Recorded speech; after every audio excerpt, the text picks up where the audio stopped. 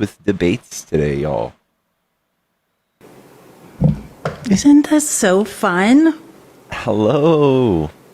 Hello. From Colorado. I moved. No, just kidding. For 2 weeks. Good It's for so you. much better when it's not 117 degrees at 9:30 a.m. Oh my So God. great for your mental health. Did you get up and go for a walk today?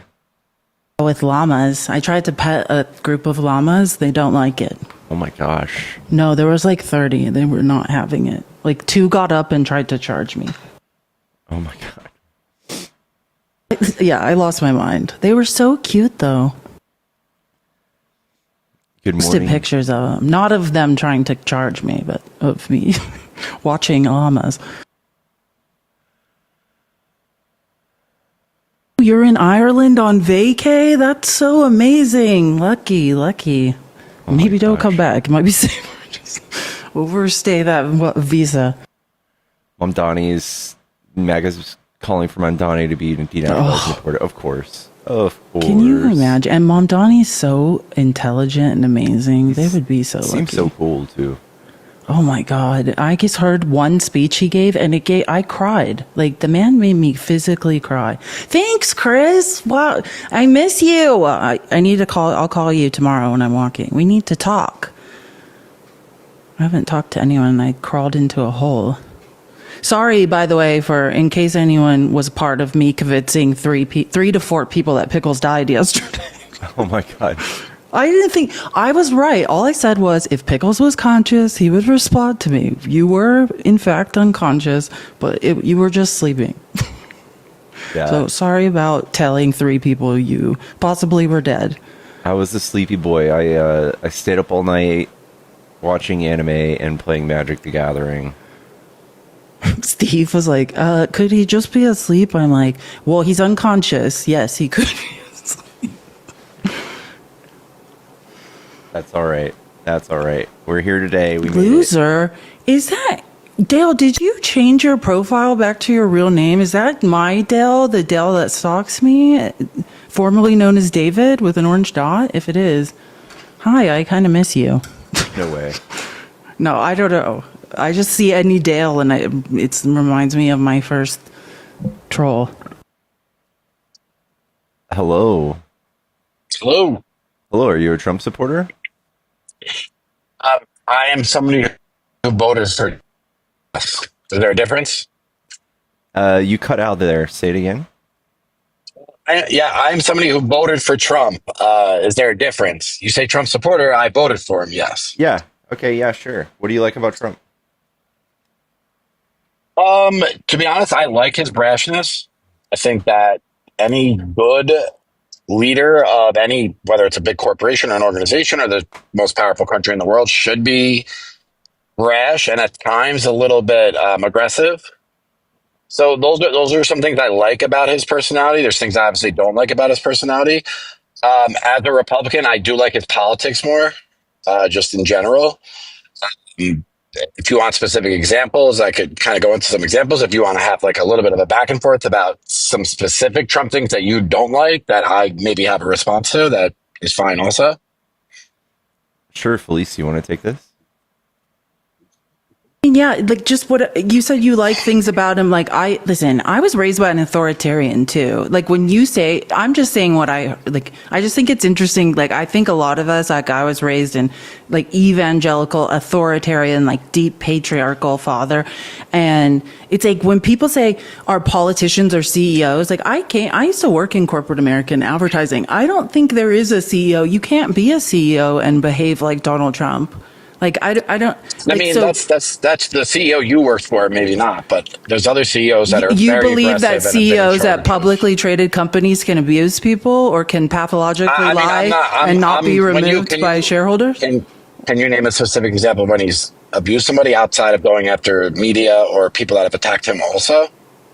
Well, I mean, So, I mean, we can have a back and forth just on yeah, specific he examples. faced a jury of his peers and was found liable of sexual abuse. Like, Okay, that's fine. You're going to bring up, what's the woman's name? E. Jean Carroll? Is that her name? yeah. Okay, so But I mean, he's been let's not credibly get into the accused. details. Well, yeah, and I don't want That's fine, but to. let's not Yeah, get into the details, 'cause that I agree, feels- Nikki. that I'm feels not like a asking partisan to. case. I just Yeah, want to be yeah, it clear. feels like a partisan case. Well, Feels like no, a partisan case. you're trying to discredit women. One in three women. I'm not discrediting her. Well, I just want to say this. I don't want to get into go- this because I think it's going to take a Okay. gross turn. 1 in 3 women are essayed in the United States, and basically during that trial, this is the only thing I'll say. What really got Trump into trouble with that was when he, of his own volition, had a conversation with a reporter named Billy Bush, and exactly what 26 women have said that he did to them, said, hey, this is how I do it, right? Like, I mean, Yes. so that's Totally. really, and so, That's- so I'm that's saying one- that's a one example of that- self-inflicted, of- it's a self-inflicted wound. That's all I'm saying. Can I Like, ask you a yeah, sure. Can I ask you a question about that case specifically, though? Did you find it alarming at all that she was like kind of, in a way, like talking? Well, she was talking about going after him first off on multiple occasions prior to that. It was a little weird, her reaction to talking about her SA experience, because she didn't seem like somebody who had experienced SA. It seemed like she was just doing it for, let's say, political reasons or for the fact that he was who he was. And that's what Republicans feel like. So whether it's real or not, it's hard to say definitively that something that happened, 30 or 40 years ago is absolutely true when there's no actual factual evidence that he was not actually brought against criminal charges against him. So we could talk about that. That's fine. But we're talking about his personality right now as president of the United States. I don't really want to go back to 30 or 40 No, years you ago. asked me a question and I may or may not have answered. done something. So again, I said I didn't want to talk about this and that you pled your Okay, we case. don't So have to, yeah. now, well, you said a bunch of things that I believe are factually just have an correct. And opinion on then the you case, want, that's you all, don't, yeah. Okay, perfect. So it's your opinion. So you should say, Yes. I feel like when women say they were essayed, they're lying. Not about women, it. this specific example. Okay, so not and I women, just but- want to be clear, like as a victim of SA, and again, I really don't want to talk about this, but there's no correct response. If you I have the darkest, sickest humor when it comes to things that's super inappropriate. I've been Yeah, diagnosed I do with. too. I understand that. Well, yeah. So let me just finish. So I'm just saying, there's no right response to being violated, right? And some people use fine. really sick humor. You might think it's inappropriate. There's no right way to survive grape or essay. Like that's we just, can't- so you're saying, hey, I don't believe that women are acting the That's way not- I that's not feel. what I'm Wait, saying. hold on. That's not Let me what I'm just saying. finish. Let me say one thing. I listened to you give your little spiel. You said that. You said it was kind of suspicious to me the way she behaved or the way she talked about it. And I'm telling you, if I joke yes. about it, if I'm still friends with a man who essayed me because I think that might keep me safer, it might keep, if he believes I'm not going to call the police on him, he might not attack me again. Whatever you think my behavior is wrong, it's a survival strategy, right? So yeah, it Totally. is your it's your feelings. Yes, you're being that's fine. So let's talk like politics though. Right? Because that's the conversation. He's the president of the United States now. We're The not going president back of the to United 19 States was found Yes. civilly liable of Okay, but sexual abuse. Let's talk politics now. Thank why you I voted for the it. That's not why I flowers. voted. Why? If you want to talk policy on why I voted for him specifically, I'm not going to go back to an SA case from what year was it? I'm sorry, 1980 something. Okay, so this is my point, Nikki. You keep trying No, to no, slip it's in just ways that to case has a invalidate lot of women flaws. who've That saying case they've has been a lot- assaulted, No, no, and no, you keep now trying to that- take that these little case- digs, and then you're like, I don't want to talk about it. I don't want to talk about it. I don't believe her, and it's pointless, and it wasn't a criminal case, but. It wasn't, and there's a reason it wasn't. Okay, a so criminal can I case. just say something that is relevant? While he was campaigning for president, he was caught on a hot mic talking to Billy Bush. Nikki, that was a PR strategy. I come from the app. Okay, Nikki, well, at least I'm a Division I athlete. So I've been in weight rooms with them. At least I'm a scholarship Division I athlete. So I think I've been around more athletes than you have, Nikki. So again, thank you. Now let me Nikki, I believe men talk about grape in locker rooms. I'm not disputing that. We're on the same page. I believe that men talk about essaying women in locker rooms. I absolutely believe, Nikki, that you've been privy to and participated in conversations about women being essayed in locker rooms. Absolutely. Nikki, let me just finish so we can move on and talk about politics. Anyways, Nikki, we know you're a creep in locker rooms. We can move on. Yes, absolutely. Yes, I'm a creep in locker rooms. You got me. You nailed it. Thank you for being honest. Now, anyways, so let's move on. Yes, let's move. Wait, I just have to say one more thing. No one you're told him preaching to me say about it. He was SA. talking to a reporter and said, here is what we say, I took Latin and what is called in the legal world, the modus operandi, right? Here's how I do it. Here's how I essay women. No one made him say that. That's not what he said. No, hold on. I'm not done. I know what he said. That's not what he said. Nikki, let me finish. You're We can mischaracterizing play the tape. We can play the tape. No, we should. Because So you're mischaracterizing. Nikki, listen to receive information instead of just No, but talking. you're preaching to Are me. you? What Can about you the other stop? guy? Can you stop Let's talking? move This on. is how debate works. You said your feelings, It's and not now really, I get though, to 'cause say you're something. preaching to me Okay, about so SA. anyways, I think SA in is the terribly trial, wrong because anyway. I read the trial documents, I actually read the entire. I read I'm sure every you did. court document of both.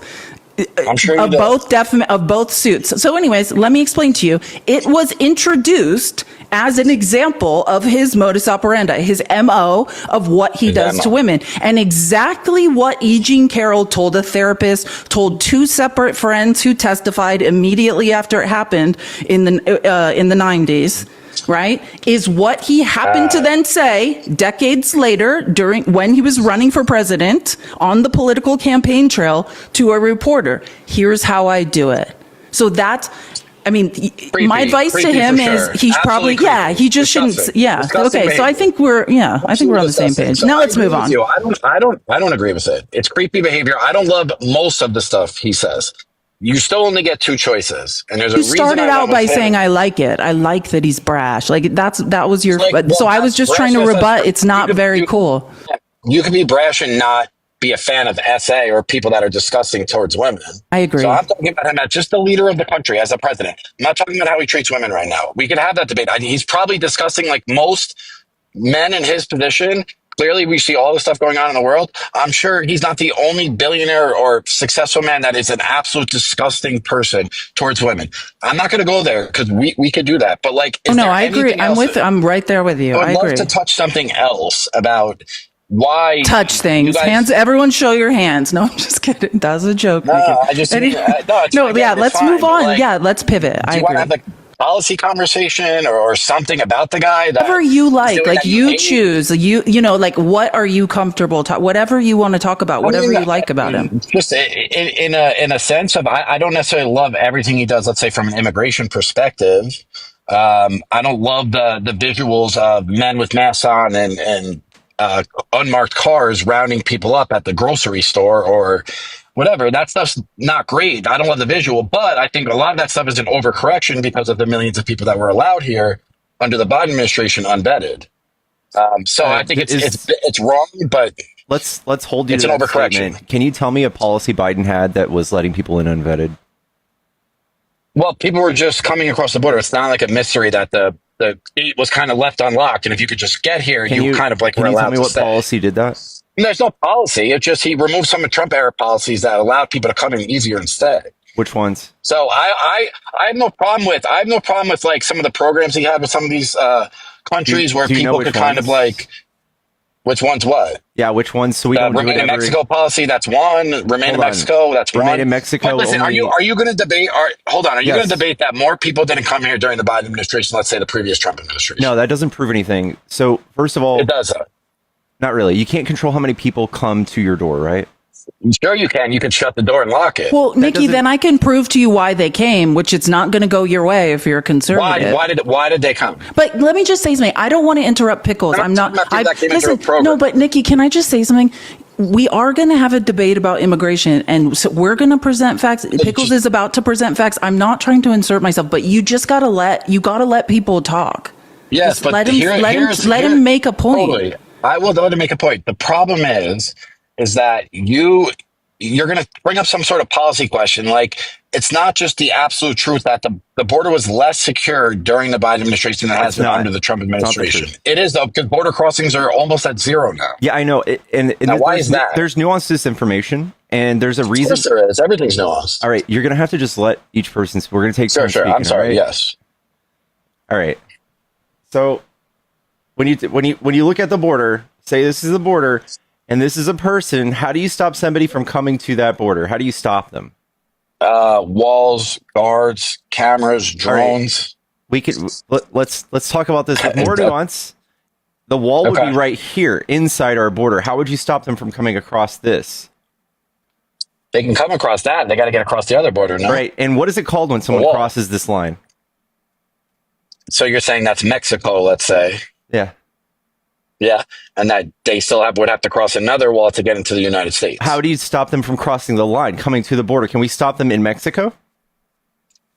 Mexico could stop them. You could hold Mexico to a higher standard of stopping them. But we can't do anything, right?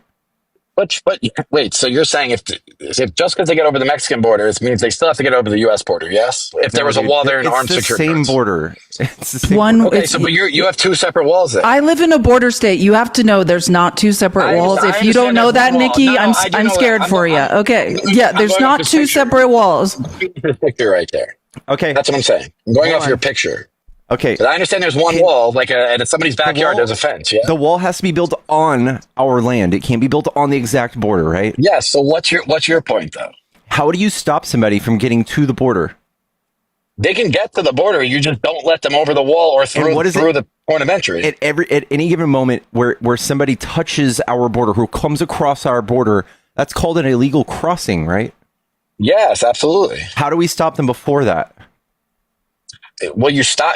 I mean, there's ways to obviously potentially stop people from getting that far into the process, but I'm talking about just protecting that line that You delineates Mexico from the United States. You can't. So Why not? what Trump has presented you is a number of how many people crossed this line, and then were enforced with the law. That's what you're talking about. So when Trump presents you with information like 12 million people crossed the border, he's talking about people who were encountered by Customs Border Protection, and then he didn't tell you what happened next.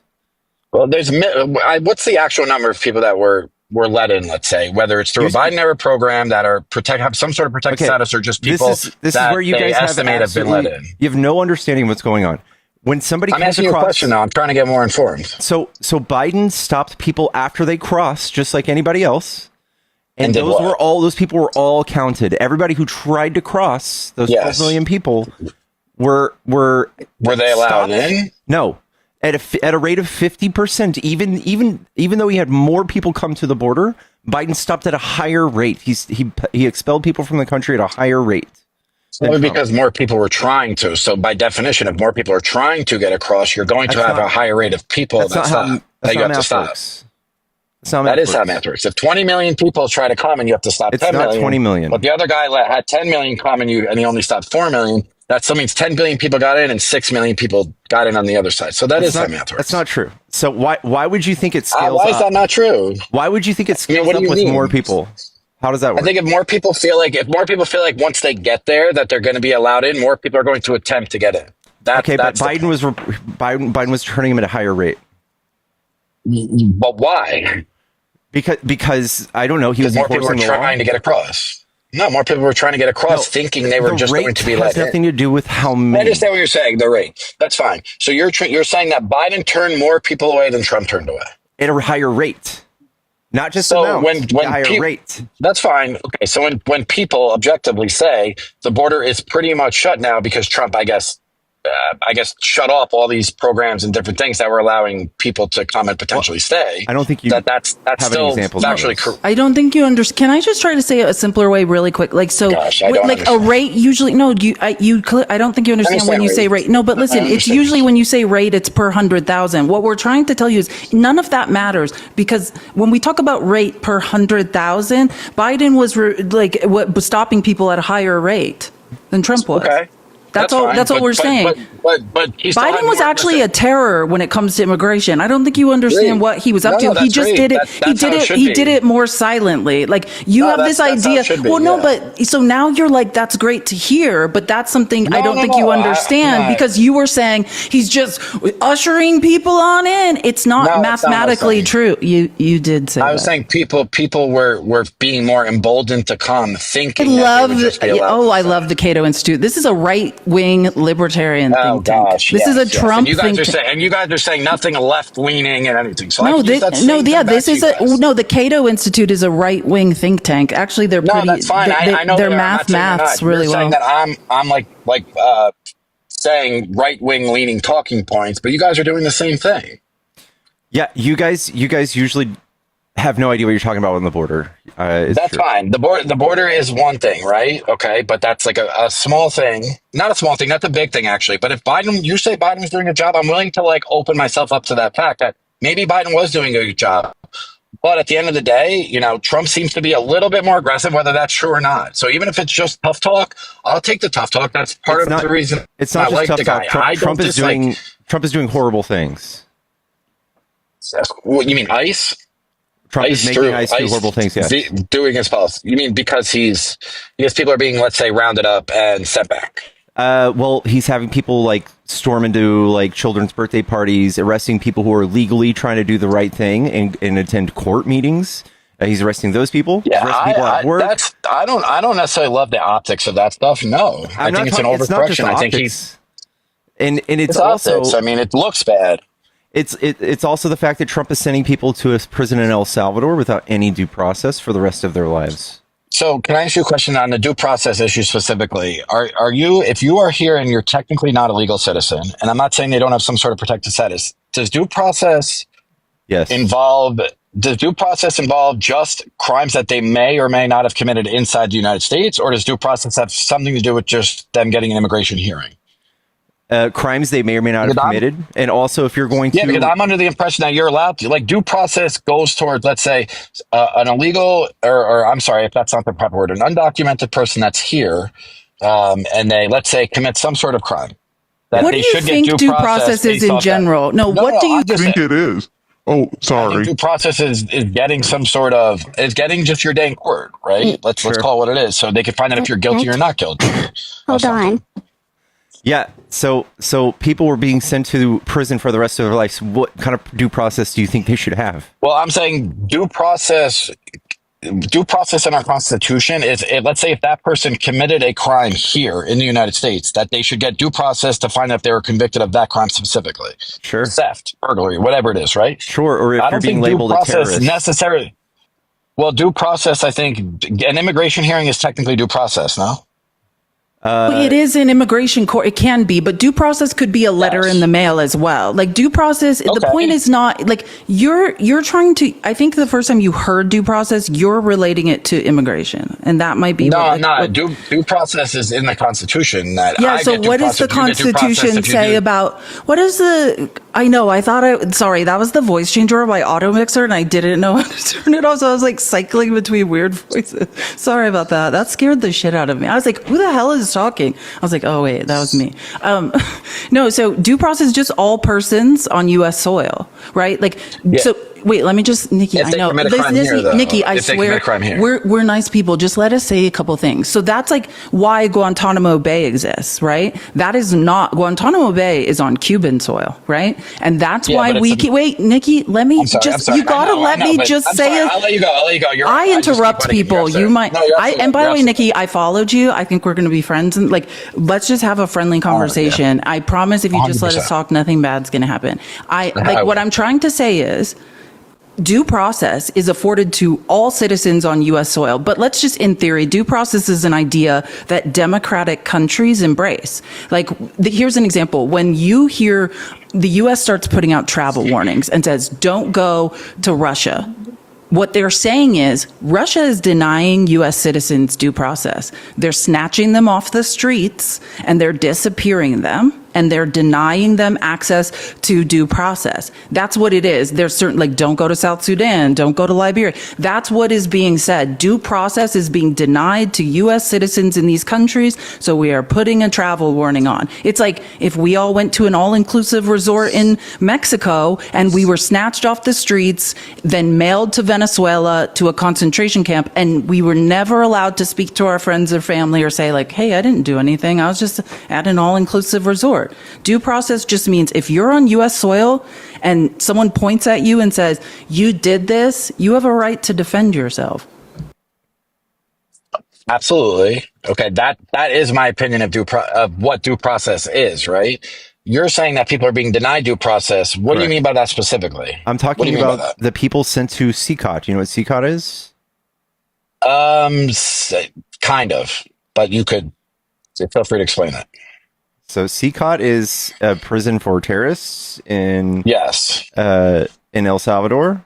In El Salvador. That's what I thought. Okay. And it looks like this. You're stuck in a room Yes. in a cage with men. This is what your sleeping situation looks Those like. are El Salvadorian gang members, yes. Yeah, well, some of them are. Now they're No, mixed they're in not. with random people from They're the United loaded with States. tattoos all over their bodies. They're probably gang members. Yeah, I You have showed me the tattoos wrong all over pictures. my body. Am I a gang member? Well, no, but those guys, I would assume in El Salvador, they were put there probably because they were gang Well, members. there's in the been country of El studies done Salvador. for sure that shows that's not true. That's not And there's factually studies true. probably saying, there's probably studies saying the opposite. Nikki, we know that that's not true. So you should not just say things. So there's no criminals there. Just say, gangs. I feel like those are gang members. That's probably I more can say accurate. that. I feel like those guys look like gang members. That's fine. But you're saying that people without any sort of due process are being taken off the street in the United States and just sent there. Yes, 70% of them have absolutely no crimes or even are accused of any crimes in either country. But if they were given due process that said they were being, let's say, sent out, they were just supposed to. You're saying it's bad because they're being sent there, not necessarily bad because they're being sent back to where they're from. Well, yeah, sure. If you're being sent to prison, you absolutely should have a court date. If you're being expelled from the country, you should also have due process and a hearing to make sure maybe you're not being sent to a country a judge explicitly said you shouldn't be sent to. Well, Like but moreover, Kemar Nikki, Brego wait, can I Garcia, say for something? example. Do you understand? Deportation is usually you get a plane flight and you're dropped off either in your country wait, let me just finish. In your country of origin, or if for some reason you can't be returned there, another country. But you are dropped off and you are released into the general population. What we are talking about with SICOT is people being flown to El Salvador, being accused of crimes they didn't commit in certain cases, and are disappeared into a concentration camp, right? Deportation, which, and again, understand, our American tax dollars we're paying. Like, normally when we deport people, like Nikki, I think you'd agree with Yeah. this. We're deporting people because, well, you don't understand the math. It's actually we're actually biting off our nose to spite our face. But you believe, like, I think the average American believes we're deporting people so we don't have to pay for them. When we send people to SICOT, we are paying millions of dollars to deny people due process and house them in a concentration camp. And the people who are being sent there are, just know, they're not El Salvadorians. They are allegedly part of Yes, I know that. MS-13. Okay, just making sure. Yeah. And MS-13, every expert on MS-13 that studies that gang, they all agree on one thing. There are no identifying tattoos. Okay. Like, you mean national identifying tattoos? That's The fine. I gang understand. MS-13 that Trump says Does he's not have any deporting people identifiable to the tattoos. concentration. Yeah, they don't use tattoos. And It's in there, there. and oh no, here's the best part, because I have a history degree Yes. and I used to be a researcher, for beer Okay. money in college. No, this is really interesting. So the ICE form, like, it's pictures of tattoos that they say are indicative of MS-13, which any expert says there are none. And when you reverse image search the tattoos on the ICE form, they're like a random man in England who has his kid's name and like a clock on his arm. It's a guy that runs a tattoo parlor in Thailand. Not one of those tattoos, when you really look into what those photos are from, belong to the arm of anyone who's been convicted of having anything to do with MS-13. Do you have any tattoos? Am I saying? No, I don't, sir. No. Your name is Felice. I'm sorry. Yes, Am I thank saying you. that You correct? got it right. Yes. Yeah. Okay. Where can I ask you a quick question? Where are you getting this information from about the tattoos and stuff? Directly from Court ICE's, documents, like, website or court something? document, court Where are you document. finding this Well, court I'll tell you, documents? and I can pull them up and I can Where send can them I to seek it Pickles. out? Is why I'm asking. Oh yeah, no, Yeah. I'll find them right now. Trust me, I have the receipt. I just wanna seek But them out I'll because, tell you. listen, Well, I let me wanna just make sure give. that- I'm gonna say it, Nikki. You gotta let me say it. You gotta just let me say it. I mean, I have let you. I just let you talk. You asked me, so let me tell you where I got them. Can I tell you where I got it? Aaron, well, Yeah, here's sure. my advice. If you have an X account, Aaron Reichlin Melnick, he is one of the foremost immigration lawyers in the country. And he, like, in real time is posting the court documents from these trials. But you can also Google this. It's well known. But I would say follow Aaron Reichlin Melnick, and I can actually get you the links. I followed you, and I can find them. Like, I actually went through the entire thread of the court documents that proved this in court. And not one of Trump's lawyers disputed it, because there's no evidence to dispute it. Yeah, there's no evidence. No, I get that, and I do think, again, you're absolutely going to have people unfairly get to that. I don't even support sending people. Oh to my that. God. I find that to be a little You're bit right. weird, to be Sorry. honest. And I saw this. I'm sorry. Thank you for whoever said that, and I can't see because it's against a white background. I'm talking about TDA. Yes, sorry. I've been saying MS-13, and I didn't mean to. I'm talking about Tren de Aragua. Aragua, yes. Thank you. And those are the people we're sending to SECOD, right? So everything except for, instead of the words MS-13, just insert TDA in there, and then all of that is valid. That's what I meant to say. I'm sorry. Thank you for whoever said that. I mean, no, listen, I don't necessarily support that stuff. And again, I don't think everything that the person we voted for does. And do I find that stuff to be a little alarming? Sure, I do. But I still, I'm questioning, do you think Harris would have done differently? Yes. Is the question, I guess, because that was our other option. Yeah. And you just said Biden was the ultimate deporter in chief. Yeah, and what would she have done differently that Trump's doing differently? So Biden deported more people month by month. Okay. Biden deported more people month by month without doing anything bombastic. He didn't raid birthday parties. He didn't send people to prison for the rest of their lives. And support children with cancer. Yeah, and I feel like this is why people aren't coming to the border. That's why people aren't coming to the border. So if you don't agree with the way Trump did it, then you don't agree with Trump's immigration policy. No, I just don't agree with some of his immigration policy. Well, that's why nobody's at the border. Because why is nobody at the border? Because people are being sent to prison for the rest of their lives. They're being disappeared to concentration camps. Why would you sneak into a country to be removed to a concentration camp? So it's a deterrent, basically. And it's worked. If that was the intended effect, it worked. Yeah. So it's unconstitutional. I can think of a thousand ways. Fine, it's unconstitutional, whatever. But if the intended effect was to get people to stop coming to the border in the first place, it worked. Then you're for it, right? No, well, I'm just saying it worked. I'm not objectively saying nobody's it worked. asking. Of course, it worked. That's what I'm saying is causing no one to come to the border. That's his policy, and it worked. It's like saying that he bombed Iran to get them to the peace table. Whatever it is, right? It's something he did specifically that actually had the desired intended effect. Sound out of your mind. Pretty. That's like saying, hey, I took an AK and sprayed it into a crowd, and then people backed up off me. So the that's part, what I'm saying. I'm just Nikki, that's the same line of logic. I just gave you an example. So. Nikki, that is the line of logic you're on. You're saying the ends justify the means. You're saying I don't care how many people. How many times Trump lies? How many times he violates the Constitution? No, Nikki, let me finish. How many times? That is the line. That's why I'm trying to say it. I'm saying it in another way, Nikki, so you could hear how outrageous it is what you just said. You said the ends justify the means. They don't. That's the rhetoric.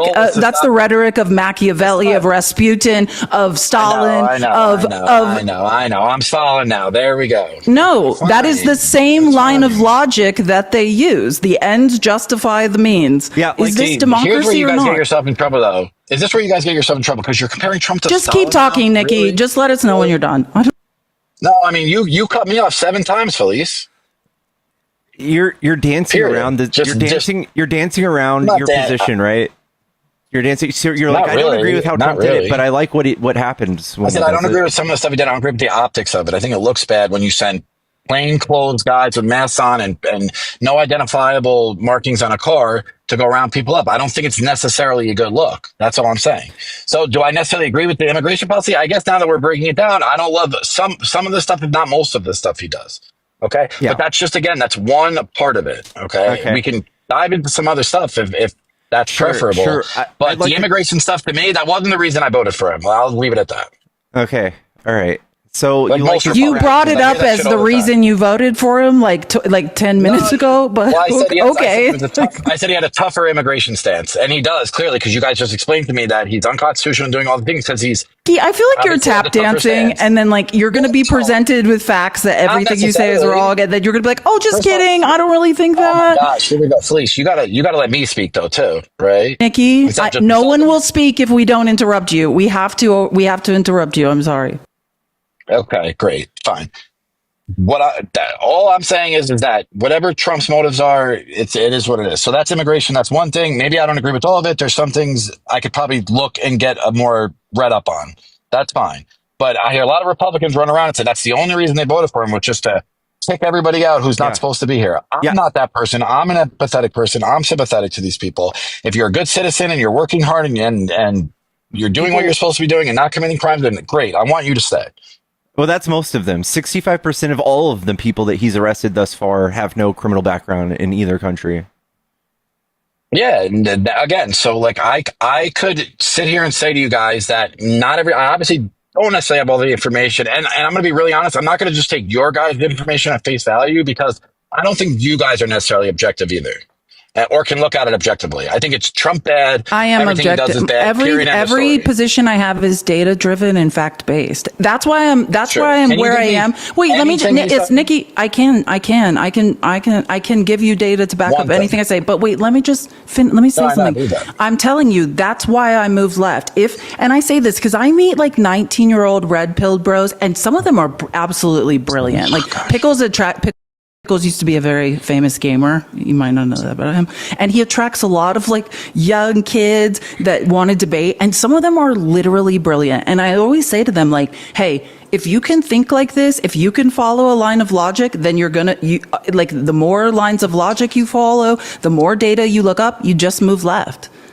Like that's what is the the truth. Cato I promise Institute? you. These What aren't is- my feelings. Like when I run a statistical Yeah, no, it's analysis, fine. I know. then You're that very read up. I becomes get my it. opinion, Nikki. Like when the data, No, I get it. I'm and I just was saying, Nikki. can Like you- let can me you- give you an example. The day I run a Can you statistical, objectively say that? Real Nikki, quick, let me land my plane because then you're going to talk for 20 anything minutes. Trump's done has been good. No, I'm just asking you a question.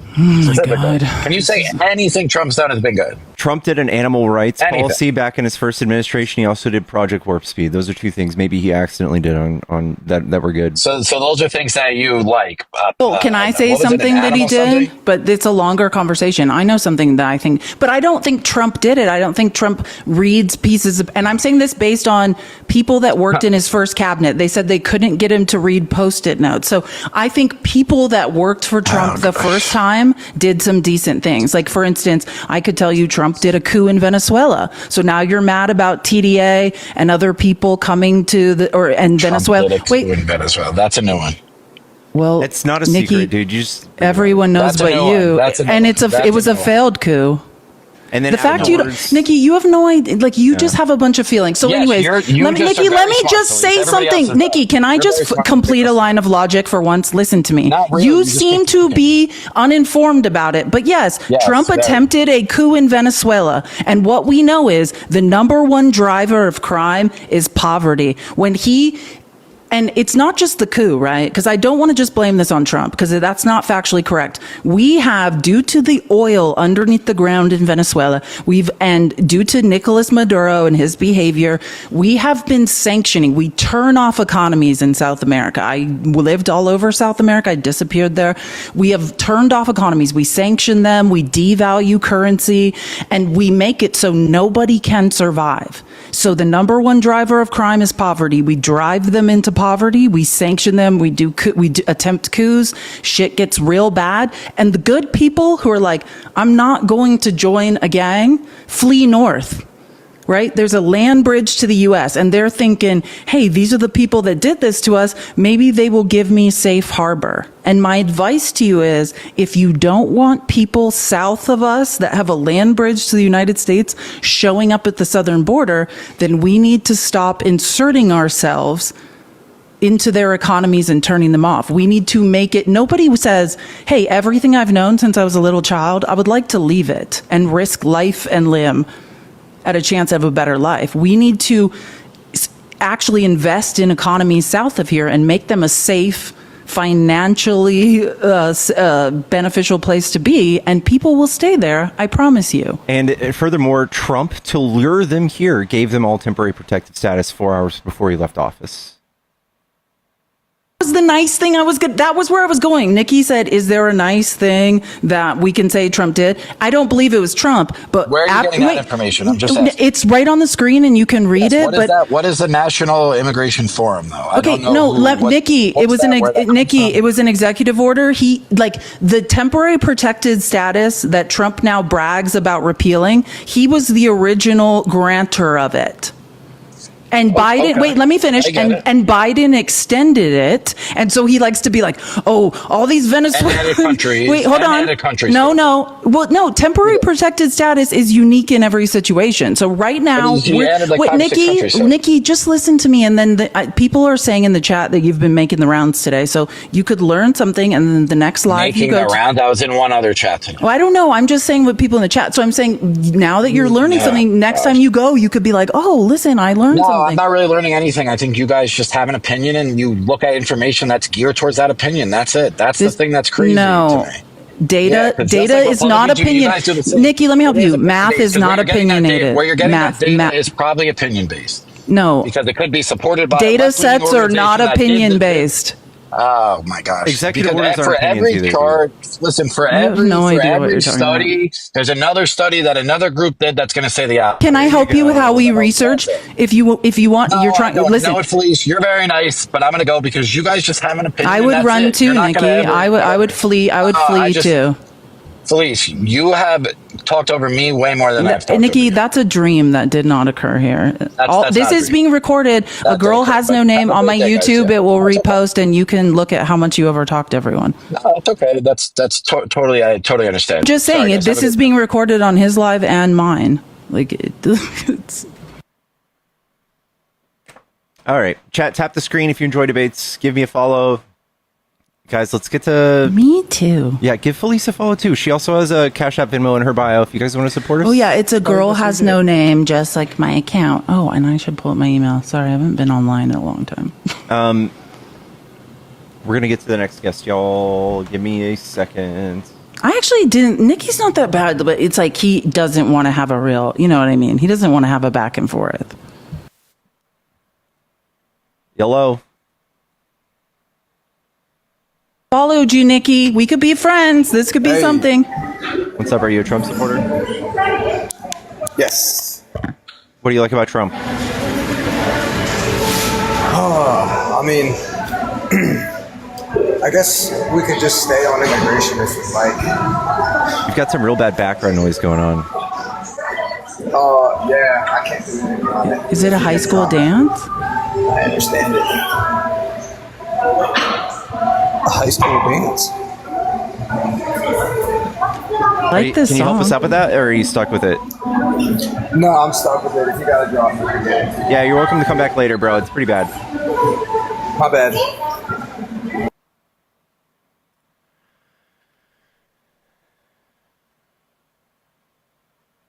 I did like that song though. He's probably at the gym, probably lifting a little. He sounded- Hey, how y'all doing? Doing good. Are you a Trump supporter? Sorry, let me turn my camera on.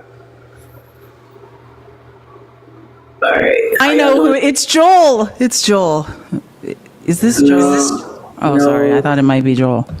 No, my name's Ellis, but I am 100% not a Trump supporter at all. I 100% agree with everything that you guys are saying, 100%. And honestly, really with the LA riots going on right now, I really feel like Donald Trump is so, like, there's no way he can talk himself out of what situation that he put himself in.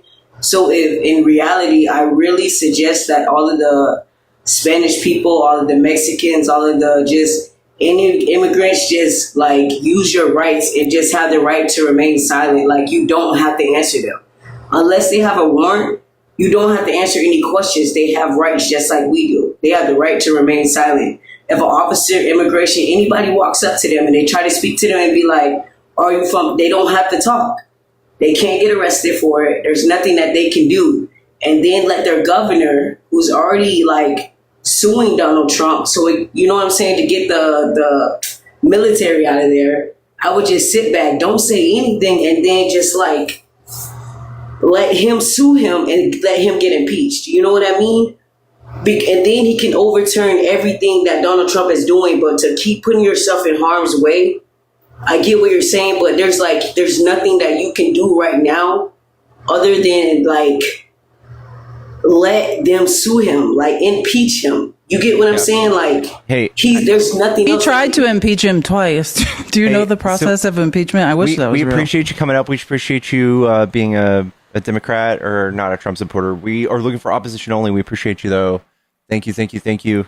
Guys, we're looking... big shout out to Doug. Thank you for the Venmo. Guys, if you're a Trump supporter, hop in the box. Come tell us why you like Trump. And forgive me, I am still waking up. It takes me a good while to wake up. I'm on my first carafe of coffee. Oh.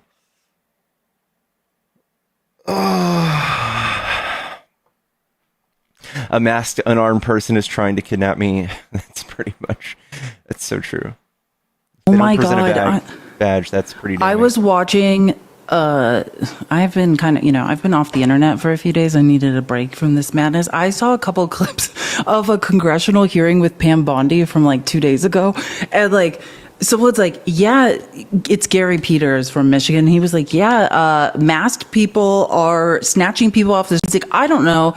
If people with masks on tried to kidnap me and throw me in a van, I might fight back. Like, if I wanted to protect ICE agents, I might have them identify themselves. And she's like, literally in true, Trump fashion, how they just feign ignorance in these hearings when they're under oath. She's like, I never heard about this.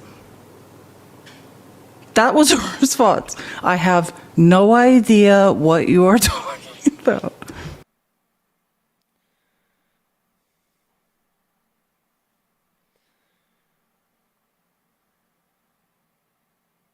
I have that clip. I saw that and I was like, I'm going to need to screen record this. Like, this woman is out of her damn mind.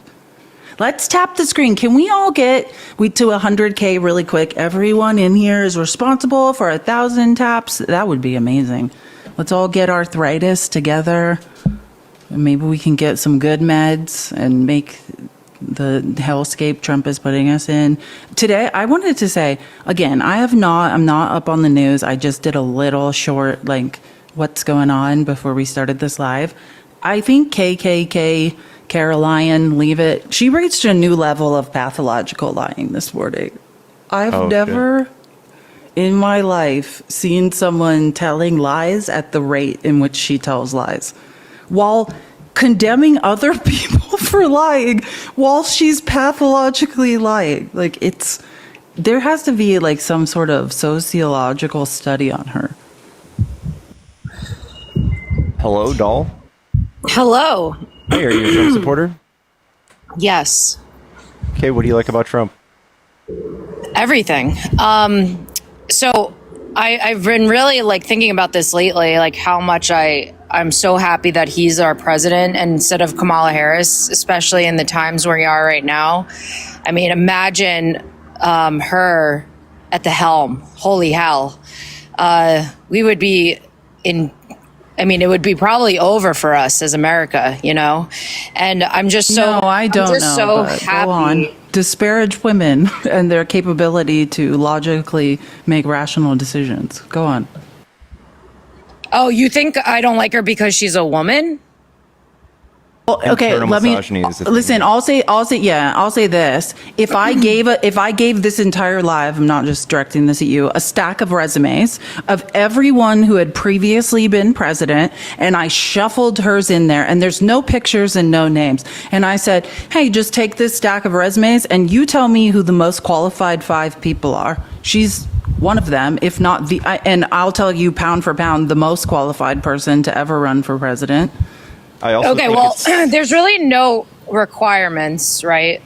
There's nothing. No, wait, let me just finish though. I'm just saying, you said that, so your claim right there was that it's not because she's a woman, and I'm telling you that we just looked at resumes, no one knew who was a woman versus man, who people who have been president, and I shuffle hers in randomly. She is qualified. She's top 3 most qualified of all time to be president. Yes. Absolutely, 100%. So if you have evidence to dispute my claim, then now is when you bring it. But yes, absolutely. Okay, she's never served in the military. You have already 3 Bone Spurs Donald Trump, the dodger of all military action. Do you understand how ludicrous what you're saying is? A man who said that his feet hurt, his heels hurt. I'm aware. Okay, no, but if you're saying not serving in the military makes you not available to be president, and you're like, I love everything Donald Trump ever did, you disqualified your own guy with your claim. No, I didn't say that you No, have to listen, be. we don't need I to said debate that anymore. You there's disqualified three your people own that guy. have been presidents that have extensive military service in the history of our country that would outright Trump boot shouldn't be Kamala president Harris by your own line of out. logic.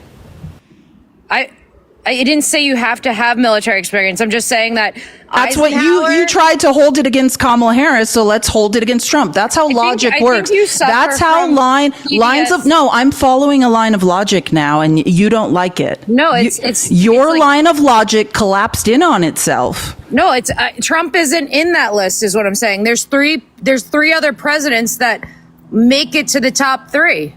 Okay, and you chose a game show host. He's not a game show host. He was a game show host. No, Bless he's your not. heart. He was definitely a game show host. Are you He's an kidding? American icon. Do you From see? being in a game show.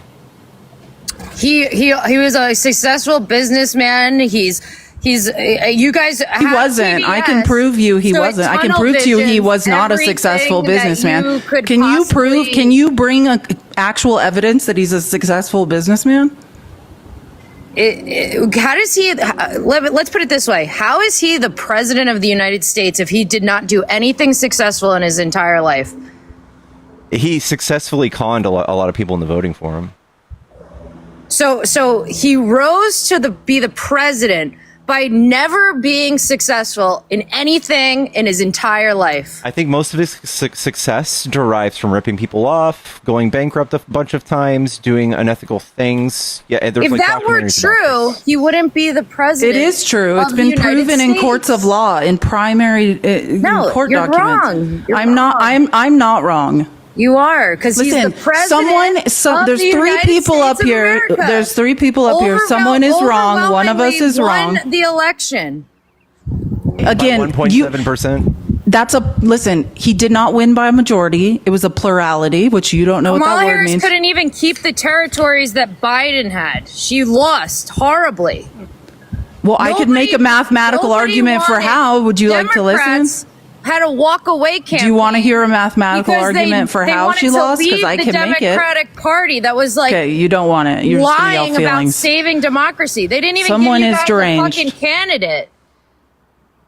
Okay.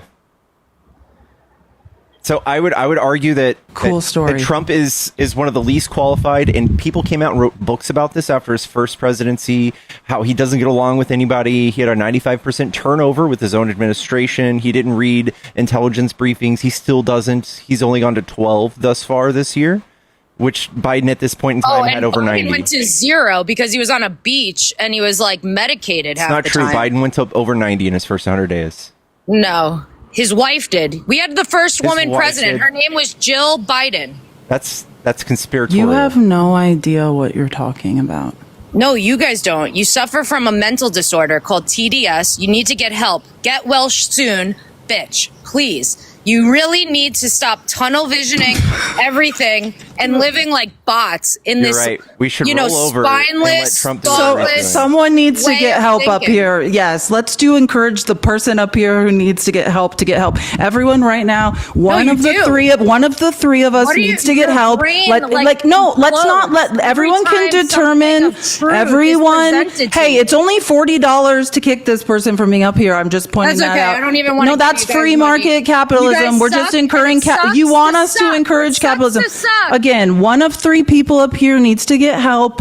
I do encourage everyone to just determine who that is for yourself. I love, dude. The contrast is so crazy. Saying that Kamala would have got us into worse like conflict with the world.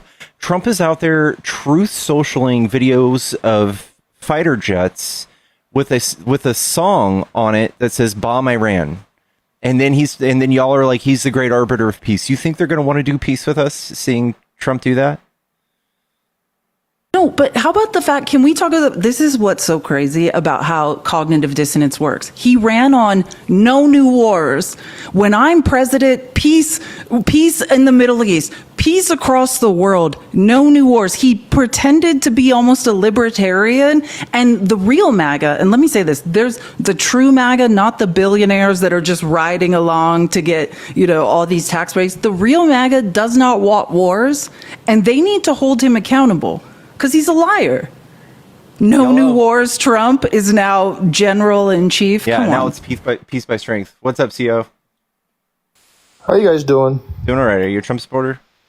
I am, yes. What do you like about Trump? No, there are some things that he's done, like with the whole thing in Iran. I mean, he did what he had to do, but at the same time, he kind of did say, like no new wars, no new conflicts and stuff like that. And he did what he did, So there's some things that he does that I agree with. There's some things he does that I don't agree with. I've always stood by that on his first administration.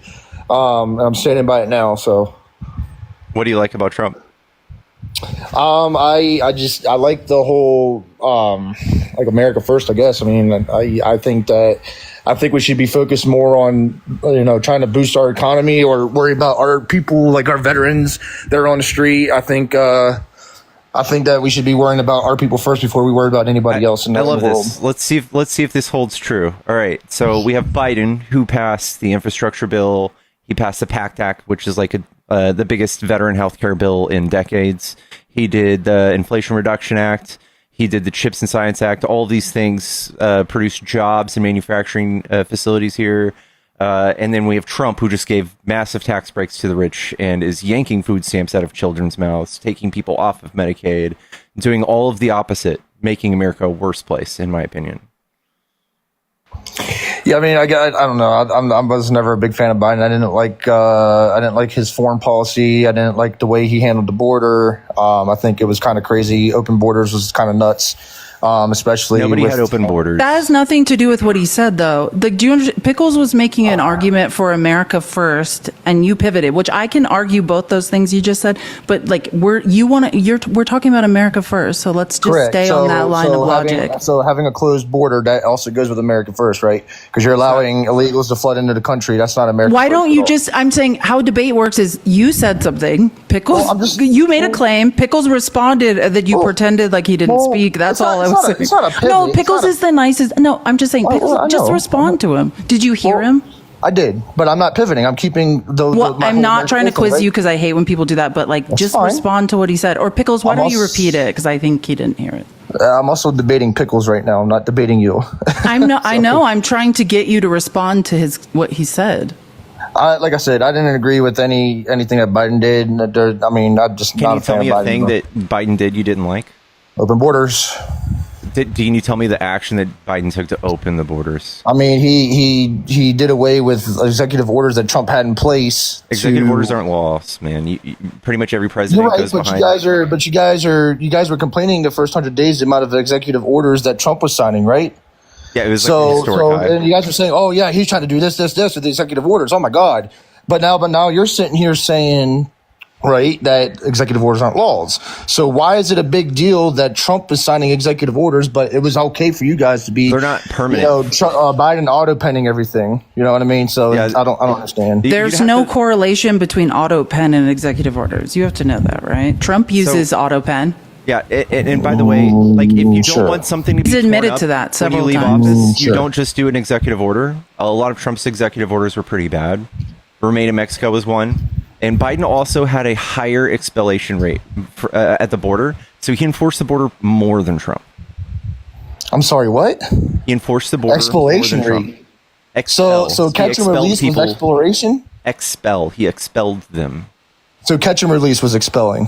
Trump is perpetuating catch and release. But that's literally what was happening during the Biden administration was catch and release. Can you explain to me? They would catch them, give them a court date, release them to our streets. That's an asylum. And then like 95% of them weren't even showing up to court. Okay. So they were just sitting there in sanctuary cities. Okay, so, I mean, that's a lie.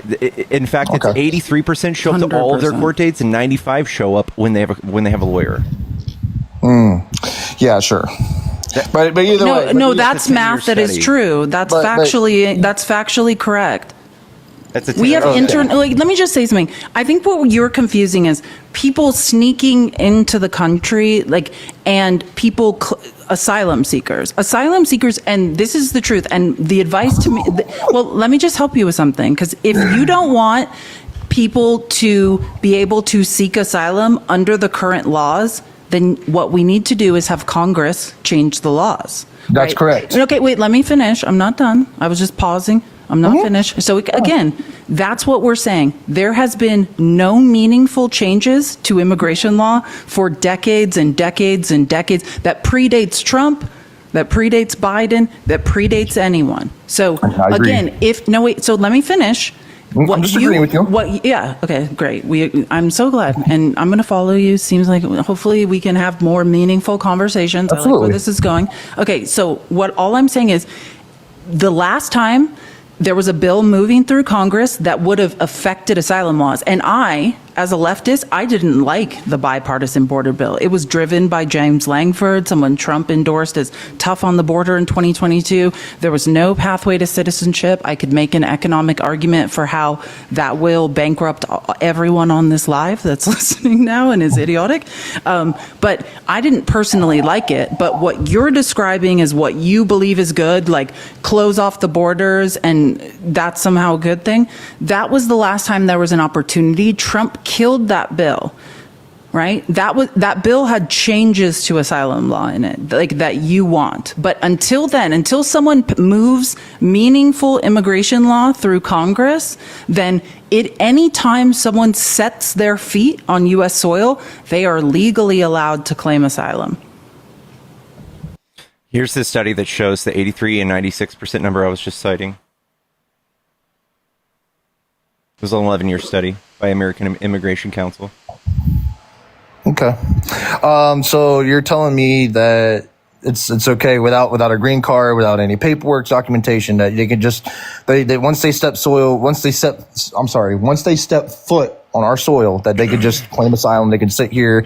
They can go to an apartment that our taxpayers get, like our tax money goes to, like whatever, get food, whatever from our tax money, right? So if they're doing it the legal way, which you guys want them to do, that's what we do. Yes, that's what your taxpayer money was going towards. Okay, so you would have to substantiate that they're costing us more taxpayer money than they're adding, and they paid $96 billion in taxes last year.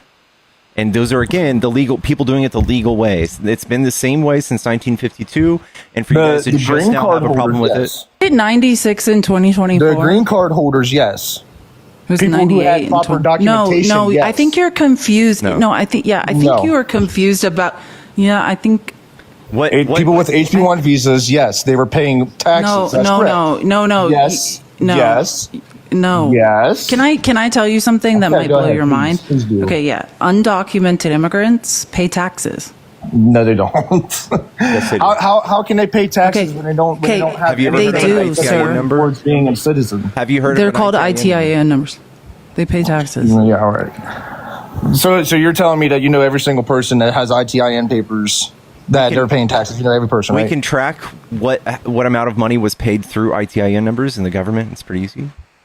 Okay. Well, I'm just saying. Collecting tax revenue. That's how we lower the deficit. That's how we know. Yeah. Undocumented immigrants pay taxes. And that's what I said I could make a mathematical argument for why when we deport undocumented immigrants, we're biting off our nose to spite our face. They are paying in, oh, cool glasses. Thank you so much. They're paying into our retirements.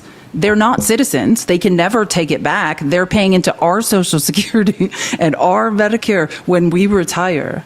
$98 billion in 2023. I think Pickles was saying $96 billion in 2024. They're paying a shitload that they'll never be able to take back from us. And how are they paying all of this?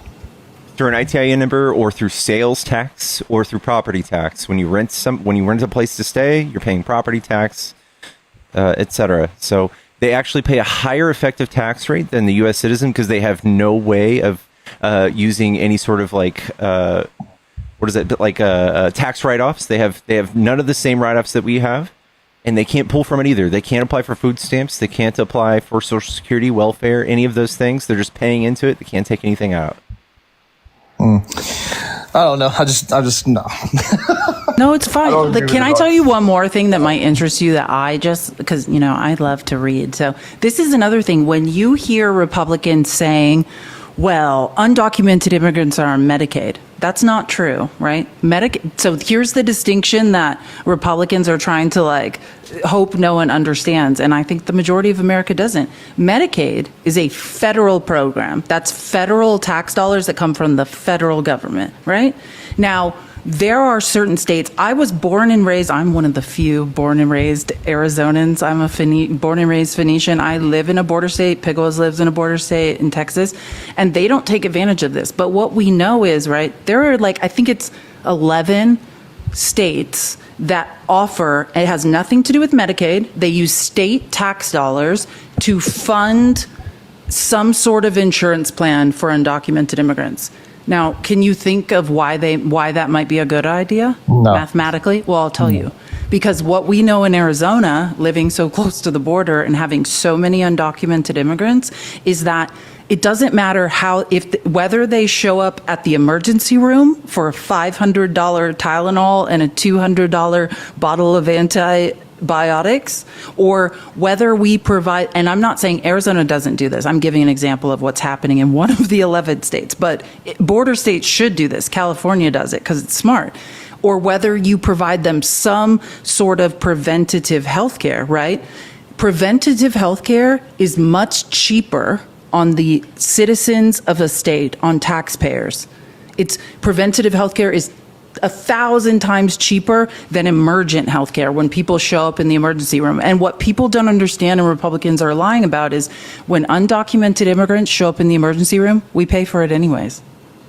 But it's much more expensive.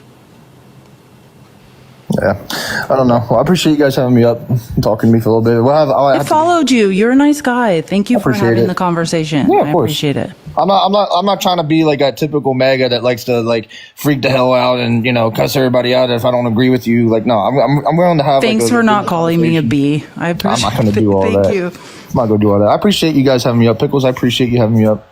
No problem. Take it easy. You too. Guys, we're at 70K likes. Let's get to 100K. I dare you. We have 1,300 viewers right now. Someone didn't call me a B. That's a win for me. Like, W for that guy. Come see. I'm going to debate later with facts don't matter, I think. Come see me later. We can continue the conversation. Anyone that doesn't try to unalive me or call me a horrible name is a win for me.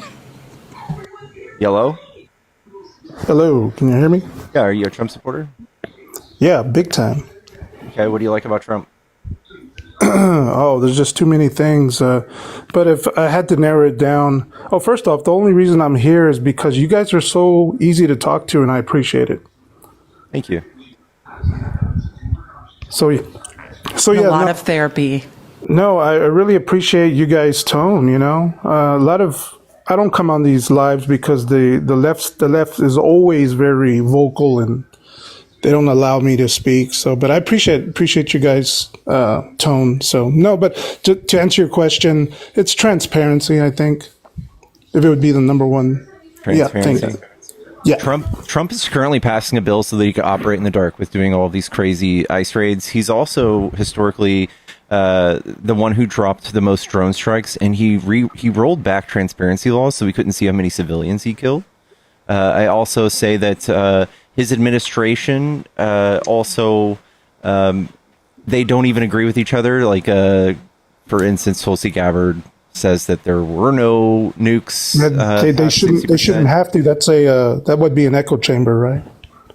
Well, I'm not saying that. I'm saying that they obviously they lie and try to change the narrative without the other knowing. So Trump that's a saying generalization. You'd have to be more specific.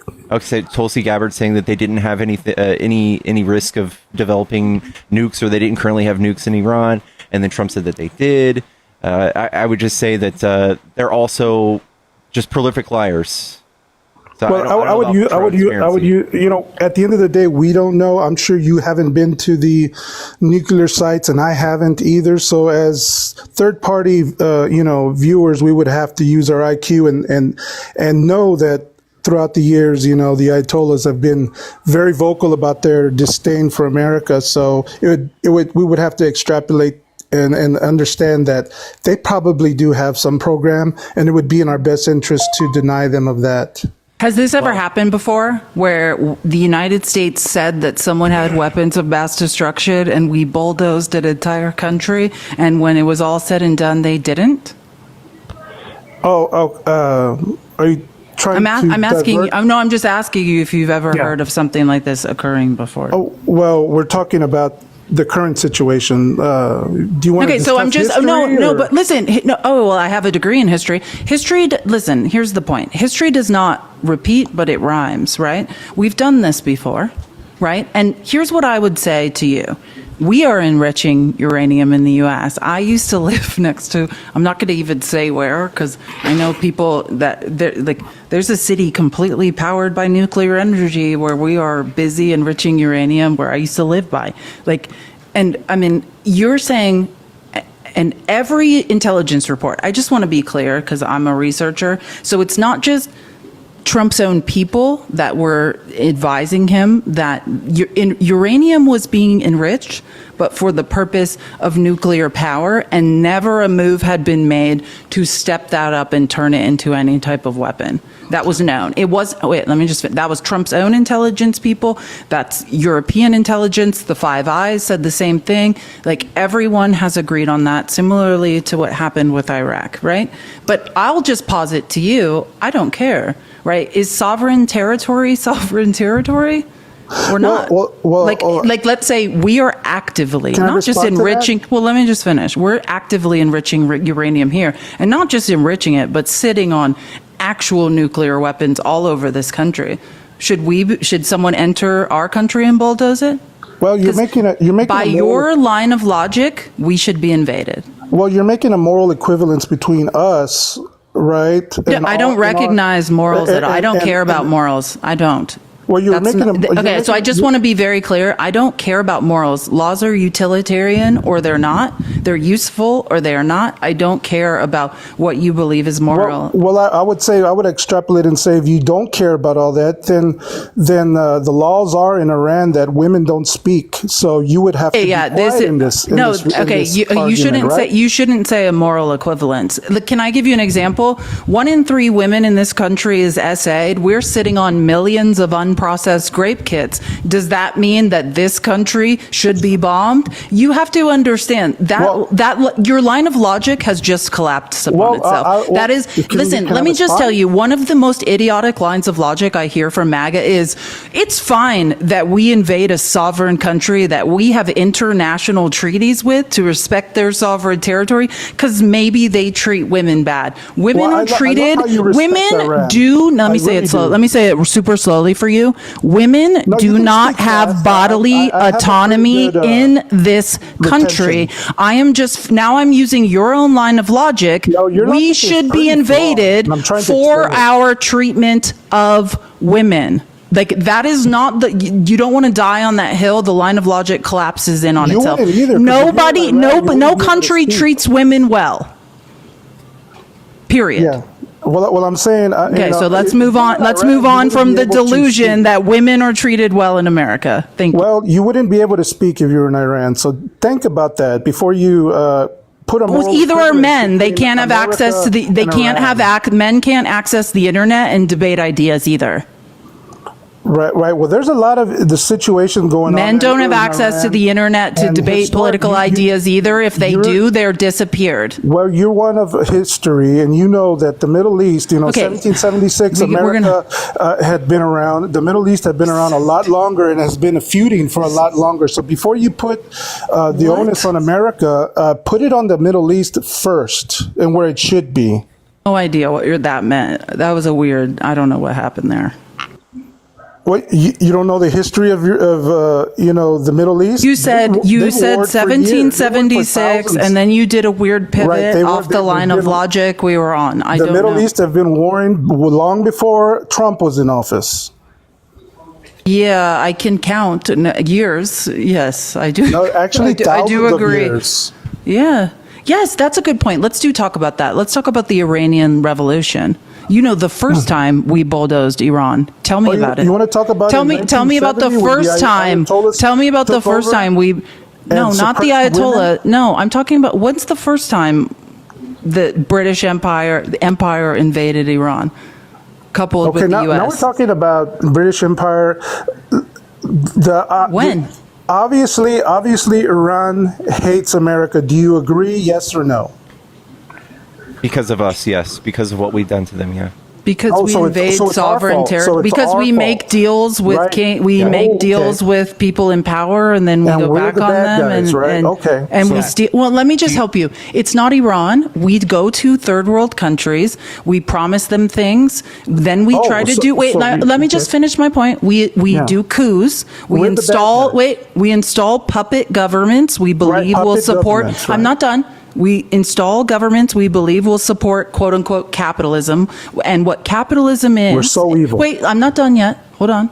What capitalism is to a third world country. Oh, now you wait, hate I'm not. capitalism. Hold on. Ooh. I'm not. I love markets that are regulated. Okay. Listen, we can move on to the economy. You don't want that smoke, trust me. But let Oh, me just I let me want all the smoke. Okay, then great. We're going to be here a long time. Can I just Right, finish 'cause this you keep- 'cause one you point? keep jumping Can I around. finish the Right. one point I'm trying to make without ahead, you go Okay, ahead. thank you. So what Because you're very happens? condescending. That's the reason why I'm interrupting. but I go don't ahead. think so. If I was a man, I think we'd be having a conversation. But because I'm not, you think I'm condescending. Oh, I'm just yeah, trying that's to another speak without you condescending interrupting me. comment. And you're again into. Can I just? Well, you're calling me a sexist, so just No, say that's it. not Don't- what I don't said. beat Can around- I just finish saying something? Okay, thank God. Okay, so all I was trying to say was we have this problem in America where we go install puppet governments in third world countries, and as long as they will let U.S. corporations steal the minerals and other resources like oil, all sorts of things out from under the feet of indigenous peoples that have right to that and to benefit off that, then everything's cool. But the minute they're like, wait a minute, I think we would like to profit off our oil reserves or our uranium or our tungsten or whatever the case may be, and we would like to use it to enrich our own country. All of a sudden, there is a giant problem. It's the weirdest thing. Like, this is a pattern. This is something that has happened over and over. I'm done now. And you can unmute, like, I don't, there's a button where the mic is. There's an X through it. And if you just push that, you will be able to unmute. And if to add to what Can she's you hear saying, me? Iran just discovered Can y'all hear me? 7,000 tons. Yes, they just found 7,000 tons of antimony. Okay. Of course they did. So Okay. so did you hear what he said? 7,000 Are you tons gonna of a let me very respond? No, I want you to hear what Pickle said. 7,000 tons was It's just a typical discovered liberal in Iran, conversation. and all of a It's one sudden way, we and need to that's- be that's there. not, this is not productive. I'm not a mod. I'm not muting you. I just want to be clear. It's not me doing that.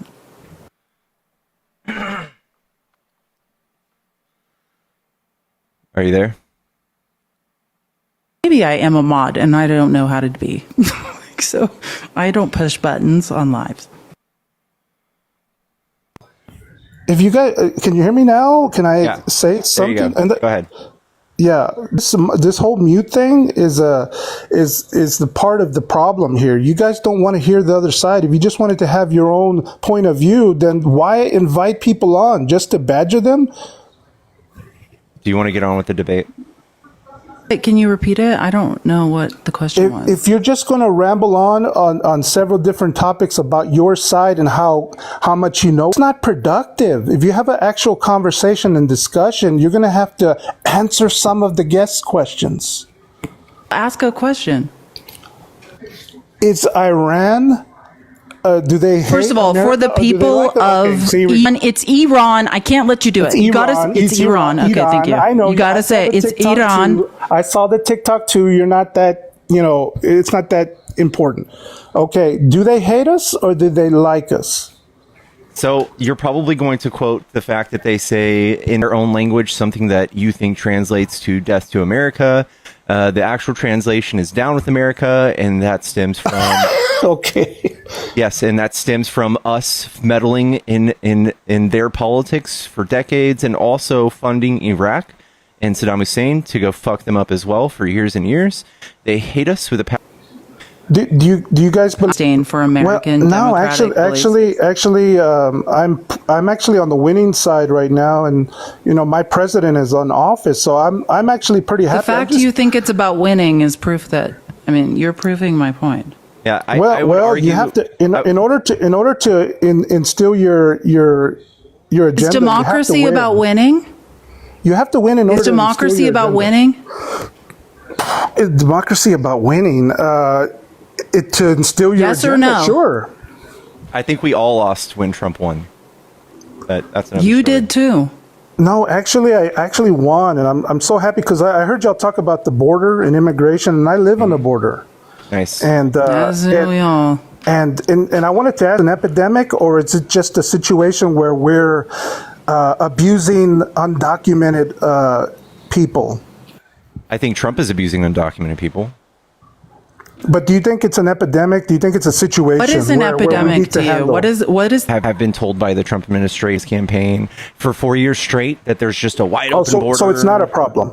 No, I think there's nuance. It's not just black and white. We could use more border patrol, sure. We could use more judges to adjudicate these claims, but no, I don't think it's so much of a problem that we need to start stomping all over the Constitution and people's rights. Hold on, can I finish? I have a pretty good insight on this. I want to share. I'm a Hispanic too. Cool. Well, what I'm trying to say is that I know there's nothing but the best for family and want to succeed in America because there's opportunity, and we can't deny that.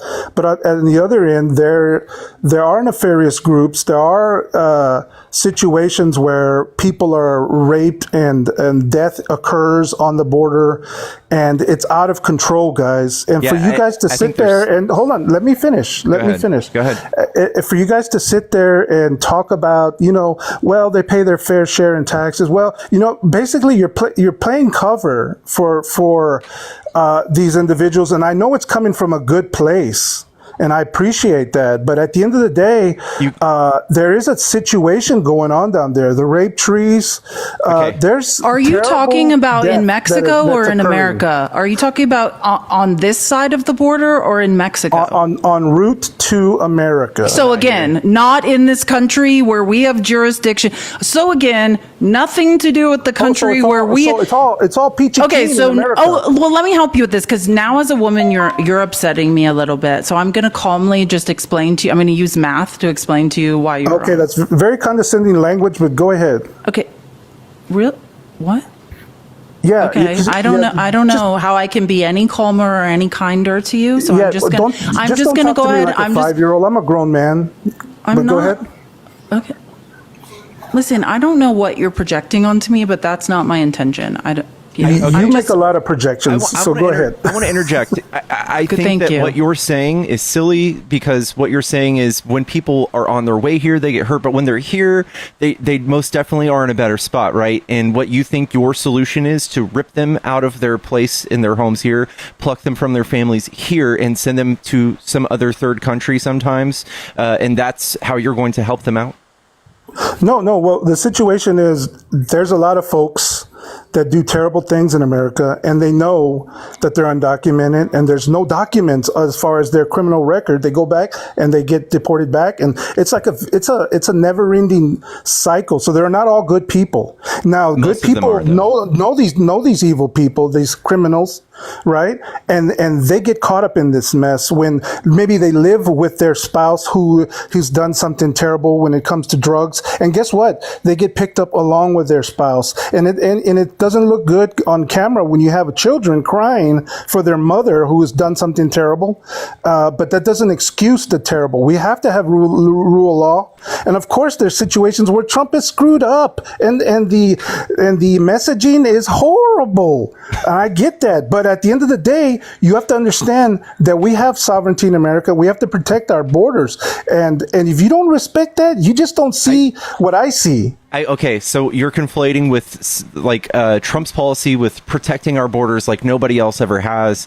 I would say that Biden was doing just fine. We were trying to get more people at the border during Biden. We were trying to pass a bill and do it the right way. Biden doesn't just rule by executive order. So there's a way to do this. You can't just write a blank check to the Border Patrol as a president. You have to actually pass something through Congress, and Trump stifled that. Trump stopped us from doing that last year.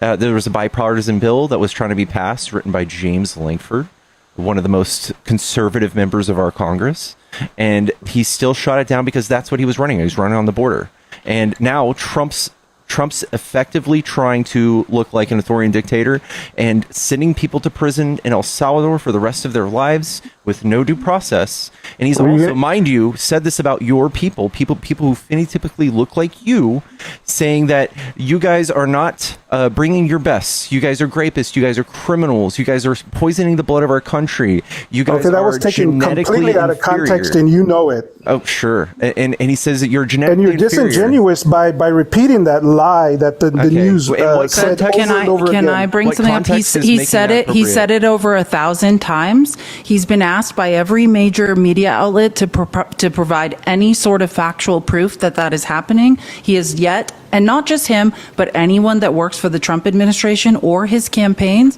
when he continues telling that lie, he has never been able to substantiate it because it is in fact not true. Wait, hold on. I'm not. Let me land the plane. Can I land the plane? Are you familiar with rape So in trees? conclusion, while you are trying to spread more propaganda, because we're going to get, okay, well, let me, I'm not going to, you're trying to pivot because you were wrong about the point you just made, but let me just get into that. So again, there are many studies. I'm just going to quote one from the Institute of Stanford Economic Policy, right? I am safer if I want to be safest, right? If as a woman, if I want to be safest in America, I will move into a neighborhood of undocumented immigrants. I am less likely to be assaulted or raped in a neighborhood of undocumented immigrants than I am in a neighborhood of white male American citizens. This is a fact. So let me wait, hold on. I'm talking about statistical mathematics. No, I'm not done. You have to let me finish. Now we're talking about statistical mathematics and the rates of crimes. I'm not finished speaking yet. There is no statistical correlation between immigration and crime. No, that's an anecdote. You don't know what words mean. There is no statistical correlation between immigration and crime. Now, am I saying that no undocumented immigrant ever committed a crime? Of course not. No. Protecting against crime is like whack-a-mole. We never know where it's going to pop up. But when we see disturbing trends, statistical trends of crime rising, that is when we dedicate tax dollars to lowering those rates of crime. And what we know is there is absolutely no statistical correlation between immigration and crime. That is your dream. As a woman, and women are very concerned with being unalived and raped, and where I'm safest is amongst undocumented immigrants. You are mathematically incorrect. You feel like something is happening. It is mathematically not happening. Could anyone be the victim of a crime at any time by any person? Sure, and that is tragic and wrong, but you are telling a narrative that Fox News taught you that is not mathematically correct. Yes, I'm done. Let me respond. I'm done now. You can scream your feelings. No, you're screaming your feelings. I was bringing data. You're about to scream feelings. Okay. You need to understand the difference. Calm down. Let me respond. Okay? Do you know what rape trees are? What are rape trees? Trying to incite emotion in people. This is nothing to do with statistical analysis. Can you answer my question? What are they? What are they? And tell me how they're not Say that here. word, because you're going to get our live. Okay, grape. Yeah, there you go. Thank you. Grape trees are trees that are found en route to America and sometimes in America. Oh, en route. Can I finish? Tell the truth. Tell the truth. En route. We have no jurisdiction. None of us can do anything about that. And usually these people that are trees are undocumented, right? And what they it's do $40 to kick. Sorry, someone asked. These trees are filled with women's panties. All right, and usually underage, right? Because there's a child trafficking situation going on as well. Things that we don't want to hear, right? Like in my neighborhood, Walmart had an issue where 140 undocumented children, teens, all perished in a diesel that was smuggling them into America illegally. There's a situation, a sick situation going on there. And for you to in your nice home, in your office, to cite some arbitrary article about how women are so safe around undocumented people is sick. No, I think what you're doing is it's you're saying factually correct. You're saying we should send them back to where that's happening? Is that what we should do? Okay, and then out of your mind, you're saying where the grape trees are. Let's follow Ghost's delusional line of logic. Ghost says where the grape trees are, we should round up all the non-criminals, the children with cancer, the women, and we should send them back on the path of the grape trees where they will be violated countless times again. Nothing you're saying is making, as a woman, please, as a Hispanic woman, do some reading, read some math, read some numbers and some data. You are literally like, let's deport all these people back to where they're the least safe. Said that. You're yeah, you voted for Trump for remain in Mexico, remain where the grape trees are. Yes, you're completely wrong. He had a question. Did you vote for Donald Trump? He had a question. Did you vote for Trump? You came up here saying you love him. I was trying. So you're saying we should send women and children who have committed no crimes back to the grape trees. He asked a question and I wanted to respond to him. What was your question? So your solution to stopping these grapes is to send them back to the countries where this is happening? Well, the problem is the situation. They know that there's an open border. So if you're a family, right? If you have a child, hold on. Let me answer your question. If you have a child, right, and you're told by these gentlemen that we can get her across the border and we have a good route, right?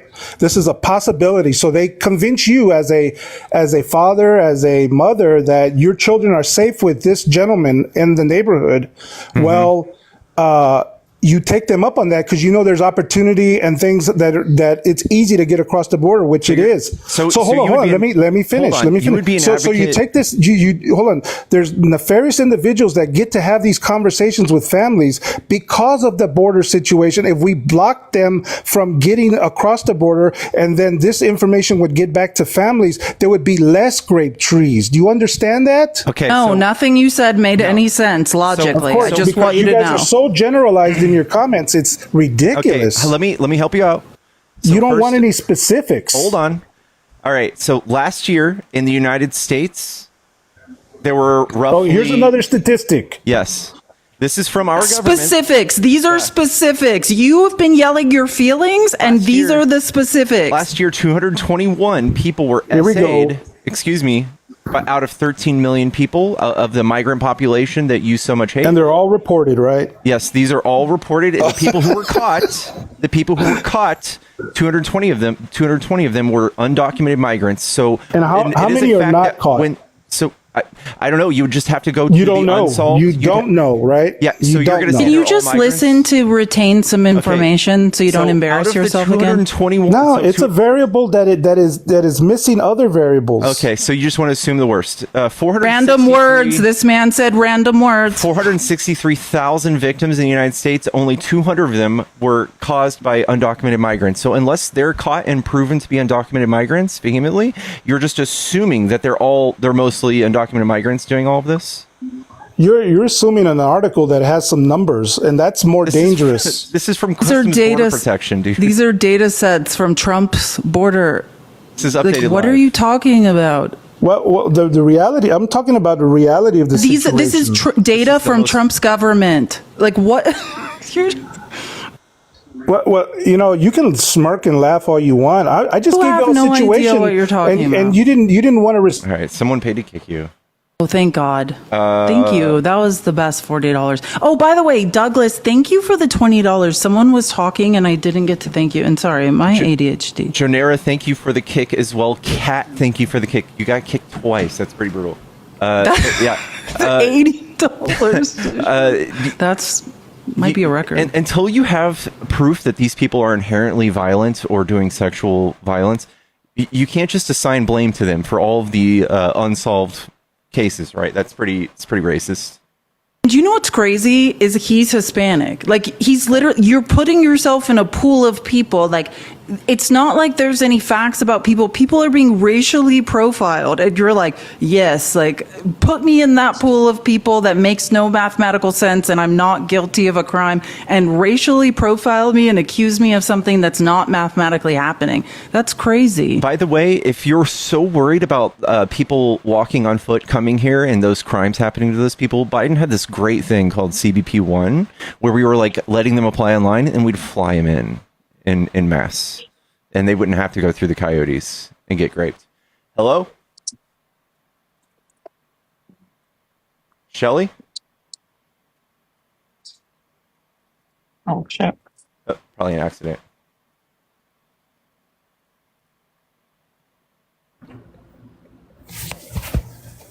Yellow. Yo. What's up? Are you a Trump supporter? Yeah. Oh, are you over 18? Yeah. Right, 33. what do you like about Trump? All kinds of stuff, man. Mostly his economic policies. Yikes. What economic policy do you like about Trump? Besides the ones he's Protectionist surprising, trade so- policy, cutting taxes, Protectionist trade all the policy. good stuff. Yeah. So I would say that his trade policy, his tariffs are a regressive tax on the middle class and the lower class in this country. And that you guys were conned into thinking that this is a tax break in conjunction with the other tax breaks he's giving his rich friends. When it's probably Hey, more you didn't ask, considered- are you a billionaire? Wait, we didn't ask, are you a billionaire? Because if you are, then this doesn't apply to you. Do you make Or over even if you have $400,000? hundreds of millions, Yeah. probably over like I think it's $370,000. Yeah. You might get $250,000 back when it's all, $250 back when it's all said and done. Yeah, So most it of the just tax depends on breaks how went to much people making money you are $400,000 or more. Is that you? That's not how it works, actually. And I did get a tax cut. Well, I will when they pass the big, beautiful bill. I'll save about $7,000 a year in taxes. I've already done the math. Did you, so can you substantiate that? What do you mean by you want me to give you the numbers that I calculated, and what do you want? No, I can listen. There's a generator for it on. It's amazing. I'm going to send it to Pickles, and you could give us the information, and we can put it in and calculate your tax return. Like this is the coolest tool ever. I'll send it to Pickles, and if that's true, we can calculate it. So this is what you had to choose from, and I'm going to guess you probably didn't see this, but this is from the Institute of Taxation and Economic Policy. The blue lines are Harris, the yellow lines are Trump. This is what Trump is doing to your taxes if you're on the left side of this, meaning you make less than $360,000, your taxes are going up. If you're on the right side and you're rich and you make over $360,000, your taxes liabilities are going down. And Harris was the complete opposite. He was going to give most of us a tax break and tax the rich. Yeah, no, I don't think that's correct. She was going to let the Trump tax cuts expire. That was already a known thing, which would have called She wasn't. significant increase. Just so you know, she in her budget, it included extending the Trump tax credits. That's not true. She's the only person that put forth a budget that could be calculated. That's why Goldman Sachs, why Jamie Dimon said, this is what we need to go with. This makes the most sense. It included an That's not what extension. Jamie Dimon said. Yes, it was. No, it's not. Also, it was Okay, it absolutely was. Okay, Jamie Dimon came out and said that the Goldman Sachs analyst that was put out is not representative of Goldman Sachs' opinion. It's a single analyst. He had to clarify it because you're spreading misinformation. No, Like you're I'm doing not still. spreading misinformation. Anyways, Okay, fine. listen to me again. fine. Trump put out no plan. Okay. Period. There was no plan put out, period. He had a 16-page plan. There was an 83-page budget put out by Kamala Harris. This is that I'll could show you be too. analyzed. This is pretty ridiculous. If you even looked at Trump's policies, which he didn't really have any, you guys just kind of ran on Hannibal Lecter or whatever the fuck he was saying in his rallies. But this is his he had his platform. policies posted like 6 months before Kamala ever came up with This anything. is it. And this is what I'm 2 talking months. about. There was nothing. So, like, this is one of his policies. End inflation. That sounds pretty stupid. Nobody wants to do that, right? You would fail an economics test if you said you wanted that. And here's his actual policy. If you This say is you want to 16 end inflation, Yes, Okay. that's pretty stupid, right? This is it.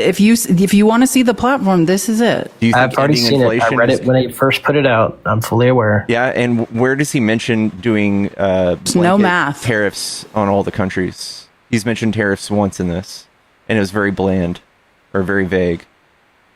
Yeah. He said he's going to be. He said he's going to make America more energy independent, but Biden was by far more energy independent than Trump. There's No. a few things that make no sense. You say no? I say no. That is correct. The reason why there was more oil production under Biden was because of the permits and the land leases that Trump gave out, not because of Biden's policies. So he was already doing that? The increase in oil production under Trump was significantly more than the continued increase that occurred under Biden because Biden was able to float by on the land leases and permits that were given out by Trump. I don't know. This is pretty common knowledge. But So you're yes. saying that Biden did allow drilling? Yeah. Okay, so the point still stands. He didn't more give any new energy federal independent land under leases Biden? for the first half of his term, which was the first time in like 100 years that a president hadn't done that. So that was kind of You odd. said more but- land leases? Didn't his Yeah, federal- administration? He did more permits. He outpaced Trump. Okay, and federal land leases for the first 2 years of his term, So he didn't just give a federal single. land? Gave more. That is correct. So we're talking about other permits though. So Biden signed a record of 3,300 permits to drill in public land in 2023. In 2023, that is correct. That was not the first 2 years of his term. The first 2 years of his term, he did none, which was odd. Right? You know he outpaced Trump So he in he federal outpaced land Trump. leases. Regardless, And you're of somehow what you trying have to say, not point that out Trump or is the admit only it. reason gas prices went high during. That's well, not besides Russia, Ukraine, I would say Trump is mainly to blame for why gas prices were high during Biden. What? No, dude, that doesn't make any sense. No. Sure Yes, does. it makes Are you perfect talking about sense. because of the negotiation with OPEC to cut production? Is Yeah. that the reason why? Yeah. Okay, well, that's kind of absurd. That's not the case. Why would you say that's It's absurd? factually correct. Why would you say it's absurd? Because the cut to production was necessary because we had a major, massive. I don't know if you remember, but C-19 had happened, and we Yeah, had huge and global what was that supply cut chain meant to do? It was meant to buoy the price of oil because oil had fallen Go up, drastically, right? and futures were negatives. Yes, Right. oil So it's prices supposed to needed make go up. the price of Correct. oil go up? Huh. Yes. So he's describing that Trump sold out MAGA, sold out America, and instead of just letting the price of gas be low, he helped billionaires That and destroys other. the US oil he helped industry. billionaires in Middle East and the OPEC, which is controlled by the Middle East, drive the price per barrel up. When you shut down U.S. oil rigs, U.S. workers lose their jobs. So you have to negotiate with OPEC in order to maintain a price where there's understand. profitability for U.S. drillers, right? Correct Yeah. or no? Yeah, and he did it for 2 solid years, right? Yes. Yeah, and that made price of oil go up? As it was intended to. That is correct. There you go. So he did, right? Okay, what were the 2 years? And then after that, why didn't the price of oil just plummet? It did, in fact. Okay, then why didn't Month gas prices over plummet? month, quarter after quarter, the minute that OPEC deal was over, the price of oil plummeted. There you go. There's the chart. You can track it. You see how it with plummets right math. here? That's when it ended. Oh, look at that huge plummet there. Yes, It's huge. The major correction. No, that is huge mathematically. You might not understand the graph, but it's huge. Okay, let's scroll out and let's look at it. Let's look Yeah. at the numbers. So in 2020, this is when The he levels, signed it. You levels see not it just changed since skyrocketed. 2013. I'm sorry. Go ahead. See how it skyrockets from here to here? That's the term of the OPEC deal when they stopped drilling 9.7 million barrels a day. And to give you, I guess, relativity in that number, Trump, I think that's his average from the beginning to the end of his presidency. So it's like turning off a whole country's oil, right? Sorry, what was that? 9.7 million barrels a day. Trump started off with 8.8 and ended with about 11. So it was about average what we did as a nation ourselves, what he turned off. And that's what made oil prices skyrocket. And you admitted yourself that's what it was meant to do, right? Yeah, we needed to stabilize the price of oil, or U.S. drillers were going to go bankrupt. That's correct. Yeah. So he is No, responsible that's for not- why gas prices correct. skyrocketed. Not necessarily, but I would say that there could be some certainly effects to the price of gas. What you tried to pin the blame on was the entire 4 years of Biden's term He No was one the ever cause said that, though. That's what he said. He said, I can blame Trump for the price of gas For under most of it, Biden, yeah. which is incorrect. Now, I would say he's maybe like 50% responsible. Up until the other 50%. 2022. Up Yeah, until 2022. Until 2022, when Russia invaded Ukraine, we put all of those sanctions on them, and yes, it made the price of oil. I go think up. the largest effect on the price of gas under Biden had to do with some of the regulations that were passed. I think they had to retool. It was environmentally focused policies on. Trying to recall the refineries for sure. They had to stop using a particular process because it was emitting too many harmful gases into the atmosphere, and that is what drove up the cost environmental of protection stuff. refinery. You would have Yeah, to yeah. substantiate Yeah. how they still like lowered gas prices after that. Well, the problem is they had a huge upfront cost. The refineries had to retool, which ended up increasing the the cost to the refineries temporarily. Do you think that we until should take away all Right, what's that? regulations for oil production? amortize that cost? Sorry, what was that? Do you think we should take away all regulations when it comes to oil production? No, not all regulations. No, Okay, but I so think just You shouldn't poison so- Americans. Yeah, I feel like we should care about the environment. We should care about the health of the surrounding communities. And for you to just point to the fact that Biden was trying to do things to protect consumers and those people in those communities and say that's all bad is silly.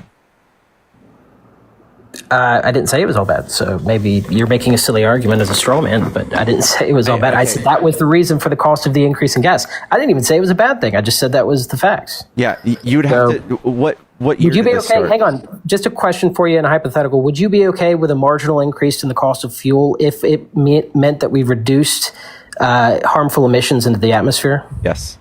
Okay, then I guess you're fine with it, which is fine. I would be too. So was Biden, and so was Congress at the time. Yeah, and can I Now you're just trying to say blame it who's on not, Trump. can I say something? Do you know who's Okay. not okay with it? Who? MAGA conservatives. That's who's not okay with so? it. Well, and let me just finish. I just want to make sure we make this point. That is who is not okay with it. And I do understand. I understand when the price per barrel of oil drops below $60, then we're capping wells, not tapping them. I understand that. And when Trump got into office the second time, trying to pretend he was going to drill, baby drill, and protect U.S. oil, what did he do? Because I'm going to trounce all over your line of logic. You're saying Trump's protecting U.S. oil. What did Trump do when he got into office the second time? Did he protect U.S. oil? Or did he tell OPEC to release their reserve and drive the price per barrel down, which will drive U.S. oil out of business? Biden, and because I listen to earnings calls, my brain loves math in the oil and gas, right? Biden was walking a tightrope, right? Keeping it like $70 a barrel pretty consistently and well above 60. And the minute Trump got in office, he told OPEC and MBS to drive the price per barrel down to betray U.S. oil and gas. That's what he did. What a shift. No, so I'm saying, you know what? Let me just land. Let me land my plane. Let me land my plane. So your whole argument was, can you guys get on board with this? Paying a little more for gas to protect U.S. oil? Yes, I absolutely can. I am right there with you. And anyone that can do math and understands the U.S. economy can get on board with it. The people who can't is MAGA. Anytime price of the gas at the pump, the price per gallon goes up, they're like, "What the fuck is going on? This is a problem for me. You said I didn't have to pay that much for gas." And Trump understands his base, and the first thing he did was sell out U.S. oil. Okay, so just to be clear, you think it's bad when Trump drives the price down, and it's bad when Trump drives the price up? Well, you can't have it both ways. You just Well, I just let wanna me know what you let me think. help you with how debate works. You're on a wanna know line what of you logic think. to. That's how you're- Let me help. Let me just answer you because I think. Listen, first of all, I just want to say something. Your brain works, and I appreciate this conversation, and I'm enjoying it. I like the back and forth. It's stimulating. So I'm not trying to invalidate you or say you're wrong. What I'm saying is we are on a line of logic of, are you okay with paying more at the pump to protect U.S. oil. And I just want to say this for people who are not really fundamentally understanding what I am saying. Hold on one second.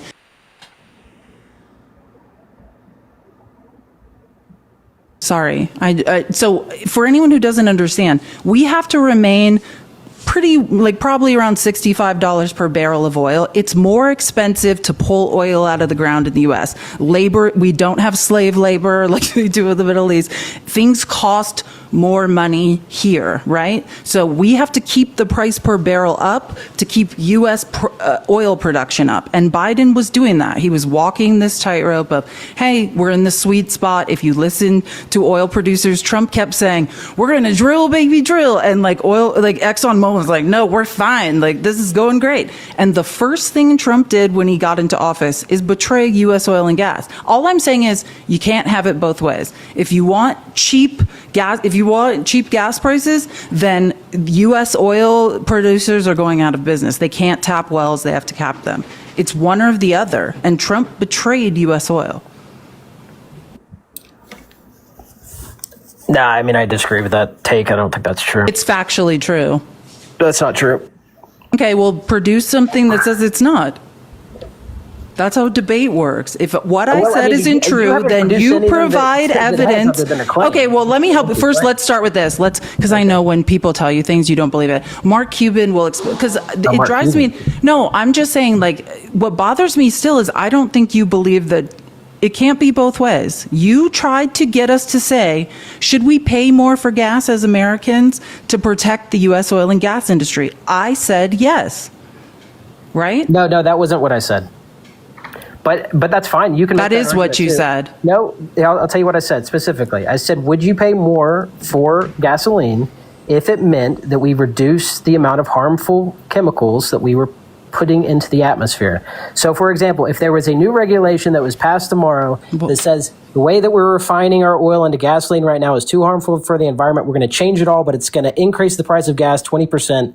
Would that bother you at all, or would you be happy with 20% is pretty harsh, so I would say no. You would say no. Okay, 20% interesting. is pretty harsh. The 20% of current like, gas prices for you would be too much. If it was like 12 cents, which is probably more likely, then I'd say yeah. Okay.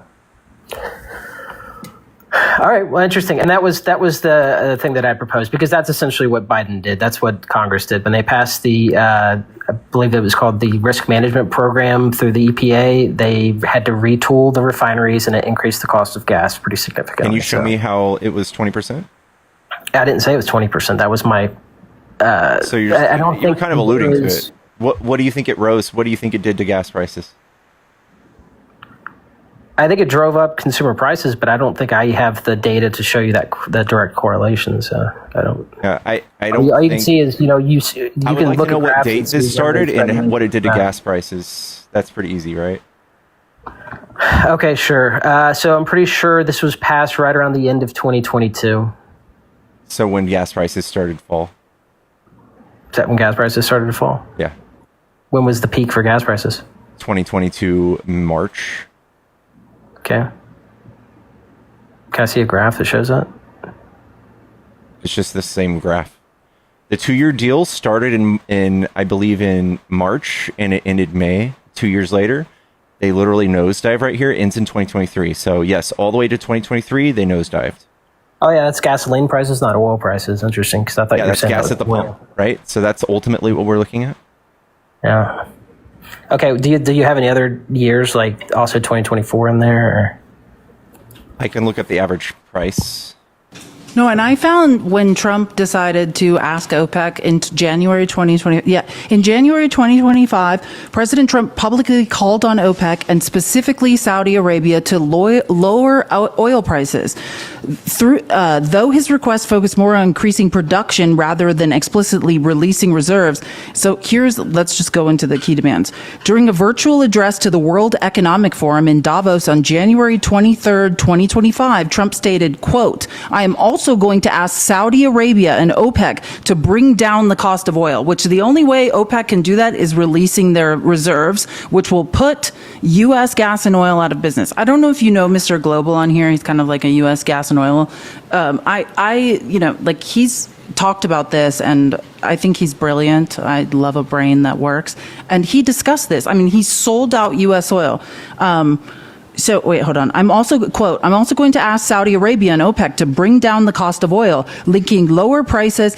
And just to be fair, why he was doing this, he said he wanted to try to starve Russia from cheap oil, or that's what he claimed, or he owed something to MBS because Biden had clawed back market share for U.S. oil by keeping the price per barrel up. So it just depends on what you to believe. Did he owe a favor to MBS, like flood the market and price and claw back your market share that Biden helped American oil gain? I don't know. It just Okay, hang on. wait, no, I'm Sure. speculating, but I'm not done. OPEC and delegates indicated they had no immediate plans to accelerate production. And by the way, I've never missed a Trump speech in my life. He said this over and over and over, not just in January through February in his speeches. He said, I'm telling MBS to release the reserves. That's what he would say, which would sell out. It would drive the price per barrel down. Yeah. And it would sell out U.S. oil. And to cap that point, 2024 had record lows at the beginning of the year, and they went up during the summer, as they always do. And you also have a summer blend, which is a little more expensive. So yes, it is right on par. It doesn't show in any way how Biden's policies made it jump. Yeah. That's the reporting by the EPA. This was under Biden, and it came from the Energy and Consumer Commerce Board, but that's all right. So just to be clear, you said that it's good that Biden kept oil prices high in order to facilitate the stabilization of U.S. No, not super high. It was a tightrope walk. There's a sweet spot where U.S. oil can still produce and tap new wells and risk everything they have. Say, hey, all the equity I have in my business, I'm going to get a loan against that to tap another well, right? It takes consistency, right? It's a tightrope walk. There's a sweet spot, and Biden held it. Yeah, right. Yeah, he did do a pretty good job of that. Yeah, I'd agree. That's the only point I'm trying to make, is that's how he was a friend to the oil industry. And when Trump's like, we're going to drill, baby, drill, and they're like, no, things are good. I'm like, we're in the sweet spot. Let's just keep it like it is. We were drilling 13.4 million barrels per day under Biden when he left, and it hasn't really done much since Trump's got back in office to change. Right. Well, I mean, just to be clear, though, the increase in oil production happened because of Trump's policies. Those were continued by Biden. Okay, we can agree on that. Biden didn't go in and change it and mess it all up. Biden also signed a record amount of permits in 2022. Okay, yes, permits to the federal land leases that Trump had given out. That's fine, sure. Okay, so you admit that Biden didn't do anything to hurt gas prices. He was pretty. Yeah, I never said he did. What your claim is that you can say that you can blame Trump for the high gas prices under Biden, and I just don't think that's correct. Well, I just showed you. It's literally you just admitted that that's what he did, and the purpose was to raise gas prices, right? To raise the price of oil, not gasoline. Well, okay. Because there's extra steps in the supply chain. So for the first time in history, it was negative $37 a barrel, and Trump said, hey, we need it back to 63, right? And Trump literally signed a 2-year deal. We're stuck with it. He threatened the Saudis with not selling them any of our defense. And yes, they did it, and they complied. And Biden tried to renegotiate with them when they came back into office, and they said, go fuck yourself. Yeah. Well, also, Biden did go dump all of the U.S. oil reserves on the market. I don't actually have a problem with personally. I think that was probably if you have a problem with it, you're just being silly. That's capitalism. But yeah, I agree. Biden did everything in his power. I think he did just about everything right when it comes to oil and gas, especially putting regulations on oil and gas is just fine. We just illustrated how it didn't really affect the price of the pump. I don't know, man. I think I disagree. I think some of the EPA regulations that were under Biden's administration were a little strong. I mean, look, they were super focused on clean energy, alternative energy sources. So, I mean, which also helps. You could argue the merits of that. You can argue the merits of that, but you also said there is a limit to how much an increase in the cost of let's say gas or oil or whatever would be worth it to you in order to focus on these environmental initiatives, right? You said 20% was too much. Yeah. But I mean, obviously there was some baked in there for sure. I think it would be but kind not, of absurd for not us so to not many that pursue the caused a regulations. 20% jump, like you alluded to. I use an example of 20% to set a baseline, but sure, yes, it probably didn't cause a 20% increase in the cost of gasoline. In fact, gasoline mostly went down after Biden was able to do business as usual in Saudi Arabia, was able to start drilling again. To be fair, though, because it's a multivariate problem, the really only way to draw a correlation would be to normalize for the price of oil in order to see like the margins for refineries and the actual gasoline product that's produced, right? So if you say, okay, well, the price of oil fell by 50%, but then the price of gasoline only fell by 30%, what was the reason why the price of gasoline did not fall the same amount? Do you see what I'm saying? It's a multivariate problem, so it's really difficult for us to look at a single graph and say, oh, yeah, this new policy had no effect on the price of gasoline because gas actually went down. Right. Yeah, if he's able to implement things that didn't ultimately cost us at the pump, I give him credit. And yeah, I just want to acknowledge what you said, and I like your brain, and that's true, but then you'd have to go state by state, right? Like that has to do with distance to a refinery, how oil and gas are transported to the pumps, like what regulations states have versus federal government, right? That all, yeah, there's a lot of things that will vary about how we get to different prices in different states at the pump. I don't think anyone is necessarily like disputing that. I agree with you on that.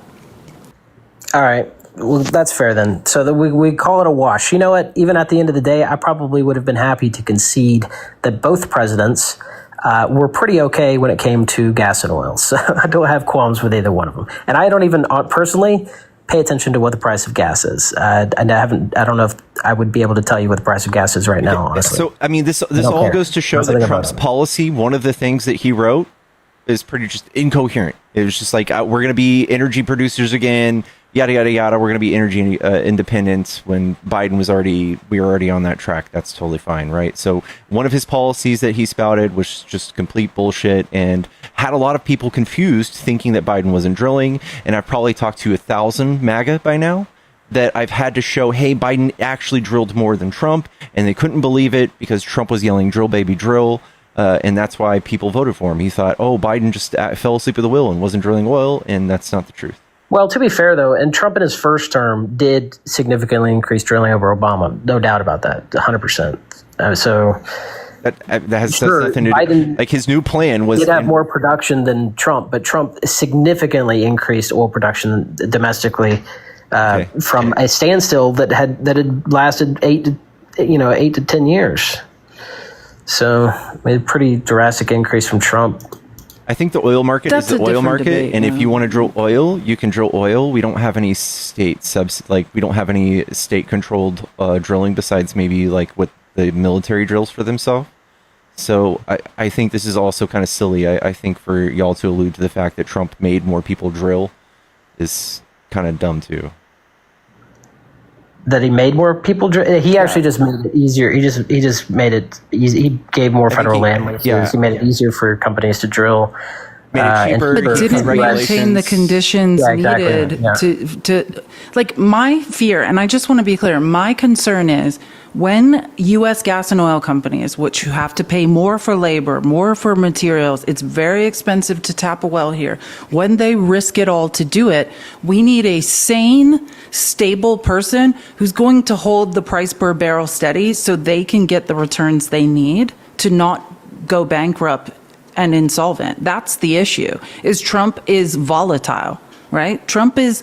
That's the problem, I would say, not just with Trump, but with narcissists in general, right? The highest bidder, whoever, they're transactional. Whoever gave them the most last has bought their loyalty. And that is what U.S. gas and oil needs to be wary of, right?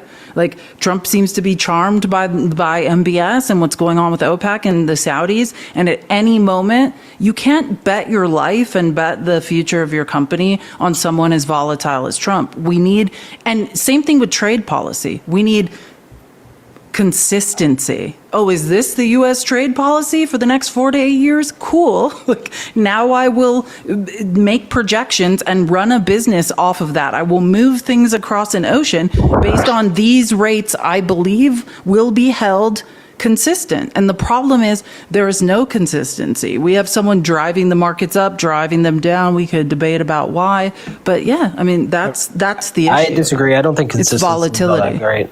I think that also Biden. It is. If you've ever run a small business, you need consistency. Well, You're so do I. You're operating on less than no margins. You need consistency in trade policy to run a business. Yes. Yeah, but you got to say you don't listen. I'm not saying you don't have a business, but that is delusional to say that people that are moving things like in containers across the ocean don't need consistent trade policy. You're too smart. You don't want to. That's not a hill to die on.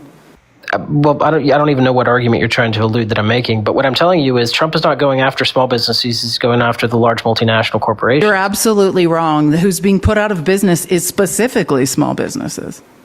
There are workarounds. There are workarounds for large multinational corporations who are bribing him. I could prove.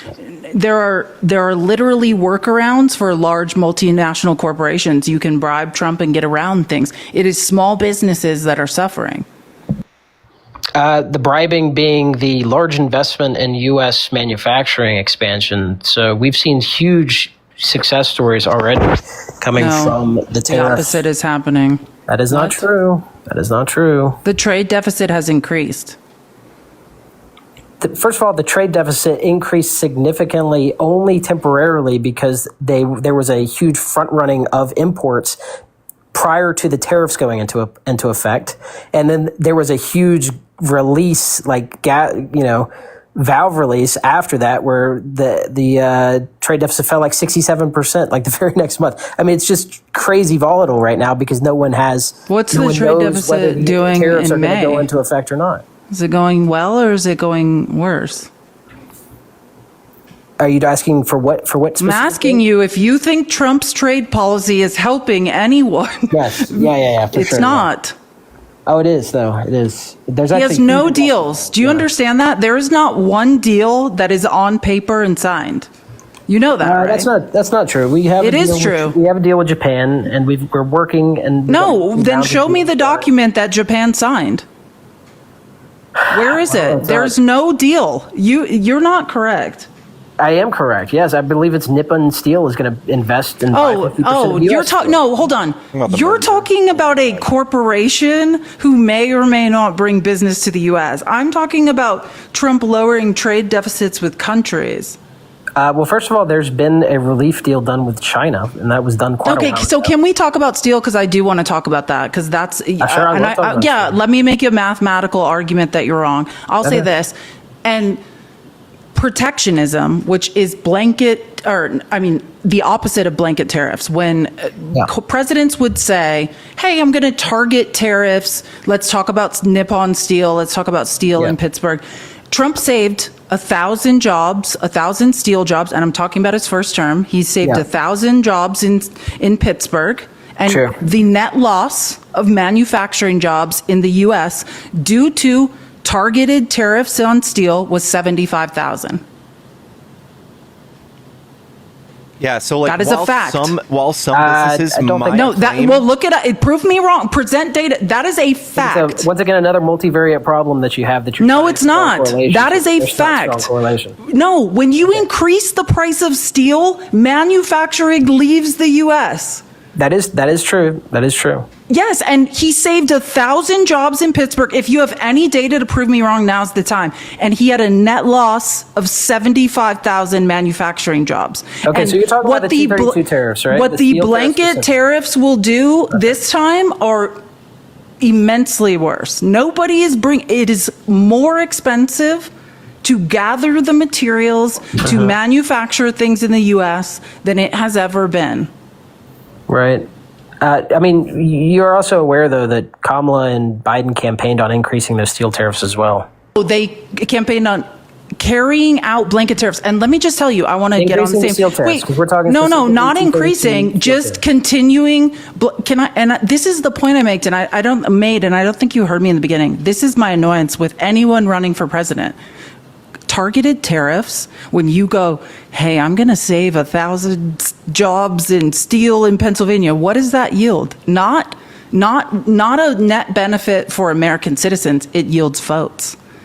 We go to Michigan and we promise targeted tariffs in automotive. Then we go to Pennsylvania, promise them we'll save you some steel jobs. And what it nets is votes. And I don't care if it's Democrats or Republicans. I don't like it because it's a net negative for Americans. I think you're making a good argument for blanket tariffs because a targeted tariff on steel, if it reduces, just the math on blanket tariffs, if it reduces manufacturing, it's worse. Hang on. If a targeted tariff like steel, which by the way was wildly successful and continued by the next administration, was not successful in increasing any. Okay, again, if you have any data, not your feelings, we saved 1,000 steel jobs in Pennsylvania, and we lost a net total of 75,000 manufacturing jobs. What was the date?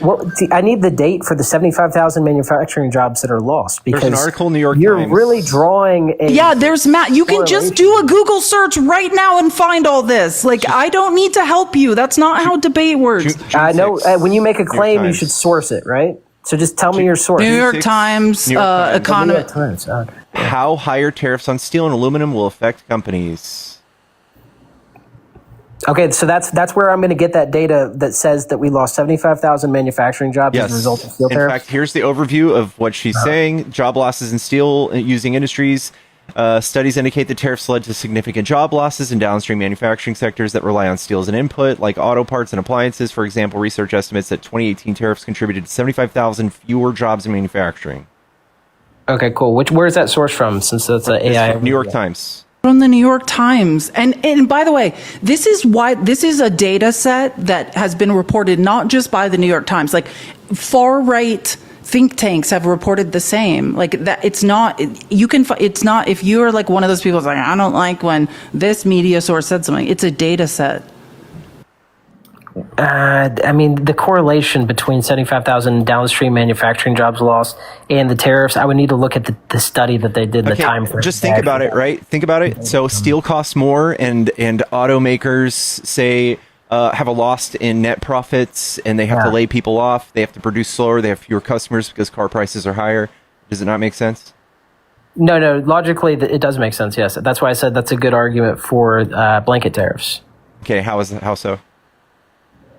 Because when you have a targeted tariff like the steel tariff, and it affects downstream manufacturing, what's happening there is either the manufacturers are outsourcing overseas, right? And because let's say I could go and prefab this in South Africa, who can get their steel from China cheaper. So it's cheaper to source it that way than it is to do it here in the States. A blanket tariff kind of allows for us to avoid those workarounds, right? I think you're conflating blanket tariffs with just tariffs on multiple countries.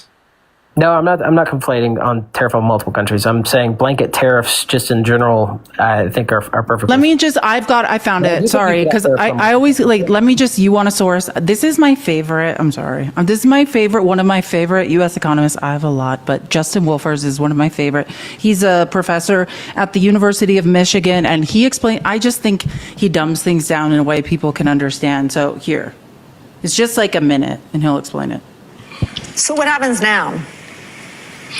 Well, the first thing is actually the country that the president is clobbering the hardest is the United States. The steel industry, you should understand, is a very, very small part of our economy. It employs about 100,000 people in an economy of 160 million workers. I care about those people. My heart goes out to them. But I also want to remember the other 159,900,000, because steel is a small part of our economy, but it's a big part of the inputs through the rest of manufacturing. So if you wanted to find a way to really destroy American manufacturing, what you do is figure out a way to jack up the cost of steel for American manufacturers. And that's what the president's just done. In fact, he's done this once before. In 2018, he put tariffs on steel. And studies of that episode suggest that he did actually succeed in saving around 1,000 American jobs, which sounds terrific until you realize that the more expensive steel that rippled out through the rest of the manufacturing industry, which is much, much larger, cost another 75,000 jobs. So the president ended up destroying 75 times more jobs that he saved last time he tried the exact same trick. And now the tariffs are higher, and they're blanket tariffs. Well, Biden increased the tariffs. I mean, and he continued targeted tariffs of Trump. He increased the 232 tariffs. I'm pretty sure, and he campaigned on increasing. He continued Trump's tariffs. I saw him. So again, you're pivoting. Listen, I don't care, and I was trying to. I'm not sure if you're listening, but let me just agree with you. I don't care who is doing protectionism when you start going, hey, in Michigan, I'm going to do this. And in Pennsylvania, I'm going to save 1,000 jobs here. The only thing mathematically, when you do statistical analysis, what that yields are votes. It's not a net benefit to the U.S. economy or to saving jobs. You don't hike the price of steel in America to bring manufacturing back. That is asinine. And everyone knows it. But if you're looking for votes in swing states, maybe it's a different story. I don't care if a Democratic president does it. I don't care if a Republican president does it. I don't like it. I mean, here's the thing. I don't even think we suffer from an issue of manufacturing jobs in the United States. We probably have like 500,000 open manufacturing jobs. You were questioning if what I said was real. It is real. You talking about the 75,000 loss in manufacturing jobs? Sure, yes. I think people think that, sure. And here's the thing. I think that at the end of the day, steel being a core resource, we need to protect our steel industry, and we need to focus on having our own supply of steel. If we're reliant on Chinese steel or Japanese steel or South Korean steel, then we're going to have a problem, right? Don't you agree that we need a robust steel industry? I mean, even the communists thought this. We don't. It's the same with aluminum. Can I just give you an education on steel and aluminum? We don't have the resources here to do what you are saying. Like, if there was any way mathematically possible to produce our own steel or to produce our own aluminum, sure, we can't. It's not a real thing. You just heard Trump saying that, and for some reason you believe that's a possibility. No, what are you talking about? We have to import aluminum and we have to import steel. That is not true. We make steel and aluminum at multiple different smelters all across the United States, mostly in the Northeast. You can go buy stock. You think that we can produce enough steel? Wait, let me just be clear. You're saying that we can produce enough steel for all the construction projects, all of the manufacturing that needs to happen in the U.S. and not get steel from outside sources. That is your claim. I think that we can, maybe at current capacity of our supply, we would not be able to meet demand, but we could. That's mathematically, that's the dumbest thing you've said so far. That's not possible. What are you talking about? You don't think we have enough iron ore? What is it? What's the lack? What do we not have that makes us incapable of being independent in steel? What is it that America is missing? Are you kidding? Yes. No, I'm not kidding. Let me turn it back on you. Why do you think it would be hard to produce steel at a rate that we could bring why did manufacturing leave is probably a better question. Why? I already explained it. If you can source your prefab steel somewhere else, then why would you do it here? No, that's not why. It's neoliberalism. Neoliberalism has nothing to do with liberals, so I don't want you to associate. It has to do with conservatives, right? It has to do with the cost of goods once they're brought into the U.S. and the cost of labor, right? It is more expensive to make things here, period. And yes, we don't have the resources. I mean, if you're talking about, I guess, we're going to grape the ground underneath us and take every last bit of iron ore and start using it. Wait, I'm not done. To manufacture things. That's decades out. In the meantime, we're going into a recession. All right. Well, it's delusional. What you're saying, you're talking about a dream that's not real and you don't understand supply chain. Okay, I have pretty good depth in supply chain. Listen, I like your brain. I do, but right now, right now it's not. It doesn't make sense what you're saying. Okay, well then let me explain it to you. Okay, let's talk about China. So in about 2014, 2015, really all the 2011 through 2015, China was a really bad trade partner with us. Okay. Obama went to the World Trade Organization like a dozen times and complained against their trade practices, right? Why? Why? Because answer the question. Yeah, why was Obama? That's the key part. Well, it's what I just talked about. Okay, it's sure. the reason. Reasons. Wait, hold on. You just made my point. Thank you for you're on my line of logic now, reinforcing my argument that we offshored manufacturing because of slave labor. That is correct. That is true. Yes, conservatives offshored globalism. If no one knows what I'm talking about, they're trade triads, right? Right? The U.S., we are consumption, right? We are the marketplace where people bring their wares. We steal the minerals and resources out from under the feet of third world countries with fake wars and all sorts of things.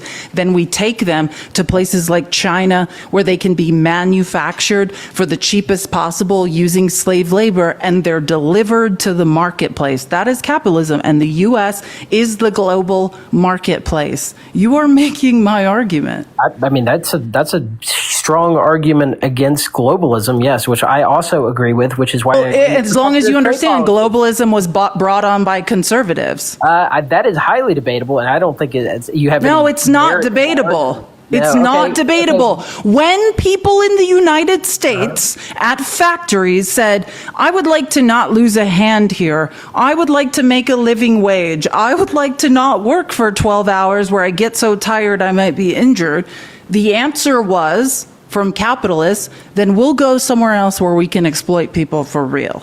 Are you pretending the Democrats are not capitalists? Is that what you're trying to make because that's absurd. Democrats are crony capitalists, if anything.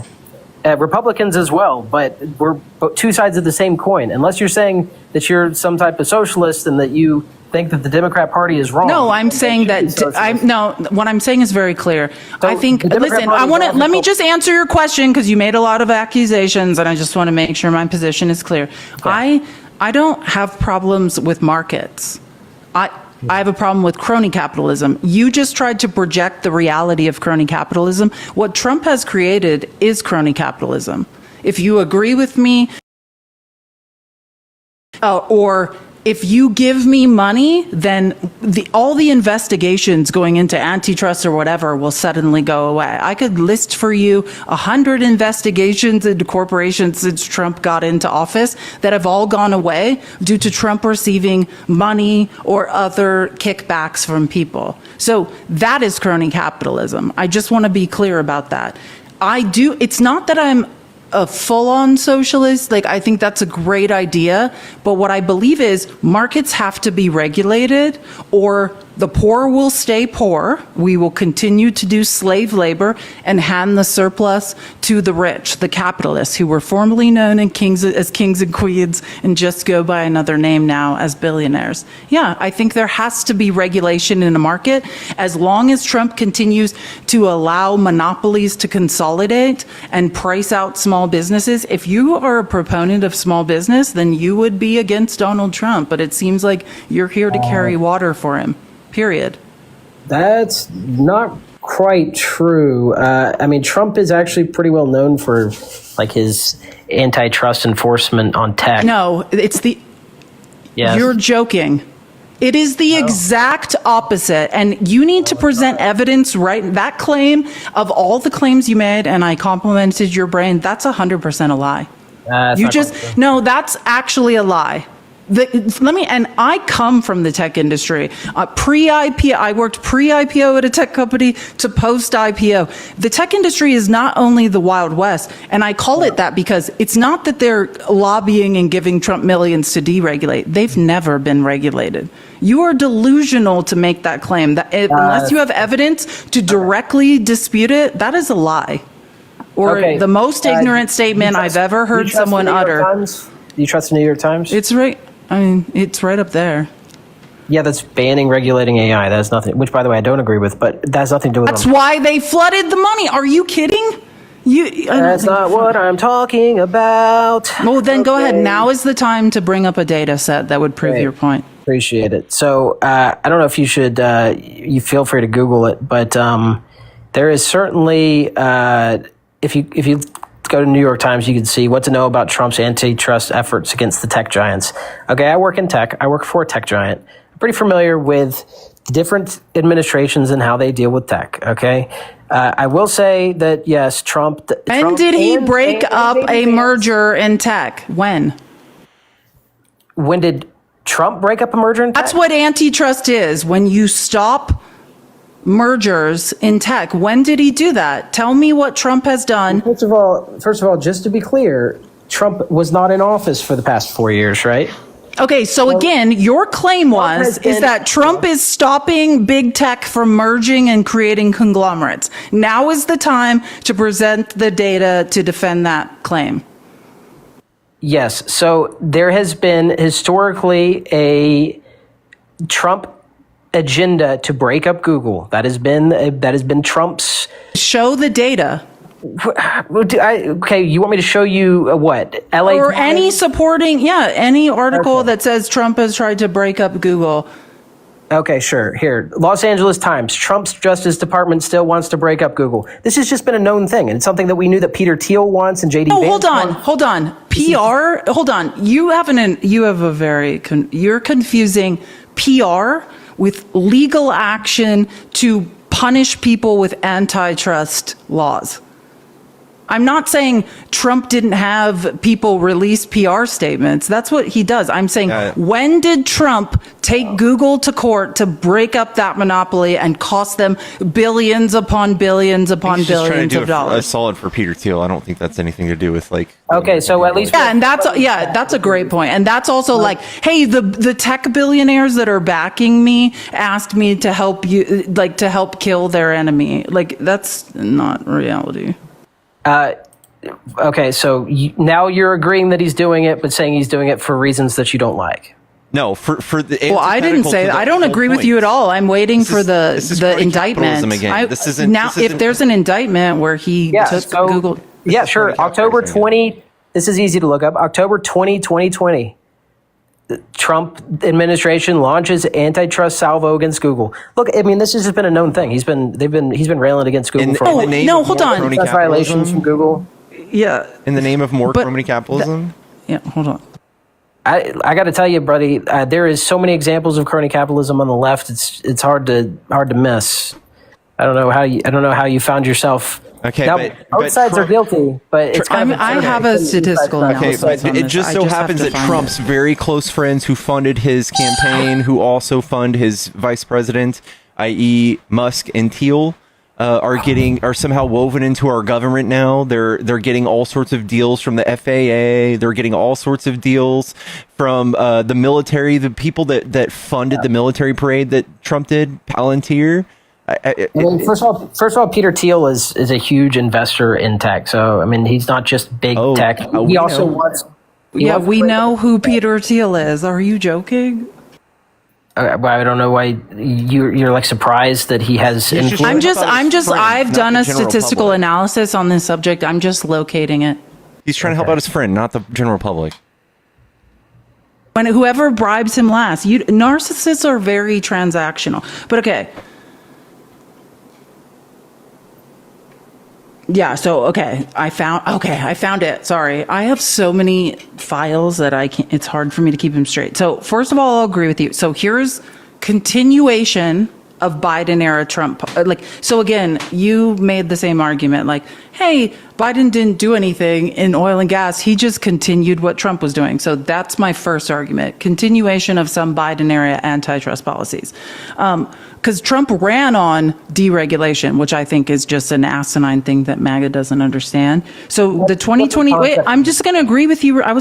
Can you let me just agree with you? The 2023 merger guidelines, which raised the bar for mergers, remained in effect under Biden.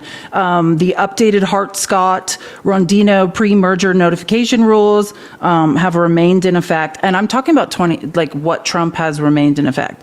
But selective enforcement under big tech. The administration had pursued a mixed approach. Ongoing cases. The FTC's lawsuit against Meta, initiated under Biden, continues testing novel theories of harm. But if you don't know this, under the new bill that's being forced through Congress, the big, beautiful bill, do you know Meta gets $15 billion for things they did years ago? Yeah, I don't agree with that. Yeah, I don't either. I don't think anyone does. But new investigations. Wait, hold on. Non-compete ban. The FTC under Trump is expected to withdraw Biden's 2024 rule banning non-competes, calling it an overreach. Labor market focus. Biden's evidence under worker protections targeting non-poach agreements has waned. They're letting that go. And you work in tech, you know about the non-compete clauses that paralyze anyone who leaves. They turn your life off and your ability to make money. Wow. And Trump has rolled that back, and that's disgusting. Energy dropped Biden's novel theories wait, hold on. This is not what I was looking for. I have another one specific to tech. Sorry, this is merging into oil. This is not what I was looking for. I don't want to go back to, sorry. All right. This is not the thing this is not the file I was looking for. At least you can take back what you said about me saying that Trump is pro-antitrust is the dumbest thing you've ever heard, because he actually is. And that whether you... No, he's not. Are you crazy? No, hold on. Here's what... Are you crazy? You must be crazy. Trump has the people who monitor antitrust, Trump got rid of. You're joking, right? Well, maybe the Federal Trade Commission, the people that monitor and investigate tech companies who are trying to commit antitrust, but not just tech. Let's not leave it there. All sorts of corporations who are going against antitrust, Lena Khan, and all the people that were really regulating antitrust laws, he got rid of. That's not a move you make if you're like, hey, I love antitrust. Anything that protected consumers against big tech, he's gotten rid of. Against big banks, he's gotten rid of. What specifically did he get rid of that's bad for people? The Consumer Financial Protection Bureau. Yeah, and he fired everyone at the FTC and provided shields. No, they weren't. Hold on. Wait, let me say something. You have no idea what you're talking about. The Consumer and Financial Protection Bureau is funded by the Federal Reserve. It's not paid for by our tax dollars. The only thing they have done is recovered billions of dollars in overdraft fees and fraud committed against individual Americans by big banks. For you to say that was pointless is factually incorrect. Yeah. The only thing the Consumer Financial, it costs us $0 in federal tax dollars and protected us all. Protected us all. They were doing an absolutely terrible job at protecting us all. Just in case you're aware, because they're underfunded. You can only do as many investigations as. Do you understand what billable legal hours are? My brother is a really successful corporate lawyer. His billable hours are $800. So when they're given scraps and they've still recovered billions of dollars forever, like the return on investment is there, the ROI is there. Yeah. Here's the thing, though. The Consumer Financial Protection Board was absolutely terribly run, didn't do a good job. The Bureau. It's a bureau, not a board. Okay, Can you tell us how they were terribly run? Sure. Well, I was going to give you an example, right? So 3 of the major consumer credit reporting agencies have been sued as of late, with merit, by the way, for completely bullshitting reviews on people's when credit false credit reports come through and things of that nature. They were essentially just like green lighting everything. Nobody actually got a complaint through. It was ridiculous. It was all a big waste of time.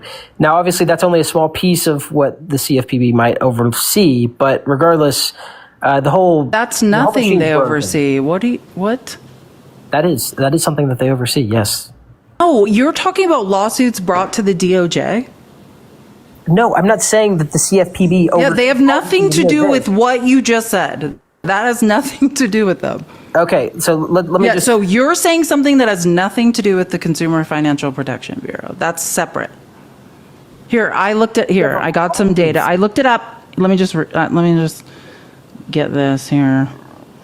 Direct financial relief to consumers, 21 billion plus returned to harmed consumers since its inception in 2011, including refunds, canceled debts, and penalties from enforcement actions against predatory lenders, banks, and financial institutions. 6.2 billion in consumer redress and 3.2 billion in civil penalties just during the Biden administration alone, 2021 to 2024. 5 billion a year saved from overdraft fee reforms finalized in 2025. Cost benefit analysis: for every $1 spent on the Consumer Financial Protection Bureau operations, $10 was returned to consumers in 2024. Breakdown: operating costs, $750 million annually, funded by the Federal Reserve. Consumer relief plus penalties, $7.4 billion. Donation in recognition for the hours you're putting into the channel. Thank you so much, Rusty. I think that's so nice, Rusty. But again, there's no, for every $1, which none of us are paying, the Federal Reserve is paying. Right? $10 was returned to the average American who was robbed by financial institutions. Yeah, there's also another number that says for every $1 spent, we get $5 back.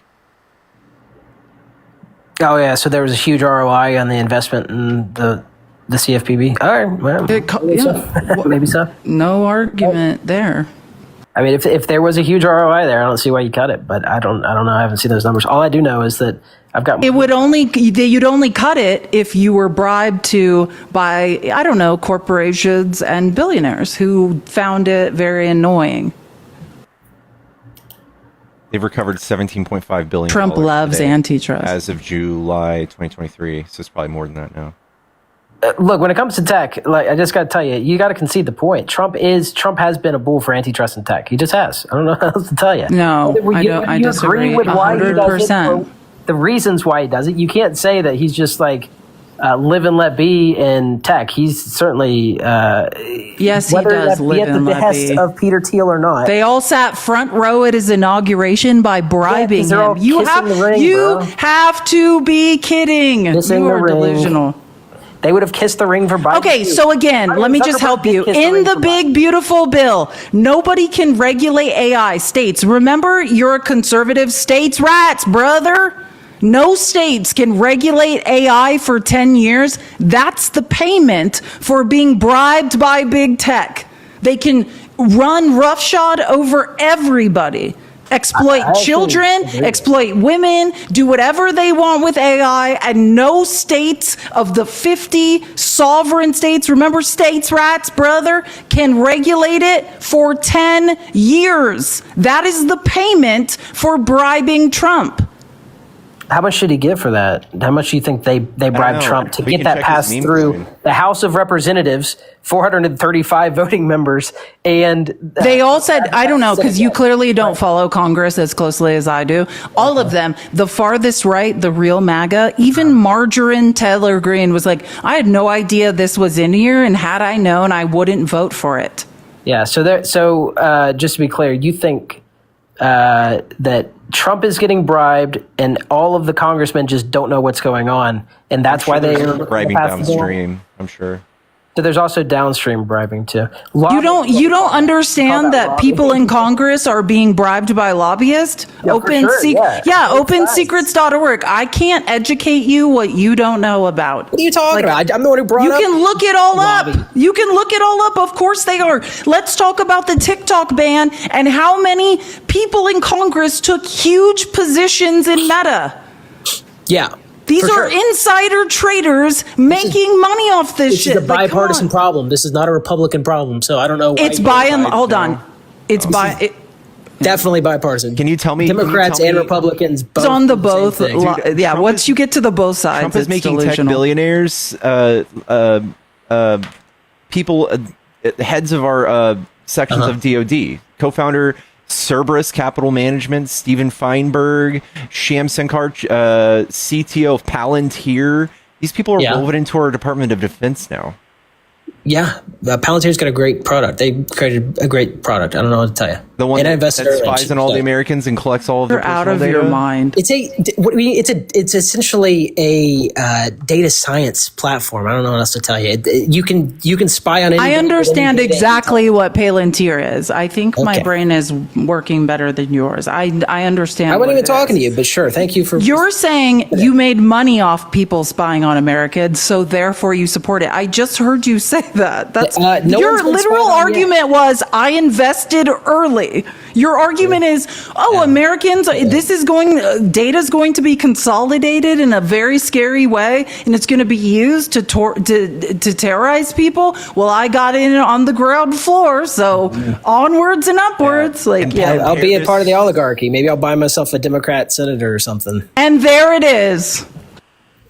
Yeah, I wonder if this has anything to do with trying to pass a law that would stop states from regulating AI. If this program that he's using to database all of American citizens is ran on AI, I wonder if it would, I guess, be protected by this law. That's all a bunch of malarkey. Anyways, listen, there's already pretty heavy regulation around the use of machine learning, which is what they're using for the data. Anyways, it's not large language models. That's not how the shit works. They're both AI, right? Just because it's not an LLM. Well, only recently they're now both considered AI because the industry wants to call everything AI because it's hype train. But sure, yeah, there's certainly huge amounts of regulation already around what you can do with your data. I don't know if you remember this, but Meta got sued about it. We talked about this earlier in the conversation. Meta's been sued, but for misuse of data, right? There's already data concerns. And if you were concerned about the use of your data, you should still be talking about the Patriot Act. That was bad, right? So what you just said, now you're flailing around. Let me help you. Yeah, you already just buried yourself by your own argument. But I just want to say this. Your argument now, what you're saying is let me just restate it. You're saying when Trump was president, there was a lawsuit brought by an investigation brought by his DOJ that he was not bribed to kill. I agree. I think Trump has let some things go by and doesn't know about some things unless someone comes to him and says, "Hey, I've got an offer for you to kill this and make it go away." This is a guy who makes investigations go away for money, who is bribed for pardons, and this is factually on record. And you're saying, "Hey, there was a couple investigations that slipped through the cracks and he wasn't bribed to stop." So that's my argument. After you just said what you said, I'm an early investor in Palantir. Who cares? I'm riding this elevator that's going to terrorize American citizens straight to the top. That's bullshit, though. You're making up this concept that it's going to terrorize American citizens. It's absurd. No, it's well documented. You're basing the entire argument. It's documented. There are whistleblowers from Palantir, engineers who are on record talking about it. Okay. No, yes, okay, as in yes, that has happened. Yes. Honestly, listen, if you're a capitalist and you're like, I don't care, I have no ethics, I don't care who's hurt in the process of me riding this train to the top, then cool. Yay. Palantir's got a great solution. They've been selling to the government, multiple governments for many, many years. This is nothing new. Palantir's not a new company. See how horrible this is? Yeah, exactly. And also, fuck the people. Palantir also sells to the commercial market. So, people use their data science platforms for business decisions all the time. It's very common. I don't know what to tell you. This whole hate of Palantir is really just Trump derangement syndrome dressed up in a new way, presented to us in a new fashion, just like it is every single. That is now you're the no. Listen, hey, can I just say something? Now, this is how I know your argument collapsed. You are now the dumb Trump supporter that's invoking Trump derangement syndrome. That's I hate to tell you. That's when I know you. That's when I know that you have your argument collapsed on itself. Just say, "Hey, I don't give a shit about anyone but me. I'm riding this train straight to the top." Just say that. No, the reality is Palantir is just fine. The government's not overstepping. I think it's got a bullshit. But if you're gonna hate, if it was Biden, I would chant that in my head right before I fall asleep too. Yeah, just keep. If you keep repeating it might become true. If it was Biden doing it or Kamala, you would not be talking about it. I promise you, guys would be charging. Is. You guys would be charging the Capitol with ARs. Yes, you're right. Yes, for sure. Exactly. You're right. That's why I'm saying that's how we know it's bullshit. Because if your side was doing it, we would hate it. If our side was doing it, you would hate it. That's why I know it's bullshit. Because if we could both not agree that we both hate it, this is then totally, it's not really this that is bad. totally not dude. You guys are all about small government, yet you guys want Palantir to build an AI model to database Americans. You guys are totally make the federal government small states' rights, brother. $5. I am an AI trainer. AI is not ready. It needs regulation with the amount of hallucinations. Then there was RFK Jr. a report riddled with them twice. Thank you, Rad. Yeah, AI sucks, and it's not even AI; it's machine learning. Just FYI, it's the same thing. LLM is a type of machine learning. Sure, but it's not the same concept. Large language models are machines learning. You gotta stop. You are delusional. Machine learning has been around. Okay, don't. Now he's like flailing around trying to defend his weird shit. We've been running analytics on our user data since way before I was born. As a matter of fact, it was like in 2007. They put out an article saying that Target knew when you were pregnant before you did, based on your buying habits at Target. I don't know what this whole "we need regulation for AI now" is a bunch of hype because our congressmen don't even know how routers work. Okay, it's stupid. It's dumb. Okay, I hate to tell you this. Nobody in everyone in the tech industry says that AI needs regulation. Sam Altman says it. Elon Musk says it, who's out of his mind. Everyone says it. Like, I can't, if you scream it louder, that will become true, but nobody should believe a word that you're saying right now because it's factually incorrect. It does not need state level regulation because state regulators are dumb, okay? They don't know how it works. I don't even You just talked about senators not knowing how to turn their routers exactly. on. You know much stupider the state legislators. No, you just your own argument collapsed. I can't listen. Hey, it's $40 for this man to leave. Can we pool some money and get $40 please give these people some together? money. Come on, guys. No, this is free market. This is your dream, not mine. That's what I'm saying. I love my favorite thing is when my favorite thing is when Republicans are like, "Why are you participating in the capitalism I forced on you?" Like, this is the ultimate. This is the best. Flail around and scream about how capitalism is wrong whilst you prop it up. Like, are you crashing out on me right now, or what's going on with you? Oh, the hypocrisy. You're like running around in a circle. It's very weird. I feel like maybe that you just don't see you've just been encircled by my arguments. They're so good. You're feeling overpowered by them. Yeah, listen, I thought like I liked you at the beginning. Now none of it makes sense. Maybe you're starting to see the light. You just need to keep running towards the light as I talk. Okay. And you'll find. I don't honestly know what to say to you anymore. Like, we're back to level. You need to understand that the federal government does stupid things all the time, no matter who's in power, and you can find arguments to argue against whoever's in power at any point in time, no matter what. Okay, but we can at least all agree. Both sides of it. I love the most asinine, unintelligent argument of anyone in a debate is like, it's everyone. It's everyone. Like, my final statement is, it's everyone. Yeah, that's not idiotic at all. Okay, so give me a nuanced take here. Just do me a favor. Do me a solid. Tell me two. Oh, I'm not. When someone's drowning, I'm going to let them drown. I don't interrupt a circular firing squad. You just bury yourself. Pickles. Give me two things that you disagree with that is mainline stance of the Democrat Party. Just two things. Give me nuance. Support of Israel. Okay. I would also say, I don't know. One time they removed the $15 minimum wage bump from a bill to watch it die in Congress. Oh, Jesus Christ, dude. So the one thing that you can come up with is that they don't support that you don't like Israel? Is that?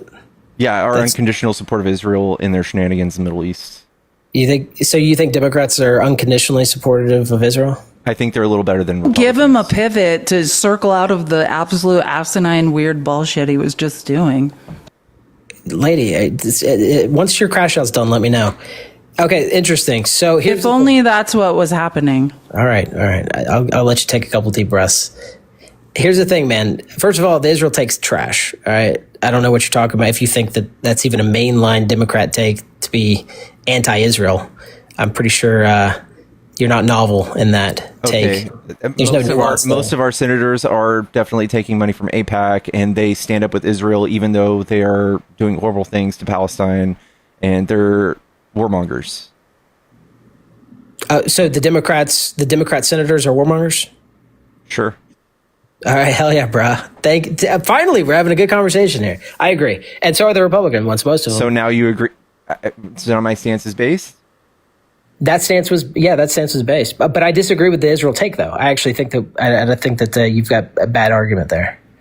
It's idiotic. It can't be both. You don't even know when you invalidate your own arguments. Okay. You got a base take, but here's the thing. The problem is what you're thinking that we like fully support everything Israel all the time is just not true.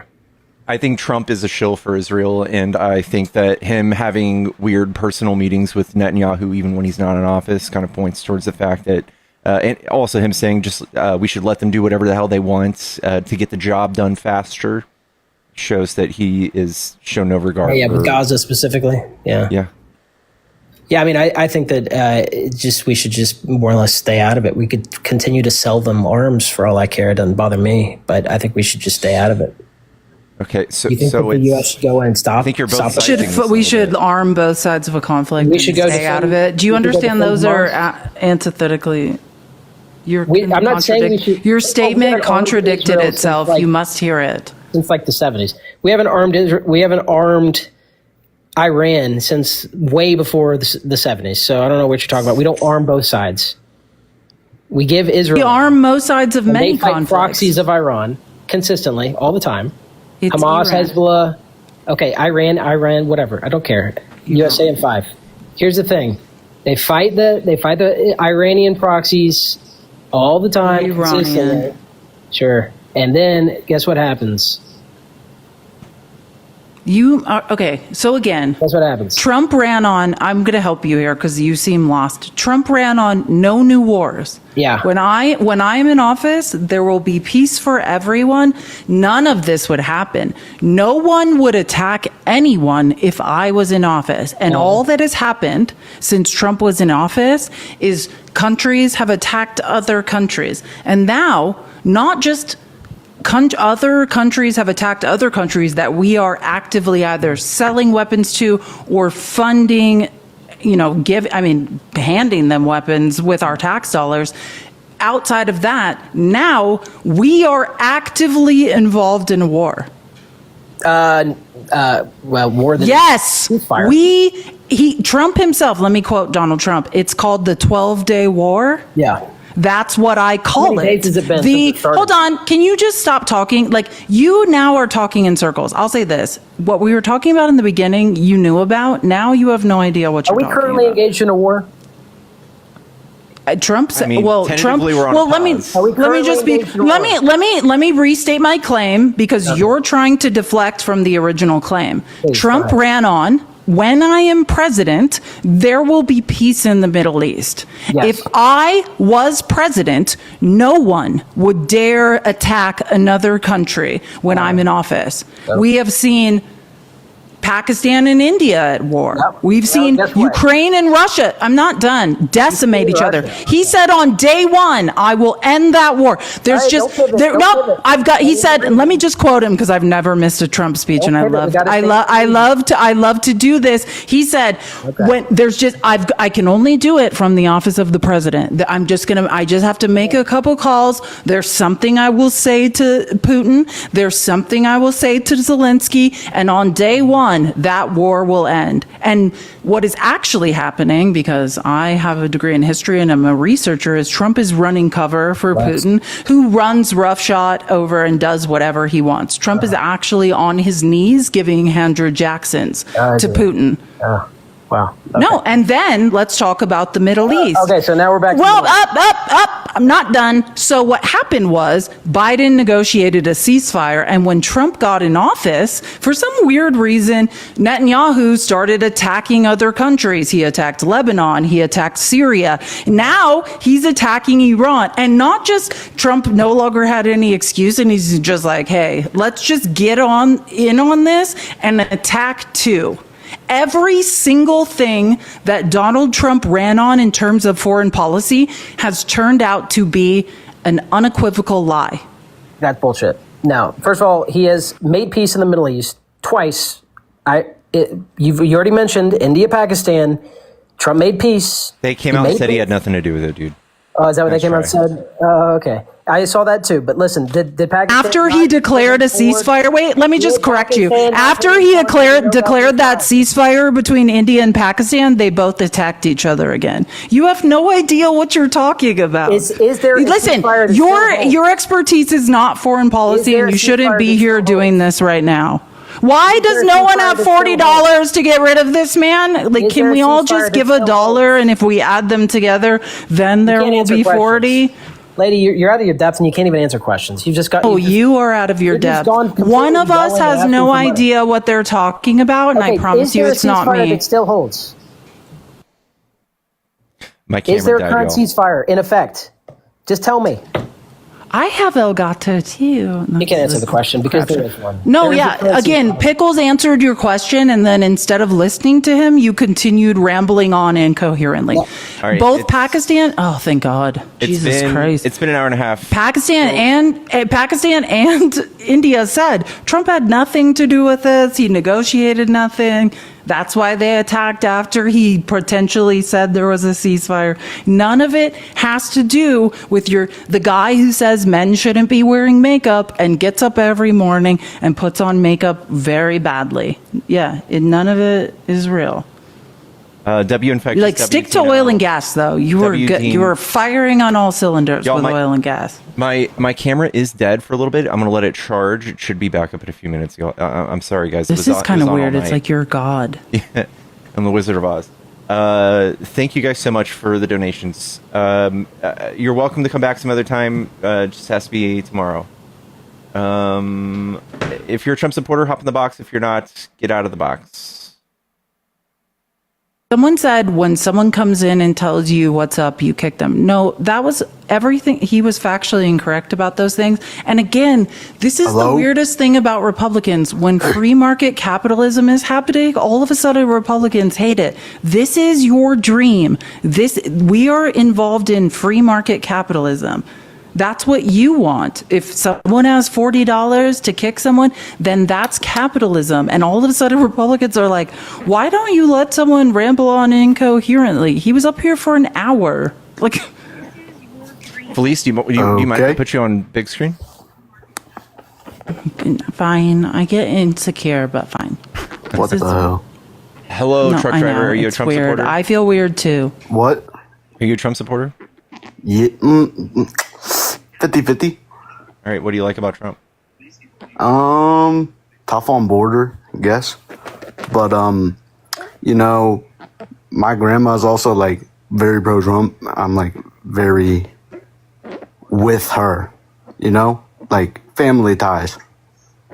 So I don't know. I have the same my politics problem. are not affected by my parents. I don't know. I think it's weird for anybody to call one side sheep and then to admit to something like that. I would agree.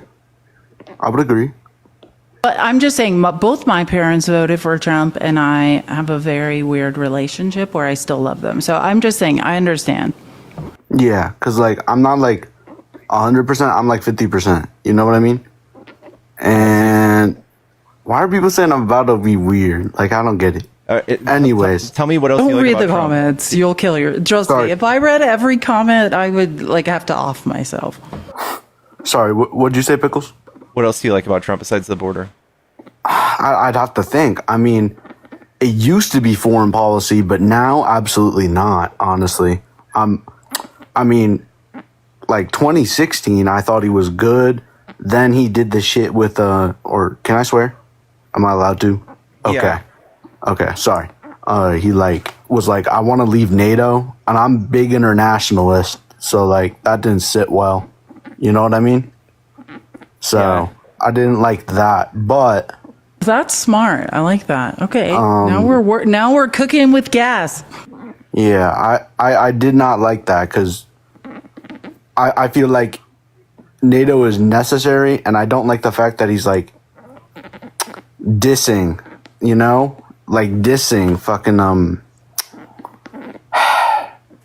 who was it again? General Secretary of NATO, something like that. He keeps going on about how much he hates them. You know what I mean? But I mean, I have also like a ton of friends, and I feel like a lot of the stuff I watch is sort of like right wing. But like, I don't feel like I watch anyone too right wing. You know what I mean? Like, I don't watch like Tucker Carlson or anything. I just like, I don't know how to put it. I mean, I'm just stuck because I like certain other Republicans, but I don't really. I think Can I just say, maybe it's not like you know, like your favorite sports player. You know how like we're like, oh, like Kobe for life. I'll debate that till I die. Like politics isn't like sports. You know what I mean? I think MAGA gets really confused. It's like red won, like we're winning. It's like, no, we're actually financially all losing when you do the numbers. You know what I'm saying? I'm just saying, like, don't get so caught up in like, this is my guy, I'll support him until I die. Versus, why is he robbing us all to give money to billionaires? That's what I think is largely concerning. Yeah, I mean, because I really like what's his name? I'm blanking. Like literally every time I start speaking, I have like jitters. You know what I mean? Okay, I do that too. I don't get on like stuff like this. I debate with. I like, get my it. friends, You're nervous. but, Trust me, I am too. I have major anxiety. Never feel bad for feeling anxious. I have it too. Thank you. I mean, because I'm not, obviously, I don't know if you can tell from my voice, but I'm not, like, I'm 18. So, like, I'm not, I haven't voted yet, but I'm, like, thinking about next election, all that stuff. And it's just, like, so complicated. And, like, I feel like also, because I have autism and shit, I feel like Trump's sort of attitude towards that is very not okay. Like mental disabilities. Yeah. I feel like the right side or right wing side of politics, like kind of hates care me. if you live or die. Yeah, I mean, no, I get it. Trust me. If I could afford I'm very smart. Like I appear very smart, but yeah, like I'm the person with like the headphones on because like. So is Pickles, actually. We're very similar. Like, if I could afford an autism test, I'm probably, like, very high-functioning autistic. Do you know what I mean? Like, I've had therapists help me to take that test. Because, like, you know, everyday life things are very hard for me, but I'm very smart, and I can, like, see spreadsheets in my mind. So, yeah, and I totally relate to what you're saying. And that is the problem, right? Like, people that require certain things and, like, extra services, yeah, the conservatives basically would like us to socially engineer us all out of existence. Yeah, it's very concerning. I would agree with that. I mean, but one of the other things is that I feel like I'm more classical republicanism, you know, more like Reagan, even though Reagan's not the greatest president, because like I want to be go to UT Austin for history. That's what my goal is in life. I have a history degree. Where at? I have a suspicion you might not like Reagan after you learn history. Like fully? Like, I mean, he's not. I like Here's the thing about Reagan, right? He kept saying like, hey, we just won't tax really rich people and corporations, and it's all going to trickle down. Like Reaganomics, yeah. Reaganomics. So you know about that. But here's the thing, we have now 50 years of trailing data that show us that nothing has trickled down. As a matter of fact, right, since 1980 to 2022, I'm quoting a Rand Corporation study, we've had trillions trickling up. $50 trillion has trickled up. Nothing is trickling down. That's the problem with Reaganomics. But I don't know how much you know about Ronald Reagan. He was an actor. He was Yes, actually a Californian, socialist. Yeah, he was the vice president of SAG. He was actually like What's SAG? Sorry. It's a union. He was Okay. he was like the vice president of a union for actors, and then they kind of recruited him, and he ran for president. But he had Alzheimer's. So yeah, I don't know how much of that was Reagan's ideas and how much of that was him like, hey, I've gotten money from certain people and now I'm pushing things. I don't know, but the math is no longer mathing on the trickle down. Yeah. Well, I mean, like, I have a ton of books. I mean, I just like, I read a lot and I try and learn about these people. And sometimes it gets like so stressful and confusing, you know what I mean? Because like I live in Texas and it's a red state. And I feel like there's a lot of What part of Texas you in? pressure. A lot of pressure to be right wing, especially from like A someone certain way, yeah, to think a certain way. My sister lives in Texas. Pickles lives in Texas. I'm in Dallas. Hopeful, thank you for the 5 gifted subs. But I feel like sorry, I keep I feel like sometimes I'm like worried that my grandma wouldn't look at me the same way if I was like openly Democrat too, or openly Republican even, because my mom and my dad used to be big Trumpers, you know what I mean? Like big right. And now I think just my dad is kind of, but my mom is now very left. And so it's like I have like a civil war in my family every time there's like, you know, Are you familiar with the term machismo? No. Are you Latino? No. I am white. Okay. Well, sorry. All right. But I have roots. Okay. Some. I'd consider myself white though. Okay. Well, I would just say that Trump probably he does a lot of people in the right wing really champion like toxic masculinity, problematic traits that Trump does, like speaking his mind, quote unquote, or just saying what he's thinking, being mean to his political opponents. I think that really does a lot for people who need that kind of authoritarian leader. And that's probably why your dad leans a little to the right and your mom doesn't. Mm-hmm. Well, he's also so here's the other thing. My dad's like, you know, he is part of the percent that would be positively affected by the, like the tax cuts. You know, he's very, very upper class. Okay. So that's the other thing. Because like my dad is part of the 1%. Okay. So that's still, I would argue that if you're blinded by a couple of tax cuts, yet you're going to see the rest of the economy, the consumers who would probably be benefiting your dad as well. I'm assuming he's somewhere working for a corporation or owns a business. He owns a business. Yeah, and I'm assuming that business has customers. You're less likely to. I would say big businesses are the strongest when we have a healthy middle class, and Trump is not good for the middle class. So while your dad might enjoy some tax breaks, I think Trump is problematic for the economy as a whole. I think that's true. I mean, I feel like a lot of the time, though, too, I mean, I have a picture of me with, like, Greg Abbott. So, like, my dad's very politically, you know, connected. And, like, I've talked to Greg Abbott and stuff like that. So, I've personally talked to Greg Abbott. Had a dinner with him, I think, once. I'm sorry, you had to He's still working against your best interests. Which, you know what I'm saying? Like, listen, at some point, you're your own man, and you just have to decide. And I totally get it, though. Like, every therapist I talk to is like, as long as you don't cut ties with your parents, you're in a horrifically abusive relationship. I don't know. I just never attached to anyone but my parents, so I understand how you feel. Like, I totally get it. But also, at some point, you just have to say, hey, I have my own ideas. I really hope my parents never watch these videos. Yeah. feelings about it. Yeah, both but my parents I and I just got it. decided at some point, like, I'm just going to defend my own interests, you know? Like, your grandmother was alive at a different time, and, you know, like, things, time has marched on now, and we need to all just decide. Like, math is telling us a story that involves every American who is not insanely wealthy. I mean, hopefully you're going to inherit some of that. Like, what? Like, I don't Yeah. know, but like for the rest of us, the rich are getting richer and the poor are getting poorer. Yeah, I mean, I'd also consider myself a humanitarian too.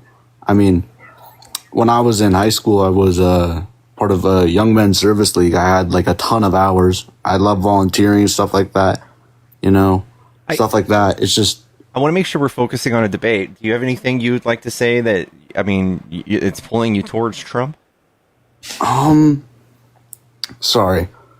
I had a talking point or two, but let me look at my notes. Hold So on. I followed you, just so you know. So like, again, like maybe we can connect later. I just want you to know, like, I totally get it and I support you. Thank you.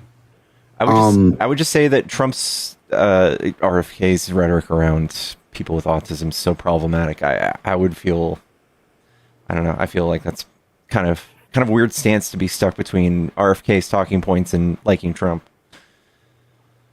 Yeah, I mean, also, my mom works for like the health department in Texas.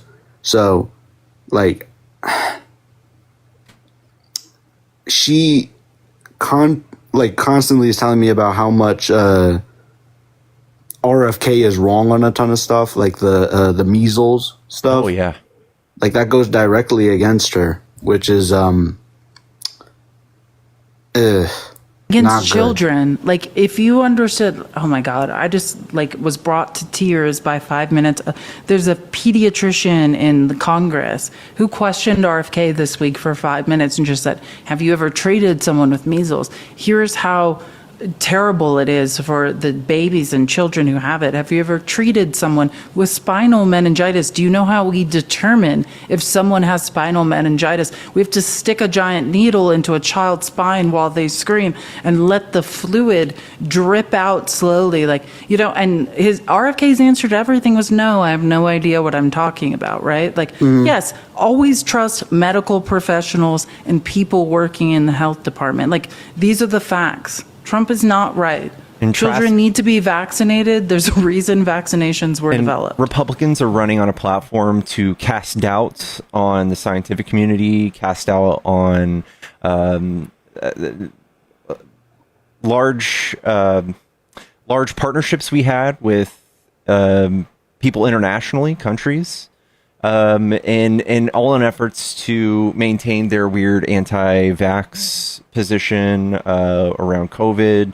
They did a lot of fear-mongering around that, which we can actually see through studies that basically led to the unaliving of people, mostly Republicans, at a rate of 15% higher than Democrats because of their rhetoric around vaccination and masking. All of these things problematic, and I would say are antithetical to public health. Mm-hmm. I also feel like, though, one of the other things is I found my notes.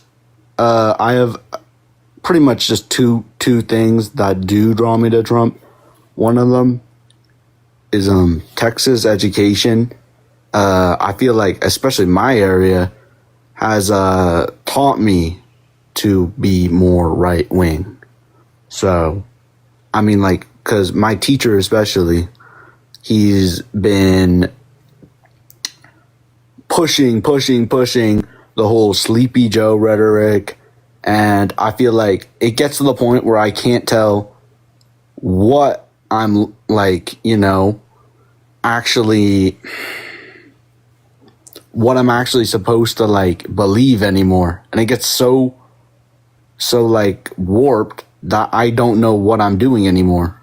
Listen, everyone's having that issue, I think, right? Like, I think you're not alone in being confused. Sleepy Joe, let's say he has dementia and has no idea what's going on, still lowered the deficit while Republicans blew it out, still recovered the fastest in the G7 from COVID. Like, the math is that Joe Biden was a really great president. Like, that's the truth. Like, and I think a lot of people have no idea about what Joe Biden has done or how he brought manufacturing jobs or how he recovered the economy. So then they say these things. It's not reality.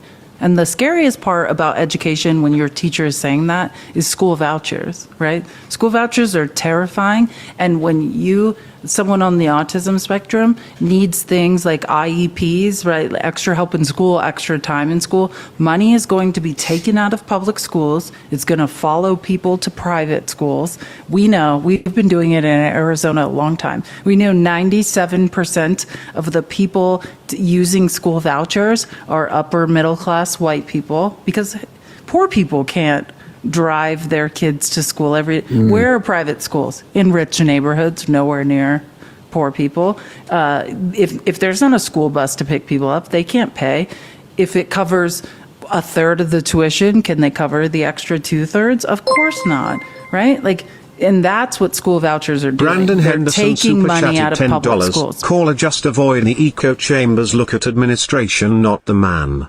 Thank you, Brandon. Yeah, and I would Love also that say voice. look at Trump's effort to defund the Department of Education. If you care about education, especially in Texas, the Department of Education being gone has removed $286 billion from education nationwide, and 20% of Texas schools received funding, or 20% of Texas's budget for education was from the federal government. That's now gone thanks to Trump. I was a teacher. Like, trust me, nothing the Republicans are doing from education, especially if you require a little extra help, a little extra time, specialized teachers that can provide that, nothing conservatives are doing will help you. It's almost like they're trying to socially engineer people out of existence. It's terrifying. Yeah, I feel like that sometimes, because I usually am not this bad at speaking, but I feel like I have been taught a lot of the time especially because I do go to a private school. I've been taught a lot of the time that, the Democrats are out to get us. And I feel like that's just like, it's because my mom is a Democrat and my dad's a Republican, and then all that stuff. And then it combines into the thing where now my school's saying something. And my grandma constantly talks to me about how I should only be right wing, and how whenever I go to my grandma's and I talk to her, she's like, well, do you want this book? And I feel like she gives me a book, I forgot what it was by, it was killing someone. Listen, I feel like you could get a lot more out of this by maybe listening to other people argue, and maybe you can I'd agree, build your honestly. stances. Yeah, you can build your own stance and maybe ask questions when you have more. But I feel like you're just really on the fence, and maybe you just don't know what you don't know, or you're not sure what questions to ask, which is totally fine, bro. Would you be okay if we just went to the next person? And yes, absolutely fine, man. Okay. I followed you, and it was such a pleasure talking to you. Thank you for your perspective. I really appreciate it. Yeah. Have a good day, bro. Thank you. Isn't it really cool when Pickles is the voice of God? I need to say something real quick. I have to read some things. And this is again for MAGA leftists. The man who has been stalking me now for 6 months, but refuses to ever request. You just make claims and say things that make no sense. Now is the time to request. Or I just want to say, I'm going to debate with Facts Still Matter, Steve, later tonight. I think probably around, 9 p.m. Eastern, or maybe a little later. I don't know, somewhere around there. So again, MAGA leftists, for the last and final time, you must have arthritis typing things that are factually incorrect at this point. Please just request. Just get dismantled. Nothing you say ever makes any sense, and I have to listen to it. But I just want to say, Facts, thank you for the $5. States' rights, brother. See you at 9 for MAGA debates round 2. Yeah. So again, I'll do this again at 9 p.m. Eastern if anyone wants to talk again with facts. And Jen, thank you. I miss you too. Thank you for the gifts. Miss you. Big hugs, Jen. I miss you too. Sorry I had to go away. I had to take a 5 because people on the internet are out of their minds. Okay, I'm done now. Hello, are you a Trump supporter? Hey, man, can you hear me? Yeah. What's up, man? Yeah, I would say so. We lost you.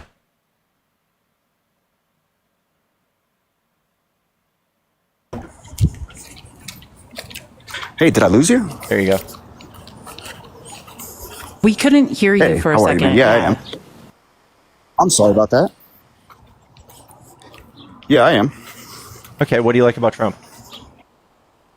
I'm liking the mass migration thing, man. I mean, I like that, and I like the the minimization. I don't want to sound like insensitive, but like the minimization of LGBTQ. I think that's just kind of overworn, man. I'm kind of tired of hearing about it. So those two things, man, are huge to me. Border safety is massive, and I just saw the opposite with Biden, man. Okay, so do you think we should be deporting people with no due process to prison for the rest of their life? I mean, we're told that there's due process. Says who? Hammond. They don't just get rounded up and put on an airplane. I mean, that's not exactly what they did. That's why the Supreme Court 9-0 said to bring him back.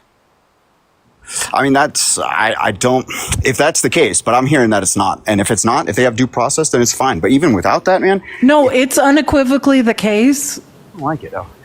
Just to be clear, you've been hearing the wrong thing. There's no debate about whether or not that's the case. Well, I like that. In fact, we've had people who shill for Trump, like Charlie Kirk, coming out and saying that migrants don't get due process and they're not protected by the Constitution. And I've had to argue for weeks about that. So I think it's completely the opposite. So if we put that aside, I mean, I get that they're hard. I mean, some of them are hard workers. I get that. Put aside the lies you just told. Yeah. Okay. Oh, I'm not lying. I'm just telling you what I was told. Right? Calm down like a little bit. But I mean, I'm a hard worker. I'd love to go to Japan. I'd love to live in Japan. They kick me out in 2 seconds. I don't care if I worked for 10 years hard. They would kick me out. I don't belong there. And these migrants, a lot of them are coming and committing crimes. No, actually, the numbers do not bear that out. So largely, they are the least contributors to crime. But someone told him, Pickles. Hold on, he heard from someone. You're discounting the fact that someone told him this. Like so the numbers, that makes it canon. The numbers bear out to the fact that they commit so little crime. If they were all on an island by themselves, it'd probably be the safest crime-ridden country on planet Earth. If all 13 million of them were rounded up to an island, and there were only 29 murders last year, it would be the safest island on planet Earth. We lost you. Did he mute himself or did he leave? We can't hear you when you're outside of the app. He might have had a phone call. The guy who gave him the information was calling, probably. On homeland.house.gov, yeah, you have 29 murders. You have 89,000 assaults in 23 and 24. That's a lot, man. Like one assaults. That's what house.homeland.gov. You mean 8,900? No, I do not. You know where commas go in numbers? This is from Customs Border Protection, and the number of assaults actually come out to 1,000 last year, which is so little. Do you think that's enough? So let's take the 1,000. Do you think that's so? You made up a bunch of numbers, and we should all acknowledge that you just made up a bunch of numbers, sir. I didn't, but okay, let's look at your graph. Is 1,000 a lot? So we're acknowledging that you lied. Let's move on now that we all acknowledge that someone made up a bunch of lies. What I'm saying is I'm looking at his screen. So is 1,000 a lot, or are we just going to defend very 1,000? little? Out of 12 That's million little? people, it's very little. Who don't belong here? Yeah, so come on, man. Do you don't think, belong here, bro? Yes, so you have an emotional attachment to these crime statistics when we can point out that there are way more here from domestic U.S. citizens, and if we were to take our money. If we were to take our money and try to make an effort to lower crime rates, the undocumented population would be the last people we would look for. But they don't belong here. Yeah, but I mean that all that means is that they also owe us $250. 250. No, they owe us not to murder. They should assimilate. That's what they owe us. Let's do a thought experiment. So if there were two children who got murdered by a U.S. citizen, and there was one child who got murdered by a undocumented, which one would you save? If we had like $1 billion and we could only do one, which one would we save? Would we save the two people by U.S. citizens or the one person by an undocumented? My point is, I don't want any murder. Answer the question. That's not really what I'm asking you. If we could stop 2 murders by a U.S. citizen or 1 by an undocumented person, should we save 2 lives or 1? You decide. We have a budget, right? And we can only pursue crime with a certain amount of money. And if you guys want to focus on the 29 murders and spend hundreds of billions of dollars also in an effort to fuck up our economy, would you do that? Or would you maybe crack down on the outrageous amount of murders done by U.S. citizens? 17,000, by the way. I hear your question, but I don't like any murders, and they don't come here to assimilate. They come here and they commit crimes. Not all of them. That's absurd. But the ones that do. But I don't want that at all, and that's why I like the mass migrations. So man. you'd They come rather here spend an insane amount of money to chase down the especially only undocumented murders? Would I spend a lot of money to prevent crime? Yeah, absolutely. Yeah, I think it's silly. So here's what I'm showing to you, and I apologize for anybody who's seen me do this before. So like last year, we had 48,000 people die in a car wreck. I love when you do this. We had 40,000 people die from guns. We had 75 people die from bees. And we had 29 that were killed by undocumented migrants. And you guys are taking hundreds of billions of dollars and you're chasing this down for some reason because you're emotionally attached to it. Am I emotionally attached to people coming over here who aren't contributing to this other than crime? Murdering American people? That's Yes, not true. They're No, contributing they are way more contributing. than crime. $98 billion in 2023. They pay into our retirement. So the criminals that commit murders were fine. No, I'm talking about undocumented immigrants as a whole. You're saying they're not paying taxes. They do pay taxes. I You're think one assault- You are factually incorrect. Again, let me just say, you're talking about 29 people. That's a There lot. are more. Should we unalive bees, or would that destabilize the entire food? We could honestly, we could save more than 29. We could Yeah, it double that doesn't. with Your like just a argument couple makes no $1 million. sense, yes. If we were just give everybody EpiPens, that would save more Criminals lives. from than other this. countries coming over here committing crimes I'm not going to feel the same way about that than I do bees.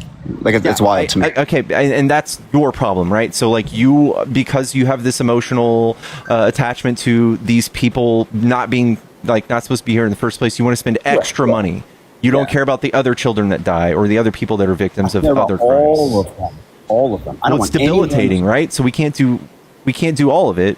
I would say that if we were to use hundreds of billions of dollars, I personally, dumb old me, I could figure out tons of ways to save more than 29 lives than with hundreds of So billions of dollars. I'll ask you this. Let's take the 29 people. And if 29 people, let's say, just went to Taiwan, for example, of the same kind of creed, who didn't belong there, went there and committed 29 murders, you think they'd say, hey, like, you don't belong here. They probably shouldn't be here. We should get them out. They're not here to assimilate. They're bringing their own culture in here. They're committing crimes.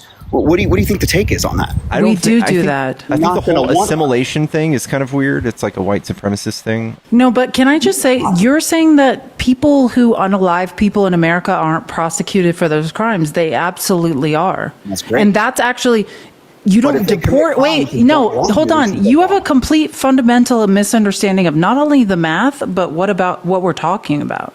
Like, so reset. yes, wait, hold on. If you're an undocumented immigrant and you commit a crime here, you face trial for that. That's called due process, right?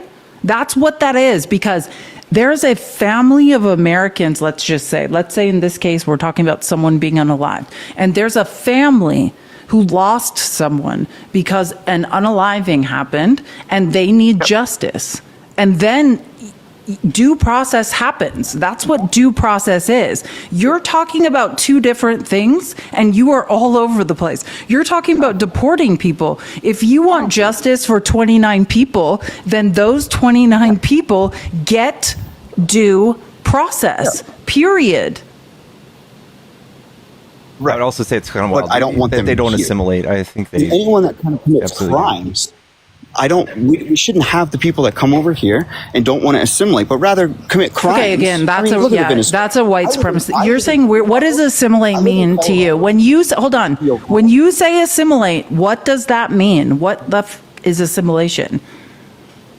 Well, bringing morality and bringing ethics. I think I live in Colorado. This Aurora thing was very real. I'm in Colorado right now. Yay. These streets you that's math. I can talk to you about that and disprove whatever you believe happened. That was a lie. Hey, that was a lie Donald Trump told. You know that, right? I live on Broadway. Okay, again, there are analyses that have been done, right? The mayor of Aurora came out and said, hey, I said something and I supported Trump, but it's mathematically incorrect. And upon further investigation, none of that's true. Trump is okay. Again, math and statistics don't back up your feelings about. I am sitting in a suburb of Denver right now. It must be nice in the suburb where you don't see it. Aurora is a suburb, you effing weirdo. What are you talking about? You must be kidding. The majority of people in Aurora are white. There are videos. Oh, you saw a video. You're not in Aurora. This is delusion. Yes, I am. Well, I'm in Denver. I'm on Broadway. Right. Can you read the screen? Okay, so you can't be in Aurora and be in the city of Denver. You must understand that. Both things cannot be true. You invalidated your own statement. No, I'm saying I live in Denver, which is close to Aurora. 20 minutes. I live on Broadway. Okay, so you are not, in fact, in Aurora. Let's just be clear. I said I was in Colorado. That's what I said. All right. Can you read the screen? Yeah. There's no gang. Then those videos were fake. They were AI. That was great. So while there's an isolated incident where one video shows some people doing crime, that doesn't mean like there's just a huge crime takeover, and it's considered propaganda if you just think all people are doing this. I could show you a video of a bunch of immigrants not doing crime. Does that do anything for you? All right, so then I'll concede to your point if you say this statement. I am okay with murderers staying here because it costs too much money. You have no idea what you're talking about, and your knowledge of basic math is shocking. So you shouldn't be encouraging, you shouldn't be voting for the Department of Education to be defunded, because God knows all of you that vote for Trump need all the extra help you can get with math and science. It's abysmal. What math did I say? That's not what. Can I just say something? He walked you through some math, and you apparently took in none of it, and that's what I'm talking about. You don't Okay, I'm going to try again. I'm going to try again with you. There is no statistical correlation between immigration and crime. Specifically, I'm not done. Specifically, when you track undocumented immigrants moving to sanctuary cities like Denver, there is no statistical correlation between immigration and crime. Okay, you're right. Period. So, wait, hold on. I'm not finished. When you start talking about, say you approve of people being unalived. No, I do not. I do not approve of that. And don't wait for your chance to speak. I don't want to act like your mom, but just receive this information and it may help you going forward, right? If you care about people who are being unalived in this country, particularly women, right? Then you need to turn your anger towards white men. Okay, you're right. So can you pull up the website? Statistical analysis shows I'm most in danger from white American men in this country of being unalived. Per capita. But I mean, we don't want to get. No, it's the rate at which people are unalived and by who. We don't have a per capita. You don't understand what per capita means. That's not correct in this argument. Can you pull that website up again? Dear Jesus, if only you knew what words meant, maybe we could get somewhere. Okay, I'm done. I tried. I give up. Nichols, can you pull up the website of the Homeland Illegal Immigrant Crime from? Let's just do 24. Are you on something right now? Is that 24? It's all the years since 17. Okay, and you're okay with these numbers for people who don't come to the country legally and born here, raised here? Yes. You're okay with these numbers? Yes, here's the thing. They add to our economy. They are people who participate in society, and if 12 million of them are doing the right thing and only 29 of them did the wrong thing, I want more. I want as many as possible. That's the murder number. I mean, get all the numbers, calculate all the numbers. Okay, they're all here. Yeah, they're all Have here. no They concept commit of crime at a math. rate that's like 1/3 or 1/4 that of a U.S. citizen. So if we have more of those people in our country's safer. If we have more illegal immigrants. Yes. Yes, that's what we're trying to tell you. It's not undocumented immigrants that are committing the most crimes. It's American citizens. You're getting it now. As a woman who's trying to not be raped or essayed or unalived, I don't need to worry.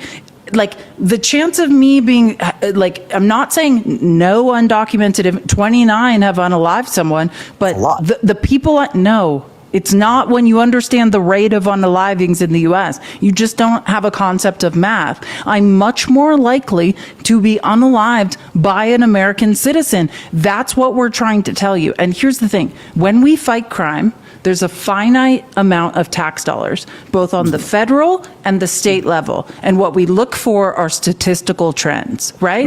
And then when we see those rates of violence or crime rising, we allocate tax dollars to try to lower those rates.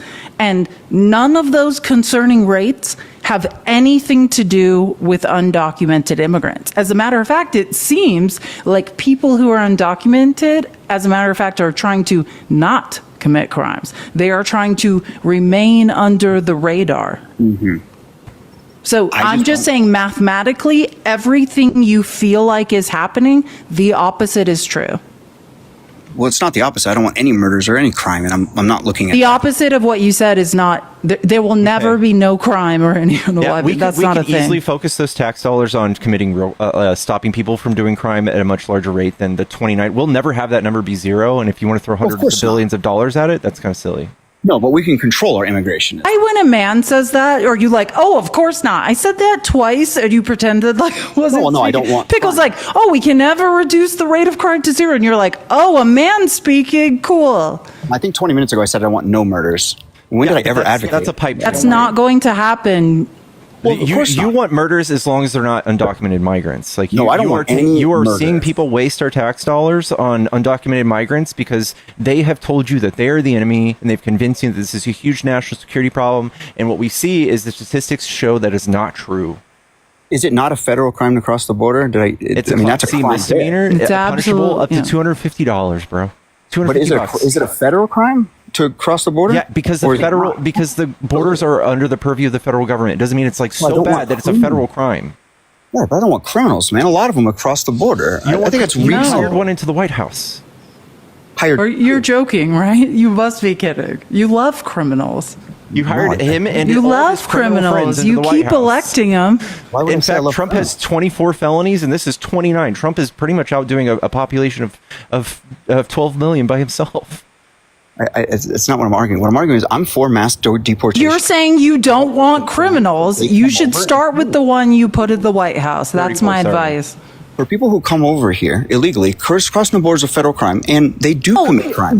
Listen, the line of logic we're on is you said, I want zero crime. So it would be logically inconsistent for you to vote a multiple time felon into the White House. All right, let me clarify that. So, of course, in a perfect world... Oh, not a white rich man. Okay. As long as it's a white rich man who's committing the crimes, then it's fine. That's what thank you for clarifying. There's some people, if they have money, they're allowed to violate women. They can grape women. They can essay women. They can unalive people. As long as you're rich, commit a crime. Can I finish my statement? What I mean is, in a perfect world, which we'll never achieve, but in a perfect world, we obviously want zero crime. For the people that are committing crimes here on U.S. soil, they should absolutely be prosecuted. I'm firm on the law. Absolutely. I have actually nobody's arguing against that. extreme views. I know, but I have extreme views against sexual assault. Extreme, like castration views. I don't agree with it. You should start with the guy you voted into office, right? Who was found liable of it. We should deal with So what do you think should happen to Trump? That's not very patriotic. Isn't it patriotic to grab women by the pussy? Let me answer your question, and I'll for surely move on. So again, the perfect world thing, fine. The people who commit crimes here should absolutely be persecuted, but the people who commit crimes that don't belong here, they should absolutely be deported. How hard is that to understand? That's already the case. Perfect. People who commit So I'm for violent mass crimes. deportation. That's That's not my point. Listen, The thing is, we could easily just like give them a pathway to citizenship, and it would be cheaper, it would be more effective, we would collect more tax dollars from them. We already have population decline, so for you to just say, oh, I hate all of them because 29 of them were bad actors is silly, dude. I love legal migration. My wife, God bless her soul. Bro, my wife is from Taiwan. She just got her green card like 2 weeks ago. Of course she is. Oh my God. I cannot do this. I cannot do this. Okay, don't. I love that she came the right way. I love that. We love people that It's the right way. S-ing your D. God, tell your wife I just feel for her. I feel for her deeply. No, I'm telling you. I'm telling you that I feel for any woman that has to listen to you speak. That's what I'm Tell your wife she's an American hero that deserves none of what she has to put up with every day. Keep on, if you can hear me, this guy's wife, keep on keeping on. Hopefully after you get your green card, you can get away from him. Just keep on, just suffer through it until things get better. It's not your fault and you don't deserve this. But why would you say I brought my wife over for that? You don't know me. No, I'm just encouraging her to eventually escape you. You said S hurt a D or whatever, sexual innuendo. You think you said, let me help you. I'm not saying anything about any woman. What I'm saying is you said the right way to immigrate to the United States is to somehow have sex with you. That I find offensive for women. That is what is offensive. You said it's fine if someone has to somehow be financially, legally tied to you and is forced to have sex with you. That is what I take issue with. If you had brought her here and somehow she didn't have to pleasure you, I'd feel less bad about it. But just tell your wife that Felice said it gets better and just keep on keeping on. Wait a second. I want to respond to that. I need you to wait a second because you're very rude. Because first of all, let me explain this in a very concise manner. I know her for 10 years. I went over business trips. She's great. She came over here on an F1 visa. She's been a student for 5 years. She just graduated from CU. And we decided to get married last September. I think she's brilliant and amazing, and I think she should be here. And if there was any justice, you would be deported. What? You think I brought her over here as a sex slave? You don't know anything. Oh, I don't. I wish that she didn't have to be tied to you. That's what I'm trying to say. I don't think any woman should be tied to you. That's what I'm trying to say. I don't think any woman should be financially or legally tied to you. Pickles, you think this is okay? You think for her to say those things about my wife is okay? I said nothing about your wife. I said no woman deserves to be financially or legally tied to you. You think that she's a sex slave? That I own her? Nobody ever said that but you, and I find it really weird. You said I brought her over here to suck on my dick. So that you're insinuating no, that I never said she that. Is somehow a prostitute? What are you assuming? First of all, that is extremely insensitive. Again, I already corrected that. I never. Can I just say it again? No. I never said that. You said the only way that a woman should legally be here is if they're married to you. If you brought them here. I said, when is it okay for people to come here? And your example was, hey, I brought someone over here. Legally. Trump is kicking people who are here legally out as well. 230,000 of them. Yes, he is. You're joking, right? He's reversed 230,000 people's temporary protective status just so we can kick them out. Hold on. Before we pivot to that, I just want to tell you that I said that I appreciate legal immigrants who come over here the right way. That's what I said. I said, as an example, my wife came the right way. And you immediately jumped as this. I'm financially owning her. I'm sexually assaulting her. I brought her over here as a sex slave. I never said, no one ever said any of those things. You did. No, I didn't. This is all being recorded and you can watch it back. That's fine, but that's very... Okay, so I'm just saying, I didn't say what you're now saying I said. What I said was, and I'm just going to repeat it, I don't want any woman to be tied to you in any way, legally or financially. You don't know me. Just because I say... Yeah, because you keep saying things that make no logical sense. And as a woman, I would not want my place in America beholden to you being happy with me or not. That scares me for her. How is it a bad position if I Listen, I support your wife, not you. That's what I'm trying... In case we're unclear, I want your wife to remain here. I don't like you. I'm going to ask you a question. How is it a controversial statement to say, I appreciate people who come over here legally? How is that a controversial statement at all? Because your wife, for example, did she come through a marriage visa? No, she came through an F1 through CU. Okay. Okay, do undocumented migrants, does that set her back in any way, shape, or form? Do undocumented migrants set her back? Yeah, in her efforts for her visa. Not that I've run into. Okay, so what does it matter to you? What does what matter to me? That somebody else doesn't have tens of thousands of dollars and years to wait before they come over here. Tokenizing your wife's immigration as an argument against undocumented immigrants. You're using her as a wedge in a debate, and it's disgusting. That's what we're trying to say, and you're not getting it. What I said was I appreciate the fact that she did it legally, and I think all of America would agree. We like people coming over the right way, and I use her as an example. She did the right things. She's blossoming here. She loves it here. I never said anything negative about that. Use it as an example. Is she assimilating well? Absolutely. She's making friends. She's volunteering. She's doing community service with my children. Can assimilate? She loves America. If they absolutely want to, of course. Yeah, a lot of them and do, you're right? making our argument for us. Turns out a lot of them assimilate, but the ones that do not want to are the ones I have an issue with. How is that controversial, man? I can't go to Japan and say I'm bringing all of my culture, bend the knee to me. I can't do that. Nobody's doing that. Nobody's doing that. First of all, you're saying I love Texas. if I want to rule over one and bring someone here and I do it on my goodwill, then it's fine. But if any other human wants to come here and has committed no crimes, has just contributed to the U.S. economy, I then can take a moral issue with that. It's logically inconsistent. Go to the port of I'm entry. super glad you get to rule over one immigrant you brought here. I feel terrible for her, and I hope she escapes. What's wrong with them going through the port of entry? Why hop a border? Why not do it the right way? They're deporting the people who legally went through the port of entry. You have no idea what you're talking about. Well, if that is the case, I don't agree. Then you don't agree with this plan. You don't agree with legal. No, I do. Like Trump is also stifling tourism. It's like Trump is hurting efforts on all fronts. Mm-hmm.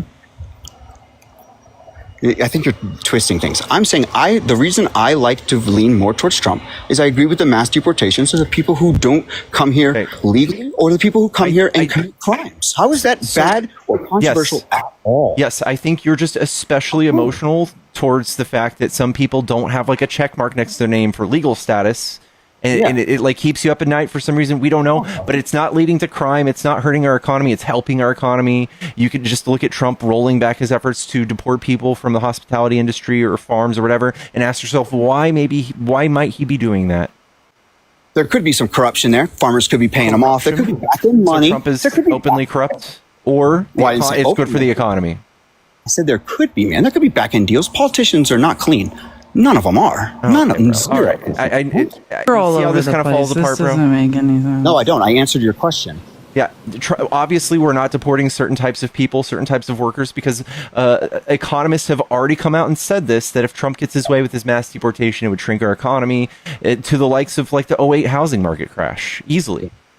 Yeah. And for you to be like, oh, we just need to spend hundreds of billions of dollars to shrink our own economy because 29 people were bad actors, and you just have this weird thing like against people who are here undocumented, even though there's far more other things that we could pursue that are much more productive. But this especially hurts your feelings. Well, I don't think it hurts my feelings. I think America on the large whole, I mean, I think CNN put out a thing that said like 50%, 56% of people approve of the mass deportations. Okay. So it's not a me thing. That's a very sheepish way to look at things. Like, look, if everybody else is... And the latest polls don't say that anymore, just so you know. If you're going off polling, the latest polling is Trump's underwater, even on immigration, which he was elected on. So I'm just saying, no, you're the one that you brought up polling, then check the latest polling because he's underwater on immigration. But listen, let me just say two things. I've never heard someone be sober and talk as fast as you. That's the first thing. And my second thing is, just so you know, there are many men just like you whose wives are being deported, snatched. They're here legally. Yeah. They're going through the fiancé visa process. They have a court date and they are snatched and removed from the country. So when you make this argument that, oh, I'm doing it the right way, my wife's coming the right way, many men are in the exact same position that you are. They just happen to have melanin and their wives are being removed from this country. So if hold on, if you care, If you honestly care about passport bros who are recruiting wives from other countries because American women want nothing to do with them, then understand that the same thing you did, people's wives are being snatched and disappeared. So if you're already started the process legally and submitted your paperwork to USCIS, that has happened, and people have been taken in the middle. Okay, that's factual, and you have no idea what you're talking about. I don't either, because you didn't go through it. I did. I met with the attorney. They said are you listening to this guy? Right. The attorney said, did someone tell you something and we should all take it as gospel? We're talking about Trump arresting people outside the courthouse. Immigration law representative. You're questioning a U.S. representative. I'm questioning your brain. Okay, your question, right? You had just said that people, even though through the process, your passport bro thing, are being deported. I'm telling you, they're not. He just admitted to being a passport bro, so I just want to point that out. First of all, she came on an F1. Do you not remember the conversation? She came on an F1. Do you remember? 90 Day Fiancé is my favorite show. Okay, don't tell me about fiancé visas. That's a school. That is an F1 university. He just called me the R word, which I find super offensive. F1 is not. Our slurs aren't allowed. Here's the stats. There's only 32% of our population that agree in a poll that all people should be deported, and then I guess I was right. 51 say some. So with nuance, instead of Trump trying to get his numbers up to record rates by raiding birthday parties and arresting people outside the courthouse, people who are trying to do things lawfully, I think that none of this makes sense. It just all falls apart, bro. None of that holds water. As you get your green card, run away from him. You can do it. Chat, tap the screen if you're a Trump supporter. Hop in the box. F was that? Hey, what's going on? What's up? Are you a Trump supporter? Hey, can you hear me all right? Uh-huh. Yeah, I'm a Trump supporter. What do you like about Trump? All right, I've been waiting for this. So what I like about Trump is, we've been needing a president that's not bought, not paid for. That's my personal opinion. The guy's already been a successful businessman. One who doesn't take $400 million jets from Qatar? So, what's funny? I love this because I've been waiting for this. So what did Obama receive when he was president, and he got it from, I can't remember. It was in the Middle East. He got $82 billion funded to him for his own presidential apartment, and he gave credit. $82 billion for an apartment? Do you understand how much construction costs? Sir, you must not. You must know that's not true. Listen, he got that given to him, and then gave credit to the American people, like saying that the American people funded. So look. And that's a okay. I'm not arguing the fact that that's not a precious thing to receive from another country. Like, yes, Trump got a jet out of respect. Hold on, you're saying Obama got $82 billion? I'm not finding this anywhere. Yes. I just want to be clear. You said Obama got $82 billion for an apartment? It's not like some Denver, Colorado apartment. It's like what is it? It's like a luxury. It's like his own building. There's no house that costs there's no island that costs $82 billion. You'd have to understand the prices of real estate to understand that doesn't make any sense. Something to the tune of like 1.2 million, but not billions. We have gold watches and stuff like this, but this is for you to say Trump's not corrupt because Obama accepted a fraction of what Trump has, and it makes it okay for Trump is. Okay, so look, check this out. If Trump's playing golf and he comes up to putt, right? If Trump has one more putt to make his goal, right? And the other person says, you know what, I'll give you the putt. You move on to the next. You say thank you, and you accept that because that person's being kind. It's the same thing. Right. It's so like it's rude to deny gifts from countries. I never said that. What do you mean? Trump said Trump he asked for this supports. jet. He's like, he boldly no, he lied. didn't. He did not. Qatar absolutely came out and said It's yes, confirmed. Trump It's initiated confirmed and that asked he for this solicited jet. it. He solicited it for this jet. It's not a gift that was off. Where Yes. did that Well, come well, from? you, Okay, where James, did that I don't come know. Use your supercomputer you're on right now and do a basic Google search. It has been I'm confirmed. driving with it. Qatar said, "Hey, we didn't offer him this. He asked for it." But why would Trump could pay for that himself? Trump doesn't need that. And what is a jet going to do for the economy in Trump's eyes? Nothing. It's a gift. Trump sees that as Do you know what the emoluments clause is? Do you have any idea anything about? What did he? anything? We'll never know what he did behind closed doors for this jet, bro. Okay, but that's regardless of the fact we're talking about a jet versus the respect $400 of the million. president from foreign. The respect that the president gets from foreign countries is way more than Biden That's and way not true. more than Obama. Yeah, it is. Do you It's want to totally see the numbers? Okay. Do you want to see the numbers? What numbers? It's a matter of respect. Like I've Yep. seen how other countries like Saudi Arabia treat Trump like royalty. When Trump's the only president to even touch the Saudi president and not get any The people who kind of funded feedback 9/11? from it. Nice. Yeah, So- the guy Trump's the guy here's trying the to numbers, bro. reverse all the terrorism. Here's the Exactly, numbers. bro. This is Pew Research. See all the blue lines on the left? Those are people who have no confidence in President Trump. You see all those countries who do not like Trump? The only ones, Hungary, authoritarian dictator, Viktor Orban, who's personal friends with Trump. That's weird.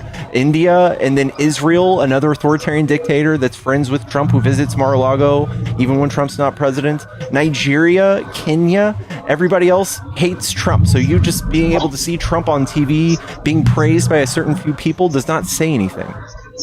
Do you know why though? It's because they are in fear of a president that's not with the American.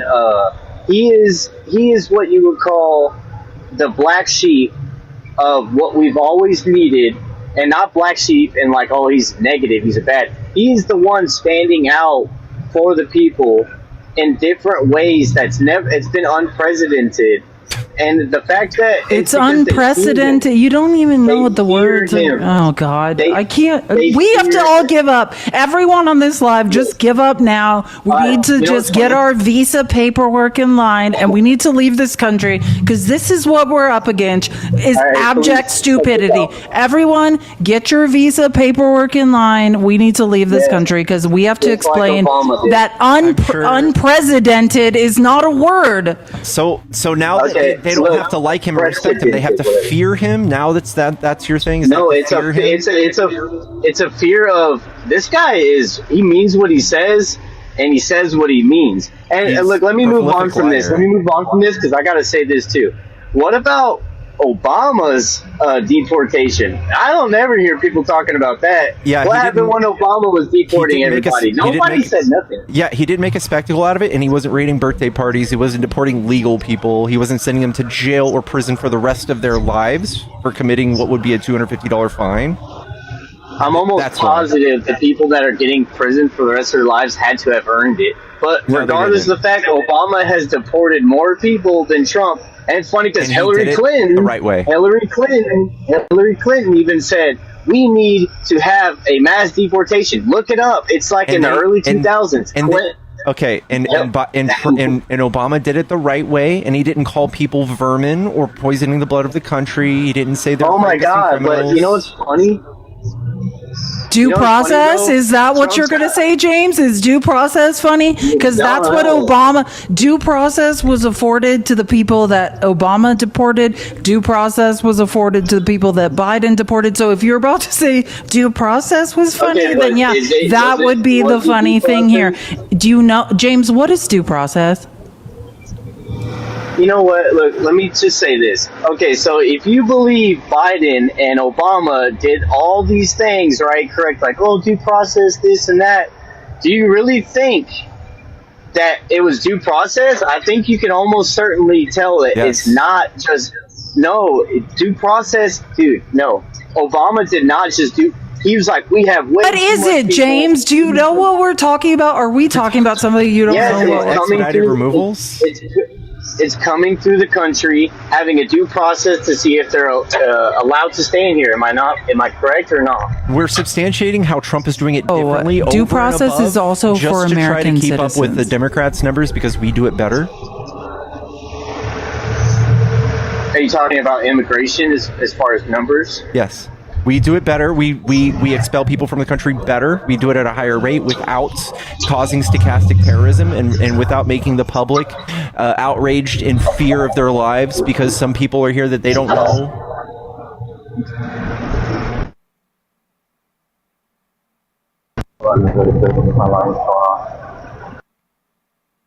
Okay, so why would Obama and Hillary Clinton not? Okay, so if they were all for having due process and having, you know, all this about illegal immigration, but they were supporting mass deportation in the early 2000s, why wouldn't they have? Why are they so against the law? Nobody's against the law. They were they did it, okay, right? we could go through due process. Yes, they were, dude. The Biden tore it down the first day he got in office. So if they were in so support of mass deportation, right, instead of flipping the script to fit the agenda, why wouldn't they think the wall is a good idea? They probably thought they didn't run on a platform of mass deportation. was a great idea, and I'm sure. Listen, look, Obama didn't have to get elected by saying these they people are didn't here to run on a rape you and kill platform, you. but Trump sees that as a problem. I know Trump literally ran on this platform when there was only Trump doesn't say all of them. Okay, well, God forbid. He says that they're not bringing their best, right? They're rapists, they're criminals. Some of them, I assume, are good people, but they're also poisoning the blood of their country. They have bad genetics, in fact, is what he says. Very Hitlerish of him. And for him to do that, to get election, to get votes, is very problematic. Yes, that is horrible. And it's caused a spike in right-wing domestic terrorism and white supremacist groups such as the Proud Boys and the Boogaloo Boys and the Patriot Front. And people like my last guest who says people just don't assimilate from other countries, which is bullshit. Unless they have sex with him. That's what he just make sure you get it right for that guy. Unless they are beholden to him for sex. Please, that was just annoying and obnoxious to listen to. I want to move on to something else. All right, so look, if I said one thing. All I said was that guest said the right way to immigrate is to legally attach yourself through a contract where you're beholden to a man. That's what he said. We asked him, what's the right way to come here? And he said, the woman I own contractually. That's what he said. All right, I think that person's gone. Let me say something. So if the president of Mexico, which is now a lady, I can't remember her name, Trump, Claudia Sheinbaum. Claudia Sheinbaum, who has like more degrees you will ever see in your whole life. Why do you have to keep elaborating? Just say the name, that's it. So look, Trump offered to come in and clean the cartel up for her so we could stop, because she even agrees that our country is getting destroyed by the drugs and the cartels, and obviously the sex trafficking that goes on in that country. We're not talking about America. That country. No, that's not what she Trump said. She never said that. Okay, listen, Trump offered to help clean that up, which is very achievable. Trump can do that. He can send the military in to clean up the cartel. Why did she deny that? It's because she's in fear of the cartel itself, because she's the president. No, that's not what happened. You feel like this is what happened. This is all factually incorrect, James. But you have a lot of feelings. Listen, you have feelings, and I validate your feelings, but these are not facts. Okay, but why isn't she cleaning up her country so that the proud Mexicans that come over here and burn American flags? Hold on, the proud Mexicans that come here and burn American flags and raise up the Mexican flag. Why aren't they doing that in Mexico? Why aren't they having a revolt in Mexico? And why, if they are, it's very hard to fight a group of people who is armed because of us, because of our negligence at the border. We have armed these people in Mexico. Guns are illegal in Mexico, and their gun problem is because of us. But yes, they come another here world in leader. backpacks and truckloads. All right, another world leader would not approve of another country coming in with their military and enforcing what they see fit. That would be fucking insane for you to agree to. Dude, they're worse off than us, dude. They're worse off than us in so many what about ways. America first? And I feel so bad for the Mexican people, for their country, because I work in construction. I'm a truck They driver. don't. Can I just say I am a something? truck driver. Like, just I work with statistically. 95%. Okay, well, I used to live in Mexico. They don't have problems with addiction like we do. Every problem, like here's the truth. Capitalism is about consumption, right? It's about marketplaces.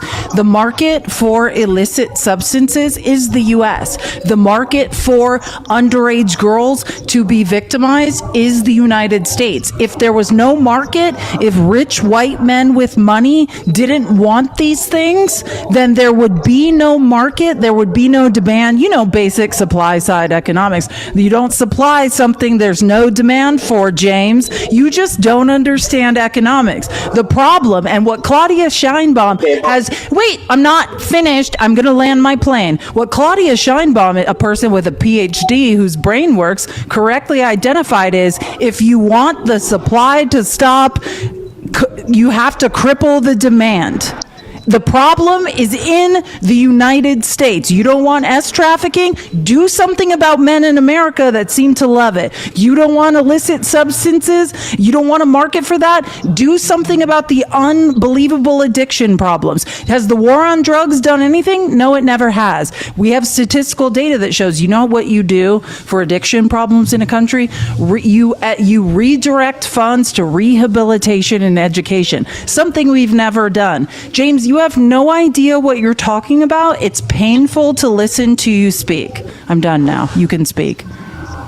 Okay, so look, if America is their biggest consumer, which the cartels have clearly stated that, what is the problem with Trump putting a wall up to at least cut, I would say 60 at a lowest, 60% of that?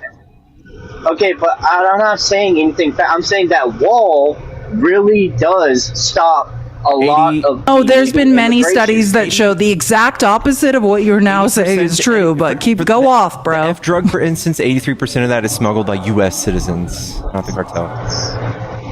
No idea what you are talking about. They get white American citizens to be mules. You don't know what you are saying. You sound crazy. Right. Yeah, and you know what's funny? You know how that could be stopped if Trump went in there to eliminate. Well, I have an idea. Can I posit a real idea of how it could be stopped?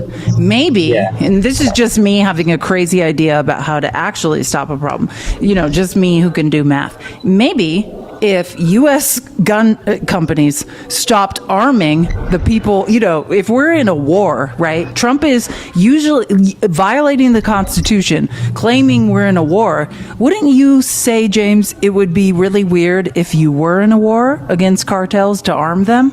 To use American corporations to then arm your enemy in a conflict? Yes, we know upwards of 70% of all weapons used by cartels come from American gun manufacturers. So I would posit, if in fact we are in a war and we're putting people in danger and that all needs to stop, maybe U.S. corporations should then stop arming our enemy inside of a war.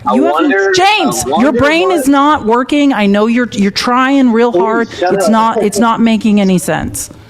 Look, I wonder what leader of our country supplied all these guns. Just like, you know, it's funny. This whole Hunter Biden thing cracked me up because we have a president. Oh, it's funny when people pivot and go off on weird tangents.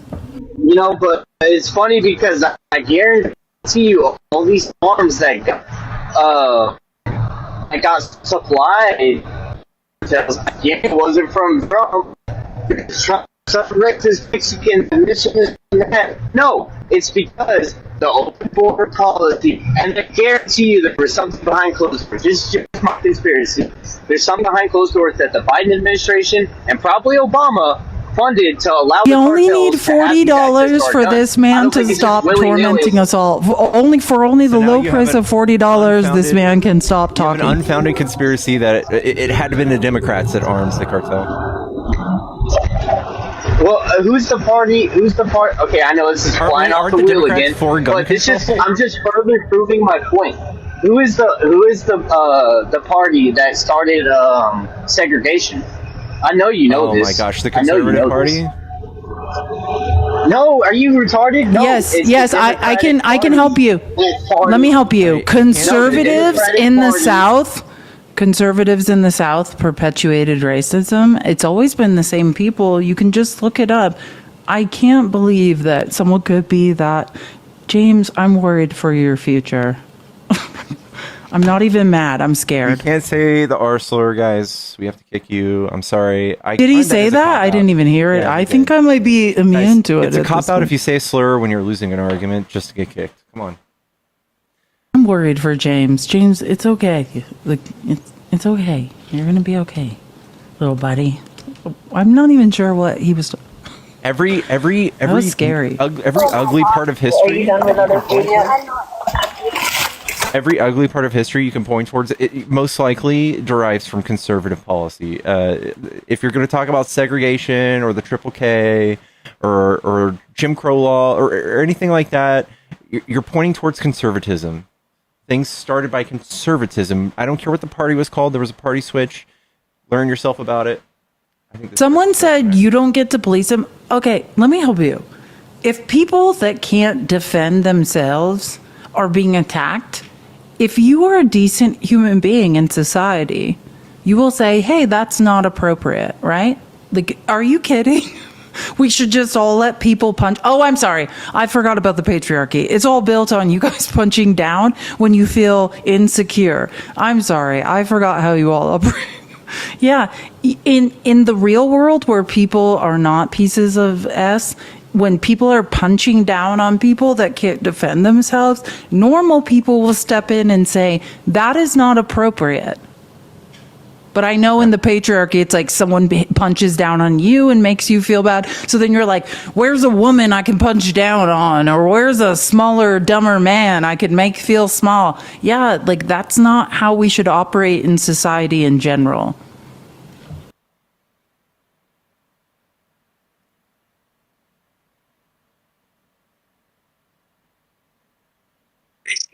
Hello? Hello?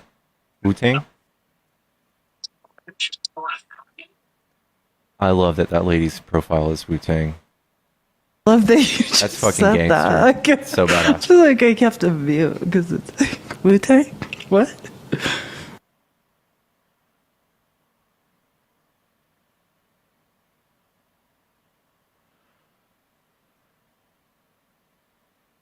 Ask people in the South who owned the you know what's.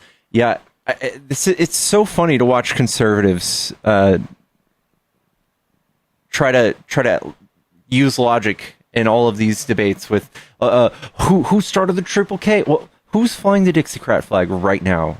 At what rally? Who flies those flags? What side does the Yahtzees vote for? What side has right-wing extreme terrorists that are white supremacists? Which side is that? Who do they vote for now? Exactly. It doesn't, like, here's the thing. Conservatism is about digging your heels in and stopping progress. And that's always been the same people. I mean, generally concentrated in the South, but let's be honest, there's white racist people all over this country who don't want minorities, whether it's LGBTQIA, whether it's brown people, whether it's black people, to gain any rights, to gain equity and equality. And you have a choice to vote against it or to get on board and stick your heels in and stop progress. And anything else is idiotic. Like, you can figure this out on your own, I promise. Hello, Mount Greason. Hello. Hey, are you a Trump Can you hear supporter? me? Uh-huh. No, I am a Harris supporter. All right, we love you. We're looking for debates only. Thank God. We love you. Debates only, guys. Change. Chat, follow the stream if you enjoy these debates. Thank you guys for helping me hit 300,000 likes. Holy cow. Amazing. Everyone tap the screen. We're all going to get arthritis. It's going to be great. Yellow. Meals with a friend? Yeah, hey, I am just glad that Felice is back. Me too. I had a nervous breakdown for like 2 weeks. I'm fine now. It's fine. I'm always fine. I was raised by a malignant narcissist. No. It doesn't matter though. Felice, you just gotta breathe, right? And I'm just glad to see you back. Okay, that's all I wanted to say. And Pickles, you're doing a good job. Thank you so much, Meals. Have a good night. You're awesome. Thanks. It's nice to see you. That was so nice. I just needed like a week or 10 days, I think it was technically. Sometimes you just need to not be on the internet. Hello, Jacqueline? She's listening too. Oh. You're welcome to come back if you're a Trump supporter. Hello. Hello, how you doing? What's up? Are you a Trump supporter? Yes, I am. What do you like about Trump? Well, it's because he's more in favor of like oh shit, more social conservative views. We have a meeting that we're 15 minutes late to. My God, I can't. I'm in a Chat, nightmare we that love you. won't end. We'll see you in just a second. Lakes. We'll be sorry, Raptor. We gotta go. We guys, have a business. I love you. Chat. We finally have a business meeting, and we have. Someone wants to do business with us. We have to leave. Yeah, can you imagine? Chat, we love Finally, you. We'll see you I know guys on this the other is side. Pickles' moment. 15 minutes late.